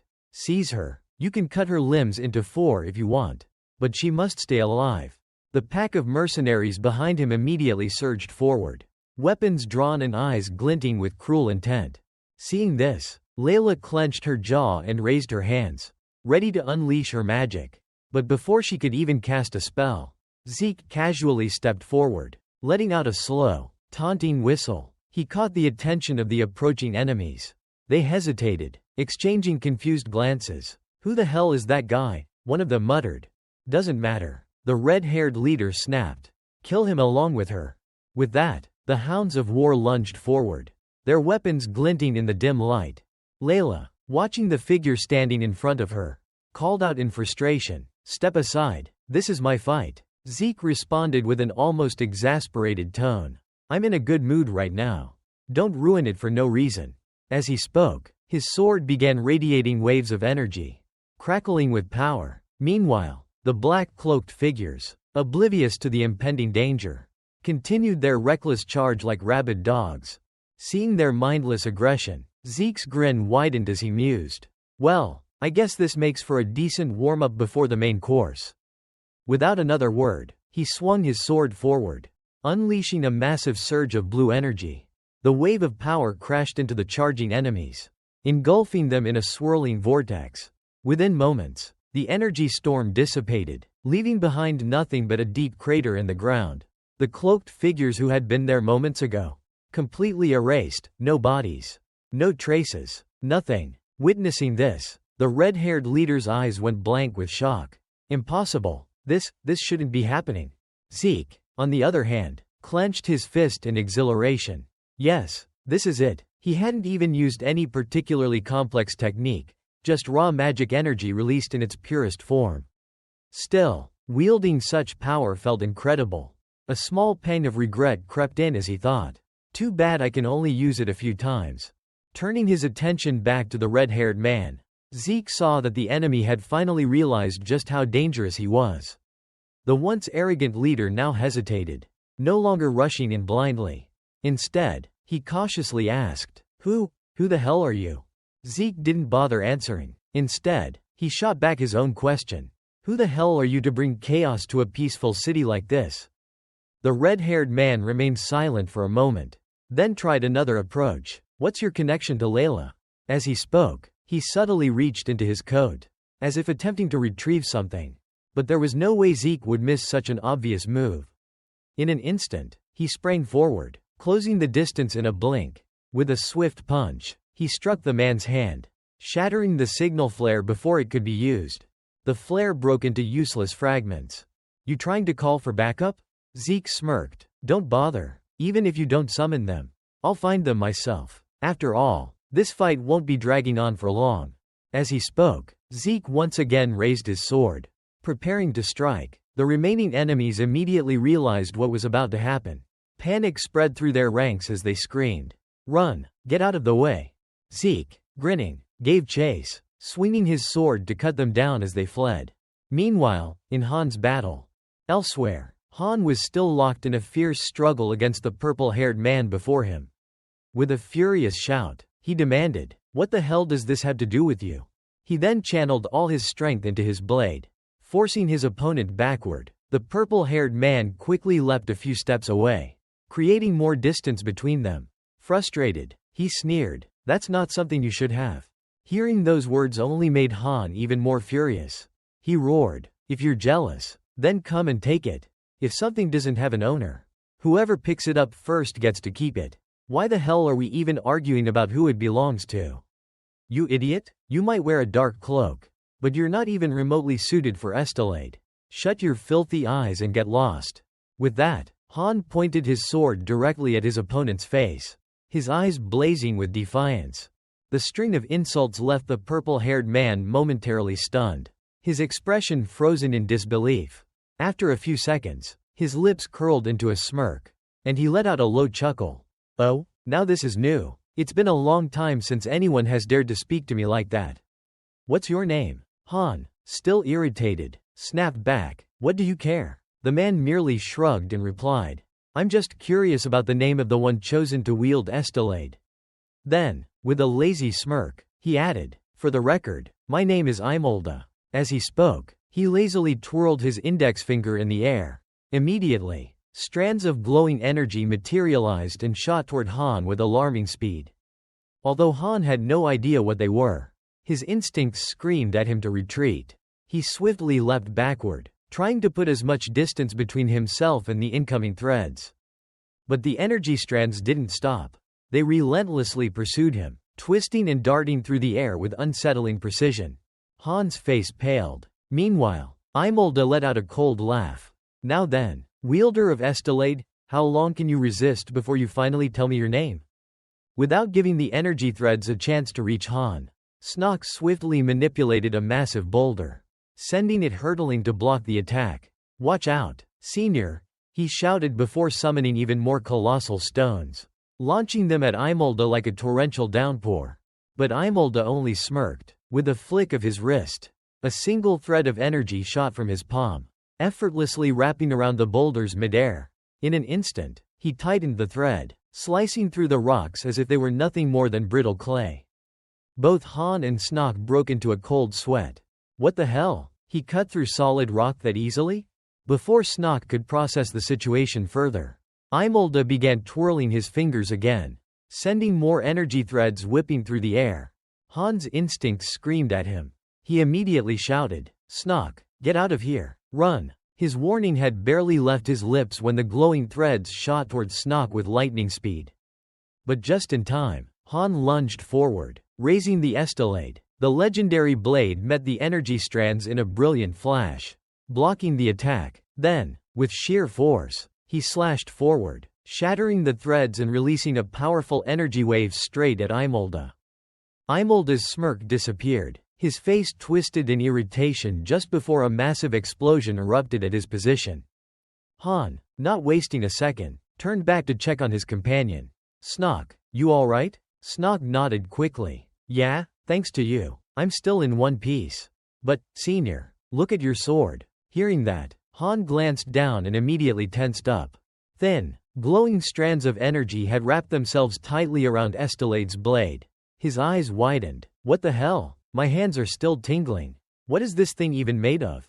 Snock furrowed his brows, studying the strange material. After a moment of careful observation, he made a guess. "Now that I'm seeing it up close, these aren't ordinary energy threads.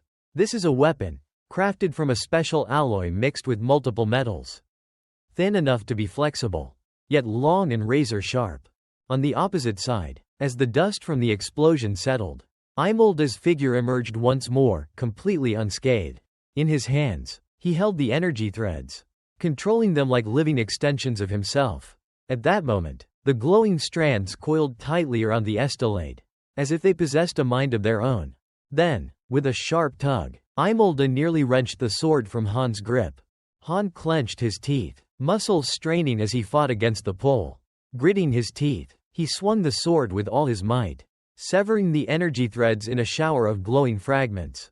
realizing that staying on the defensive would only give Imolda more opportunities. Han made a split-second decision. He surged forward, his battle instincts taking over. "Snog, cover me," he shouted. Hearing the command, Snog immediately sprang into action, manipulating his abilities to summon jagged stone pillars that shot toward Imolda like a barrage of spears.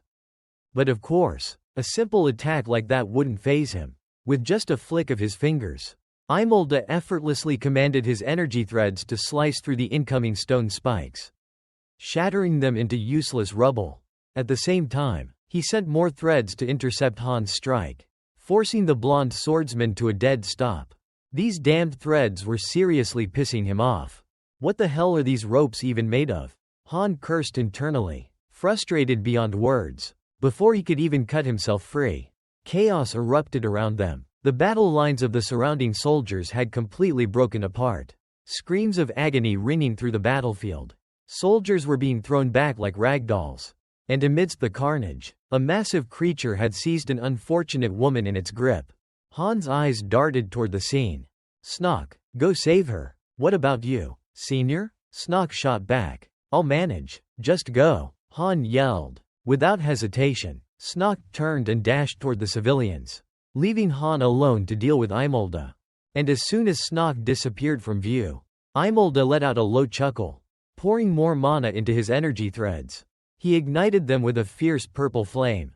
Then, they exploded. A deafening blast tore through the air, sending debris flying in all directions. Han's body was launched like a bullet, crashing into a nearby stone wall with a force that rattled his entire being. It took everything he had just to push himself up, using Estelade as a crutch. His entire body throbbed with unbearable pain. "Shit, that hurt like hell," he hissed under his breath. Then, out of the corner of his eye, he noticed a group of men standing nearby, frozen in fear. The moment he saw their faces, recognition hit him. It was them, the same bastards who had mocked him and Snog at the tavern, sneering at their dreams of becoming heroes. At that time, they were so full of themselves. Now, they were no better than a bunch of cowering dogs. However, Imolda had no intention of standing idly by while Han got lost in thought. With a flick of his fingers, he sent his razor-sharp threads hurtling forward, forcing the group of thugs into a panic. Their faces turned pale as they instinctively raised their arms to shield themselves. Luckily for them, Han wasn't the type to hold grudges for long. Even though saving them was a pain, he still threw himself in front of them, slashing his sword like a relentless machine to deflect the deadly threads. "Damn it, taking care of myself is already hard enough. And now I have to babysit these idiots too?" Han grumbled as he swung his sword furiously. But defense could only hold out for so long. In a brief moment of carelessness, several energy threads coiled tightly around his left arm, constricting with brutal force. Blood started seeping from the deep cuts, trickling down his skin. The two thugs behind him stood frozen in disbelief, unable to process the fact that Han was actually protecting them. Meanwhile, Han was fuming at their uselessness. "Are your damn eyes on your asses? Get the hell out of here," he roared. That was all it took. Without wasting another second, the thugs bolted, scrambling away like frightened rabbits. Imolda, watching from the front, let out an amused chuckle. "How touching. They must be important to you." Han immediately denied any connection to them. "Not really. Just a bunch of bastards who picked a fight with me once." Imolda raised an eyebrow. "Oh, and yet, you still saved them? You even got injured for them?" With a wry smile, Han replied, "They're annoying, but they didn't do anything bad enough to deserve death." Hearing this, Imolda seemed to grasp something. "I see, that's why Estelade chose you." His voice was laced with understanding, though his next words carried a deadly edge. "But even so, I can't let you keep it. That sword already has an owner." Han scoffed. "Finders keepers." Imolda nodded in agreement. "That's true, and when something belongs to the dead, whoever picks it up is free to take it." His words were drenched in killing intent. Meanwhile, Han was struggling just to keep himself upright. His vision blurred, and his body felt heavier than ever. "Damn it, I can't even move anymore. Am I really gonna die here?" he muttered under his breath. At that moment, a hand suddenly reached out, gripping the energy threads tightly. Then, in a blur of motion, A series of sword strikes slashed through the threads constricting Han's arm, severing them completely. The unexpected turn of events left both Han and Imolda momentarily stunned. Their gazes instinctively shifted toward the source of the attack, just in time to witness an explosion rip through the battlefield. The impact sent monsters and black-cloaked figures flying like ragdolls, their bodies crashing into the ground with brutal force. The sheer force of the blast didn't stop there. Waves of energy surged toward Imolda as well. Unfortunately, Imolda's reflexes were razor-sharp. He reacted instantly, retreating just in time to evade the attack. And as for the one responsible for this dramatic entrance? None other than our protagonist, Zeke. Seeing the protagonist appear, Han couldn't hide his excitement. "Welcome back, Sir Zeke," he called out eagerly. Switching to Zeke's perspective, his eyes immediately locked onto the sword in Han's hands. The moment he saw it, his suspicions were confirmed. "Why are you holding that sword?" he asked. Han simply lifted the sword and shrugged. "Oh, this? I just pulled it out. And it came free." Zeke was at a loss for words. Beside him, the mage Layla furrowed her brows in confusion. "Isn't that a sword that only chooses its wielder? How could two people be able to draw it?" Zeke shook his head. "It seems there's something off with this holy sword. But at the very least, this proves that Han has grown enough to be acknowledged by Estelade. Congratulations. You've taken another step closer to becoming a hero." Hearing those words of praise from Zeke, Han's face flushed with excitement. Thank you, sir," he stammered. But just as Zeke stroked his chin in contemplation and muttered, "Still, it seems the sword's selection mechanism might be broken." A massive figure suddenly lunged into the midst of the group, aiming to disrupt them. The giant's powerful fist crashed into the ground at their center, creating a massive crater upon impact. Shockwaves rippled outward, shaking the battlefield. Zeke, Han, and Layla instinctively leapt backward to avoid the devastating strike. And the reason this giant dared to launch such a bold attack on all three of them? It was none other than Imolda, standing motionless in the distance, controlling the creature from behind. But Zeke wasn't fooled. His sharp eyes studied Imolda carefully, and he furrowed his brows in thought. At a glance, it seems like he's attacking all of us, but his real target is Layla. Meanwhile, Layla's sharp eyes caught sight of the approaching giants. She thought to herself, "There are too many of them. I'll have to use a large-scale spell." Just as she was about to unleash her magic, Zeke dashed forward, swinging his sword with tremendous force. A brilliant blue arc of energy slashed through the battlefield, slicing through everything in its path and reducing the giants to nothing but scattered remains. However, this was exactly what Imolda had been waiting for. At that very moment, countless black threads detached themselves from the giants' severed bodies and shot toward the protagonist. As if possessing a will of their own, the threads coiled tightly around Zeke's sword, yanking it from his grasp. More threads came flying in, wrapping around his arms and legs, binding him in place. Layla's breath caught in her throat. Zeke was immobilized. Then, a final thread snaked around his neck. Seeing this, Imolda sneered coldly. "It's over." With that, he pulled the threads with all his might. But nothing happened. Zeke remained completely still, his body as unshakable as a statue of iron. The villain's deadly threads didn't even manage to tear his clothes. Imolda's eyes widened in disbelief. It was clear that this was the first time he had ever encountered such a situation. And for the first time, his confidence wavered. What? Why won't they cut through? Zeke, watching his enemy's confusion, couldn't help but burst into laughter. "Ha, did you really think you had won?" Then, with a single flex of his muscles, he shattered the restraints, sending the broken threads fluttering to the ground. He took a slow, deliberate step forward. "Did you really think my strength comes only from that sword?" To prove his point, Zeke grabbed the remaining threads with both hands and yanked them downward with immense force. The impact sent deep fractures spider webbing across the ground, splitting it apart. Chunks of earth and stone exploded into the air like shrapnel. Caught off guard, Imolda instinctively raised his arms to shield his face from the flying debris. At that moment, the protagonist stepped right up to Imolda, flashing a confident grin. "So, the moment I let go of my sword, you thought you had won completely, didn't you?" Zeke's voice rang out, clear and unwavering. "Well, you weren't entirely wrong. You just misjudged what this sword actually does. He let out a small chuckle before continuing. It simply allows me to fully harness my magic power. So, even without it, my strength doesn't disappear. Tell me, how does that little taste of hope feel now? His smirk deepened as his iron-like grip tightened around Imolda's throat, effortlessly lifting him like a fragile bird caught in a predator's grasp. The villain's body trembled for a brief moment before finally going limp. His life snuffed out in an instant. Time swiftly passed, and by the next morning, the city was alive with efforts to clean up the aftermath of the battle. In one part of the ruins, a group of carpenters worked together, calling out instructions to each other. Hey, lift that side a bit more. Be careful. This beam's still smoldering, it could collapse at any moment. Elsewhere, inside a mostly intact room, Zeke sat before the mysterious sword resting on the table. He stroked his chin thoughtfully, his gaze locked onto the weapon. What exactly is this thing? He mused. There's no way it's just an ordinary blade. Even for a moment, it awakened the dormant magic within me. If I keep using it, maybe I'll finally understand.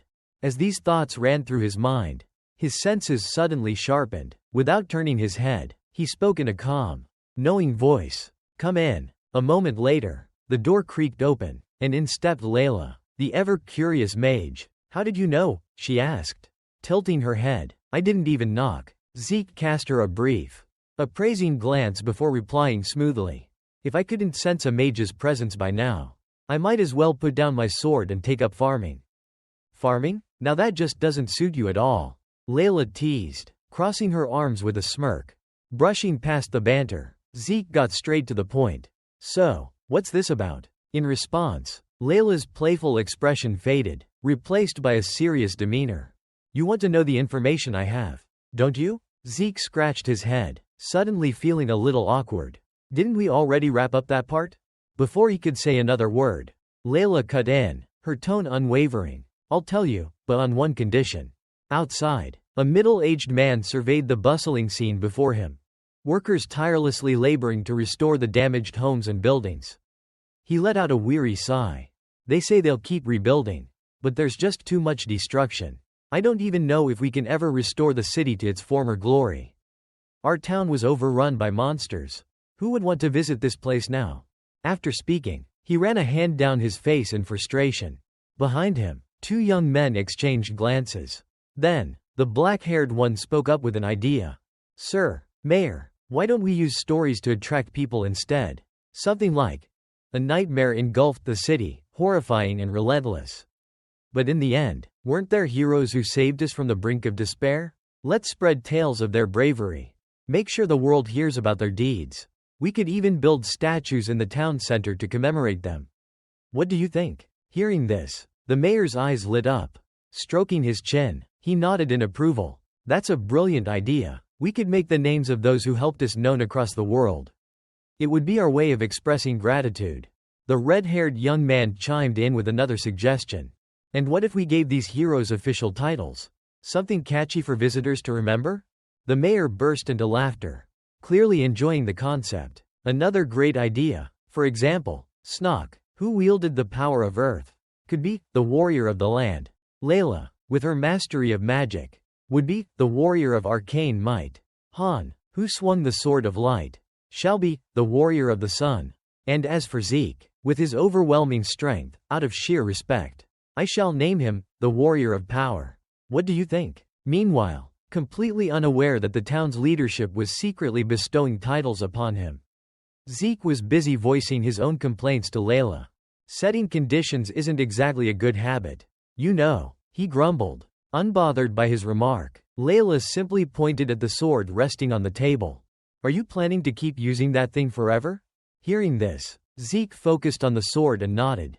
Probably, even though I don't know its exact origins. It awakened my full magical potential, even if only temporarily. It's like Estelade or Tornium. This sword seems to grant power to its wielder. Hearing that, Layla couldn't help but ask.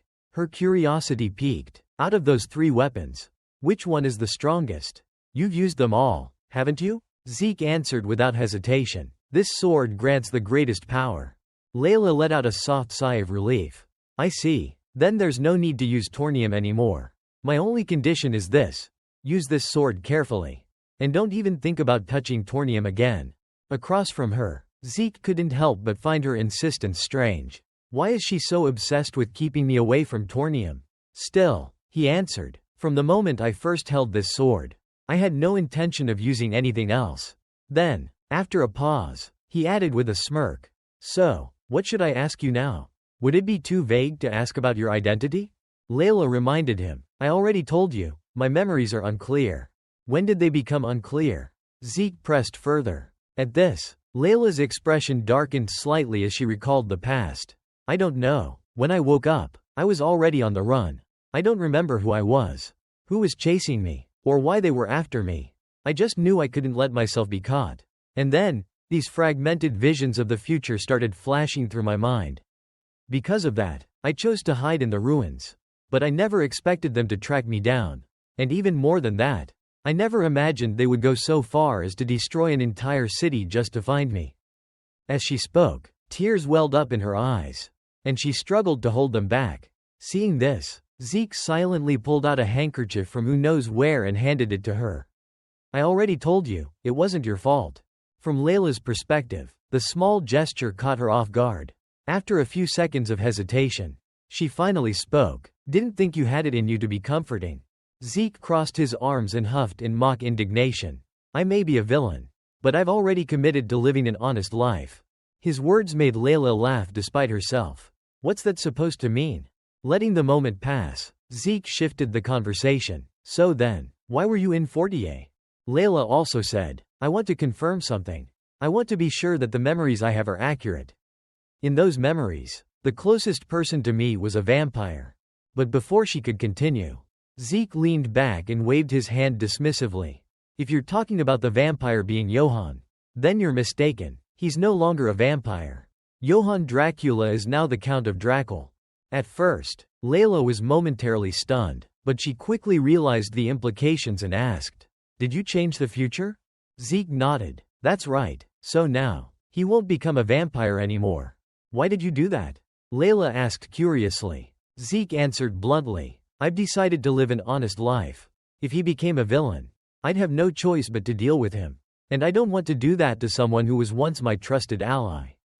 After hearing this, Layla hesitated for a moment before asking, Are you really sure you don't want to become Zeke Moyer?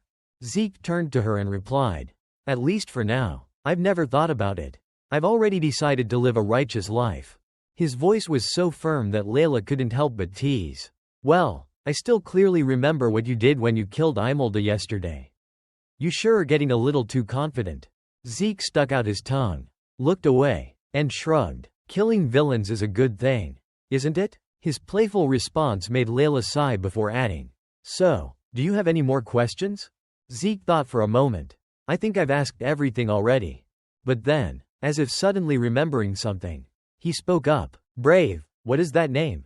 He recalled that Layla had mentioned the name, Brave, before. The atmosphere in the room grew silent. After a few seconds, Layla finally answered, Zeke Brave. That's the name you used when you fought as a hero in the future. Hearing this, Zeke was utterly dumbfounded. He pointed at himself in disbelief and asked, Me? Switching back to Layla's perspective, she wasn't entirely confident in her own thoughts. I can't say for sure. My memories are unclear, so I don't know how you became a hero or what kind of life you led. But in at least one timeline, Zeke Brave was destined to be a hero. Hearing this, Zeke clapped his hands together loudly, as if he had realized something. Is that so? Then I'll make sure to never use the surname, Brave, again. Layla simply shrugged. Suit yourself. She didn't seem to care much about it. As long as Zeke didn't turn into the Demon King, it didn't matter what else he became. Brushing off their playful banter, Zeke stroked his chin thoughtfully before asking, So, the sword I used back then, was it Estelade? But now that I'm no longer brave, how could I wield Estelade? Could it be because of that thing? His voice suddenly grew excited as if he had remembered something important. Layla tilted her head in curiosity. That thing? What are you talking about? Before Zeke could respond, Han and Snock entered the room, their luggage packed and ready to go. Zeke, it's time to leave, Han announced. Seeing him walk in, Zeke grinned and said, Oh, perfect timing. Han, let me see Estelade for a moment. Han instinctively tightened his grip on the sword. His expression filled with uncertainty. Huh? But why? Before he could finish, Zeke cut him off. Relax, I just want to check something. I'm not going to take it from you.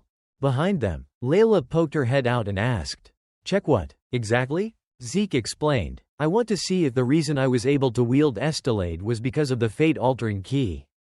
He silently pondered to himself. It's just a theory, but I have a feeling Estelade is connected to the fate-altering key. But now, I no longer have the key on my finger. If they are truly linked, then I shouldn't be able to hold it anymore. Unaware of Zeke's internal reasoning, Han, seeing that Zeke had no intention of stealing the sword, hesitantly handed it over. Everyone watched in anticipation as Zeke reached out and effortlessly grasped the sword with ease.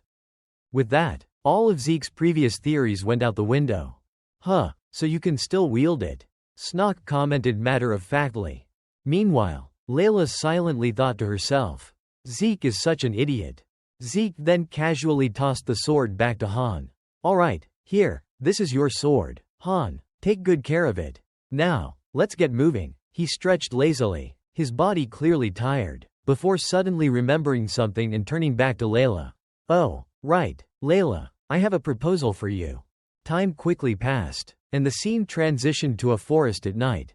Han and Snock were fast asleep, snoring like logs, while Zeke and Layla sat by the campfire. Still awake, they both took notice of Han's thunderous snoring. Looks like they're really exhausted, Zeke remarked. Layla nodded in agreement. Well, of course, the journey here was pretty rough. She recalled everything they had gone through earlier. To get to this place, they had fought countless battles, or rather, Han and Snock had done all the fighting while Zeke and Layla sat back and relaxed. When questioned about his lack of involvement, Zeke had simply shrugged it off, saying, just think of it as part of their training. Now, as they prepared for the next day, Zeke suggested, we should get some rest. Before he could lie down, Layla suddenly remembered something and called out, wait, what about that proposal you mentioned? When are you going to tell me? Zeke responded with a teasing grin. Ah, that? We can talk about it tomorrow. We've got plenty of time. His carefree attitude sent Layla into a fit of frustration. She clenched her fists and growled. What did you just say? Unbothered by her irritation, Zeke casually advised, you're tired too. Just get some sleep. Layla let out a defeated sigh. Are you seriously just going to sleep like that? At that moment, Zeke suddenly asked, hey, Layla, back when we first met, why did you look at me like that? The expression in Layla's eyes back then was indescribable, somewhere between nostalgia, sorrow, and longing. That gaze had stuck with Zeke ever since. Unfortunately, Layla couldn't give him a proper answer. I don't really know myself. That's just how I felt at the time. I knew you'd say that. Zeke sighed, sounding disappointed. His reaction reignited Layla's irritation, and she shot back, hey, you're the one bringing up weird topics all of a sudden. That's because you looked suspicious. Zeke replied casually. Layla smirked and countered, compared to you, the future demon lord, I don't seem so suspicious now. Do I? Zeke stuck out his tongue teasingly. But I'm not the demon lord yet.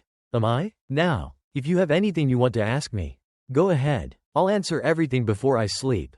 He let out a yawn, already sounding drowsy. Layla fell into thought for a few seconds before hesitantly speaking. Hey, that proposal you mentioned earlier. Could it be? Before she could finish, she realized Zeke was already sound asleep, snoring like a log. Her eyes widened in disbelief. Seriously? He fell asleep that fast? The next morning, a loud voice echoed through the forest. Zeke, Zeke. The repeated shouting jolted him awake. Blinking groggily, he saw the one calling his name. It was none other than the Saintess. Luvella. Seeing that he was finally awake, she smiled. Did you sleep well? Still shaking off his drowsiness, Zeke sat up and nodded. Yeah, how about you, Luvella? Nearby, a towering man greeted him as well. Oh, you're up? Yeah, Zeke replied. Tildo, I'm guessing you slept just fine? Before the conversation could continue, the sound of someone yelling caught Zeke's attention. Damn elves, good for nothing. If only I were a few hundred years younger. I'd be way stronger than you. The shouting came from an old man, clearly irritated about something. Meanwhile, A green-haired elf woman simply nodded along with an indifferent expression. All right, Master Mage, I get it. You're younger than me by quite a bit. Watching the argument unfold, Zeke's group could only shake their heads and sigh, as if this was a routine occurrence. The burly man, Tildo, groaned in frustration and turned to Zeke. They're at it again. Can you do something about this? I can't take it anymore. Zeke let out a tired sigh, then clapped his hands loudly to get the two quarrelers' attention. All right, that's enough. It's time to prepare breakfast and get ready to move out. You two are on duty today, aren't you? As he spoke, he patted both of them on the shoulder, temporarily putting an end to their bickering. Behind him, Luvella chuckled softly. You guys really have it rough every day. Huh? Zeke shrugged. It's nothing new. This is just a regular morning for us. Luvella watched him for a moment before speaking with a kind smile. You're doing a great job, leading such a strong group. Her unexpected praise caught Zeke off guard. The Saintess of Karwyman, Ain Prime Luvella, is the one saying that? Well, that actually makes me feel a little more confident. Luvella's smile grew. If my reassurance helps, then I'll gladly remind you anytime. Hero. And then, the scene suddenly ended. Zeke's eyes snapped open, and he abruptly sat up, his entire body drenched in sweat. His breath was heavy, ragged, as if he had just woken from a nightmare. Around him, the others were still fast asleep, completely unaware. But inside Zeke's mind, one thought repeated itself. What was that dream? Beside him, the sword resting near his hand began to glow faintly, vibrating as if responding to his unease.